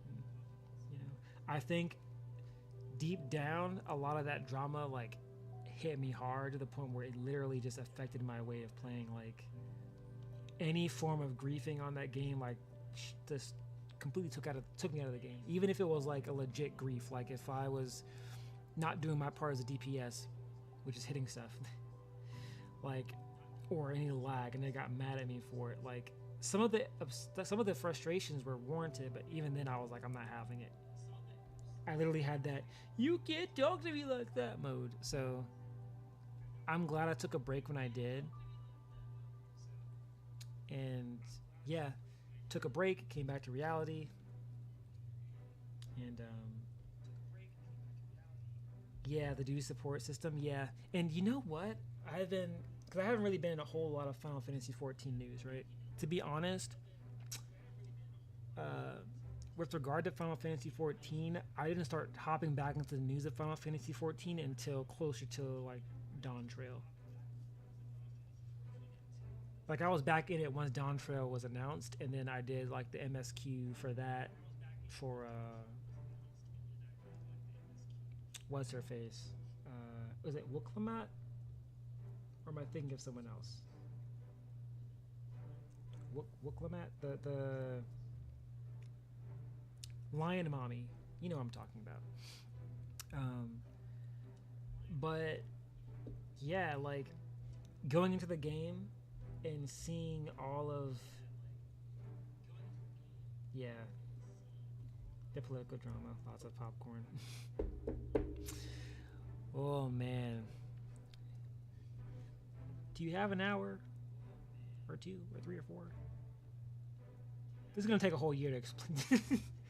No, but seriously, yeah, that's and I've been kind of doing the reverse of that. Like my mom's been kind of keeping me abreast of the current political state, but so much of it is stuff that I already kind of felt I knew, and a lot of us already knew, but we didn't think it would happen, but it did. So I kind of checked out with most of that stuff. Like, I got on Final Fantasy 14. They were talking about it, and I was like, "Oh my gosh!" Like, you guys. Like, it's one thing to talk about it, like in passing, but you guys are having actual conversations. Some of the debates were, really solid, healthy debates. But even still, you're just like, I come onto this game to escape the sadness that is the state of our country right now. Like, do not take what little bit of joy I have left, But, huh? Oh, okay. There we go. I was like, why am I erasing that?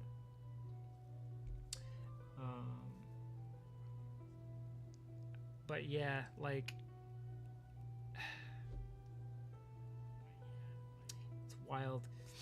So much of it, there's so much going on, like, amidst all of the political intrigue, like, so much. There's so much little good sprinkled in there every so often. Like, and I gravitate so much to that now. Because I've noticed, like, netizens have become so much more volatile over, like, the last 2 years. And it makes it very hard to digest content. Like, there's content creators that I used to, like, really enjoy following that now just have these takes that are just so, like, what? Jasmine Crockett. Jasmine Crockett. Who else? Moist Critical. Like, and the thing with Charlie is, like, I don't watch his stuff, like, all the time because he's, like, a specific type of content creator. Who else? There's a few Final Fantasy 14 creative, very few of them that are seeped up in drama, but it's just the fact that it exists to begin with. I saw one content creator was talking about how MMOs are dead and how they lack inspiration, and I'm just like, this is the problem with being a content creator. You are literally at the mercy of the things that you love. And you're just like, I feel like you've just played so many of them that you're just burnt out.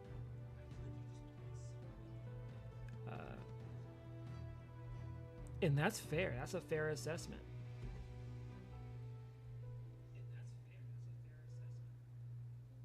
No.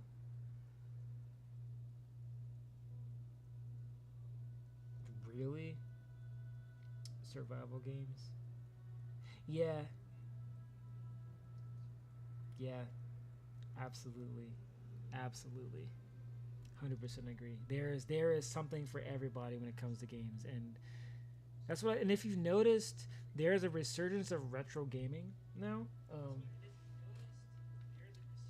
Not a plug, but I invested in the Amberneck 35XXXH, and this little thing packs a punch. It's essentially like an emulator device that emulates everything from Atari all the way up to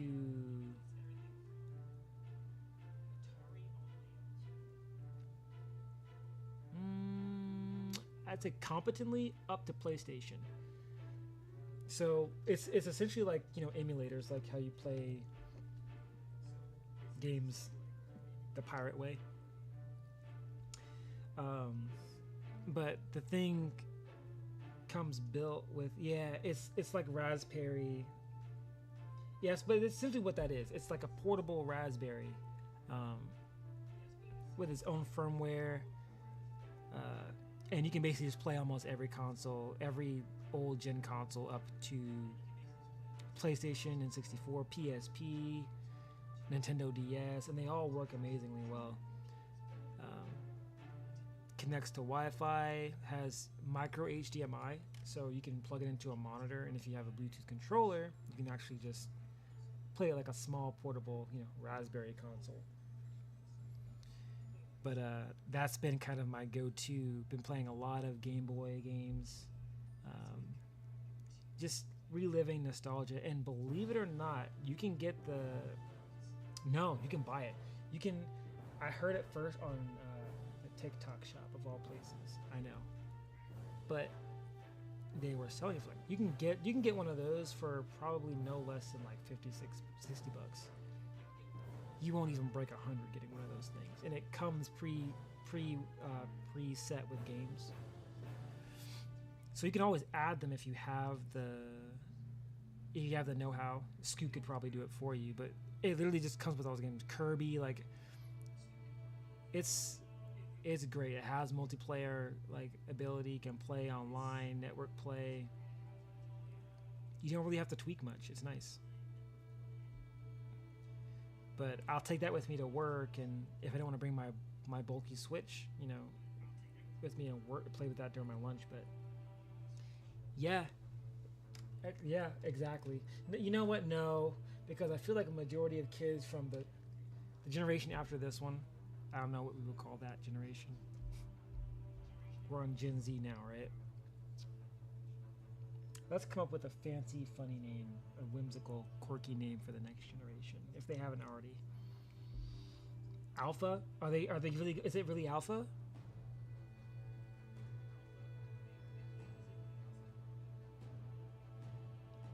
Is it really? Jesus Christ! Are we really doing that?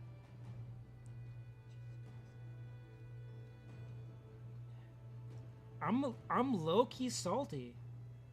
Yeah, many millennials. I'm low key salty that they got Generation Alpha and we just got stuck with millennial. What the fuck? We got robbed. Small, I'm salty. Smalls, I'm super salty. Much love, homie. You know for a fact that Brody is gonna just use that card every chance that he can get. Mom, don't be such a millennial.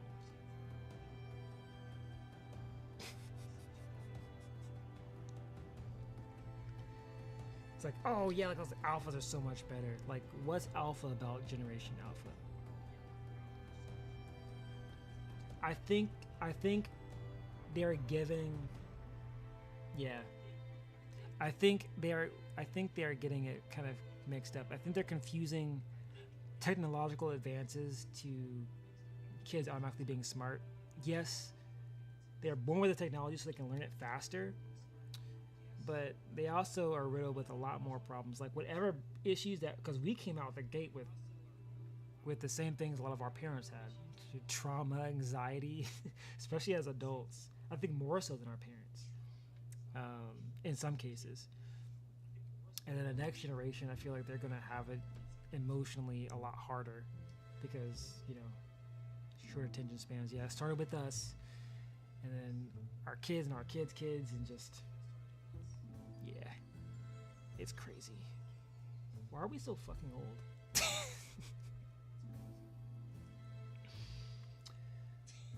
I want to cry.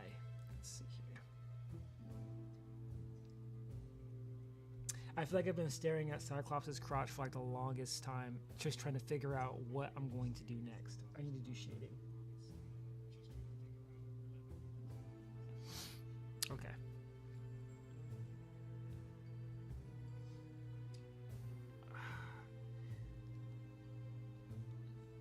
In August. Wow. Time is just going by so fast.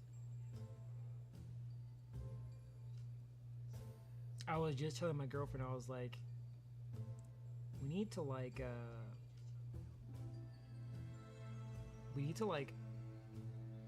focus on making sure we're trying to be happy, our best, not just to try our best to be happy, but focus on what makes us happy. Because we can't necessarily count on, you know, the rest of the world to do that for us, especially considering how the nature of, you know, people are toxic. We have to carve out that happiness for ourselves. We can't let, you know, jobs and statistics rule us.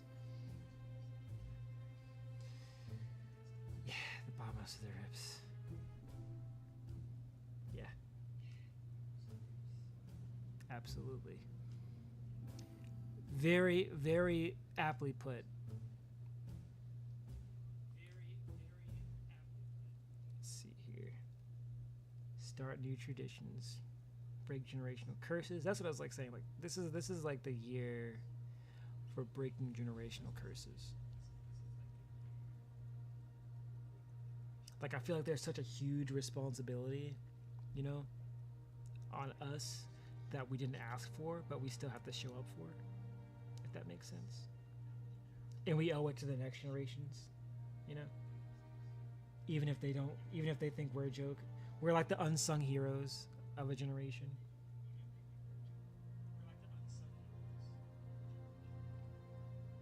Like some parents before us. Remember when you were a kid thinking, oh man, we're gonna have it the best. You just looked at our parents and were like, see you later, losers.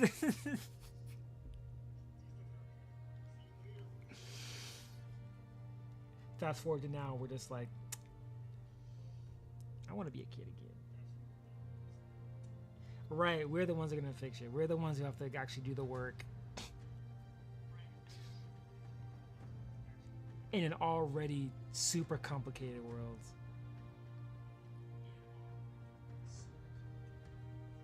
Well, I wouldn't say it's complicated. I think society made it complicated.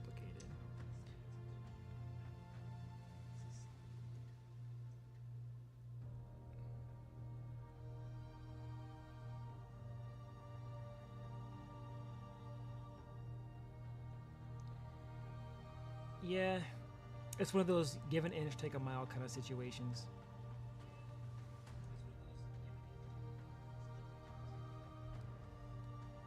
You can have nice things. Someone might come up with something very innovative and awe-inspiring, but then you'll have that one person that goes, let me put my own spin on it, and they're like, ah, no. Okay.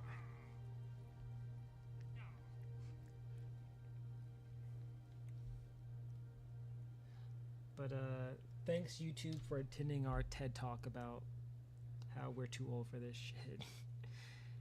Back to our regular scheduled programming here. Let's go ahead and move on to the next stage.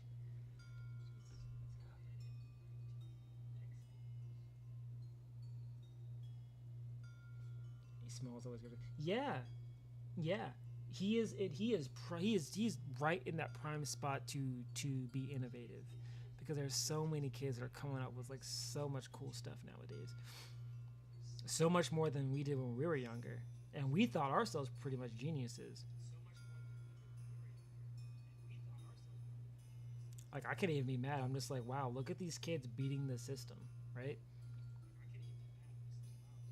Like I wanted to be that salty millennial that's just like, man, these kids complaining about, you know, I have to work this 9 to 5 or whatever that might look like, and Meanwhile, these 12-year-olds are just making reaction videos to dogs pooping, and they're already making double what our parents made.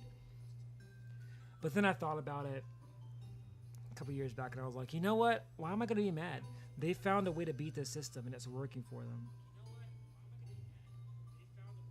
And I admire them for that. Right. You're just like, I was babysitting at 12. What do I have to shoot for it?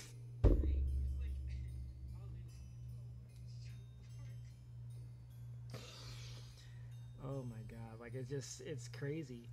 I will say though, we millennials, we have our perks. It comes with its perks. I think we're in that, as far as pop culture is concerned, we're in that perfect sweet spot where we're in that generation that's, for some reason, just in awe of everything old school, everything analog now. We're super cool on now, but we also understand modern technology, so we have a little bit of both. So we millennials, we have it good, because whenever AI stops working, whenever ChatGPT stops working, we remember our parents' 8-tracks, and we remember that we bought one. As a matter of fact, see this? This is a real ass cassette tape. For realsies. Why did I say for realsies? Oh, no, it's not over. And a Jensen. It's not a Sony Walkman, but it's a Jensen Walkman. With all the bells and whistles, no Bluetooth, runs on 2 AA batteries, completely analog, and has AM/FM radio. I was serious, girl.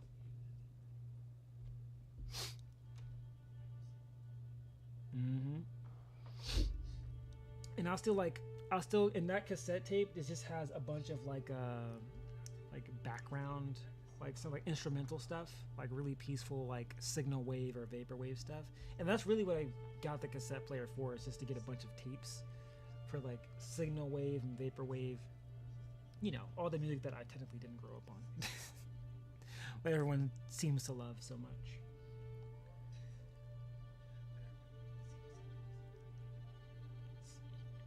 Okay, now we're going to move on to the shading.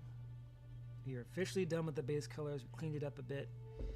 So now we're going to make a second layer.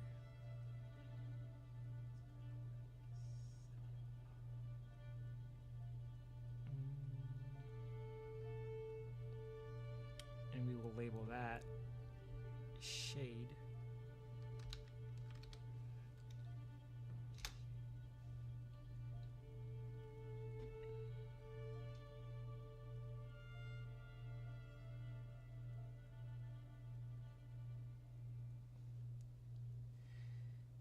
Yep, shading for round 2.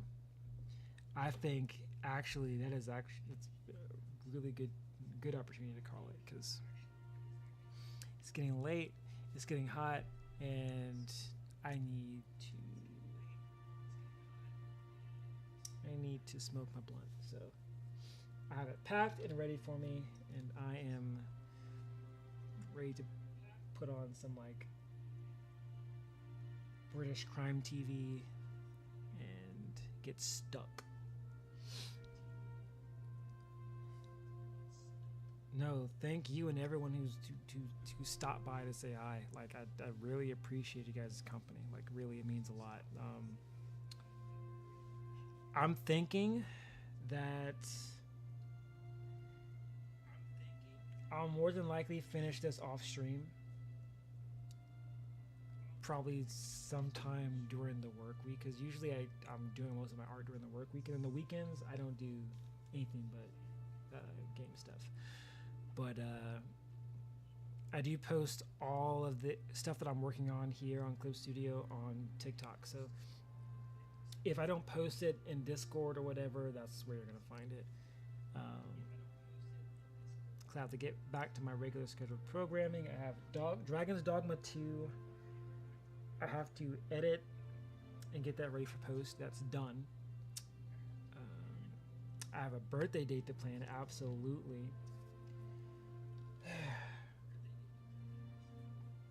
I'm still brainstorming what I want to do. Like we've always kind of relished in the simpler things, and I think we're trying to like step it up a bit, but we're kind of limited. So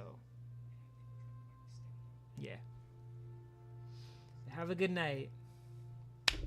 Thank you for being here. Tell Smalls I said what's up. And that being said, we are going to call it. Thank you guys so much for joining us. Remember, Dragon's Dogma 2 is going to be up soon. That's the next video I'm editing now. So we have that. If you guys haven't had a chance to look at the horror gameplays that I've done so far, be sure to check those out. I made a playlist for those specifically curated for you guys. But yeah, we will definitely have to do this again real soon. But as always, take care. God bless. Mahalo. Be sure to stay hydrated, stay ever hopeful, and I will see you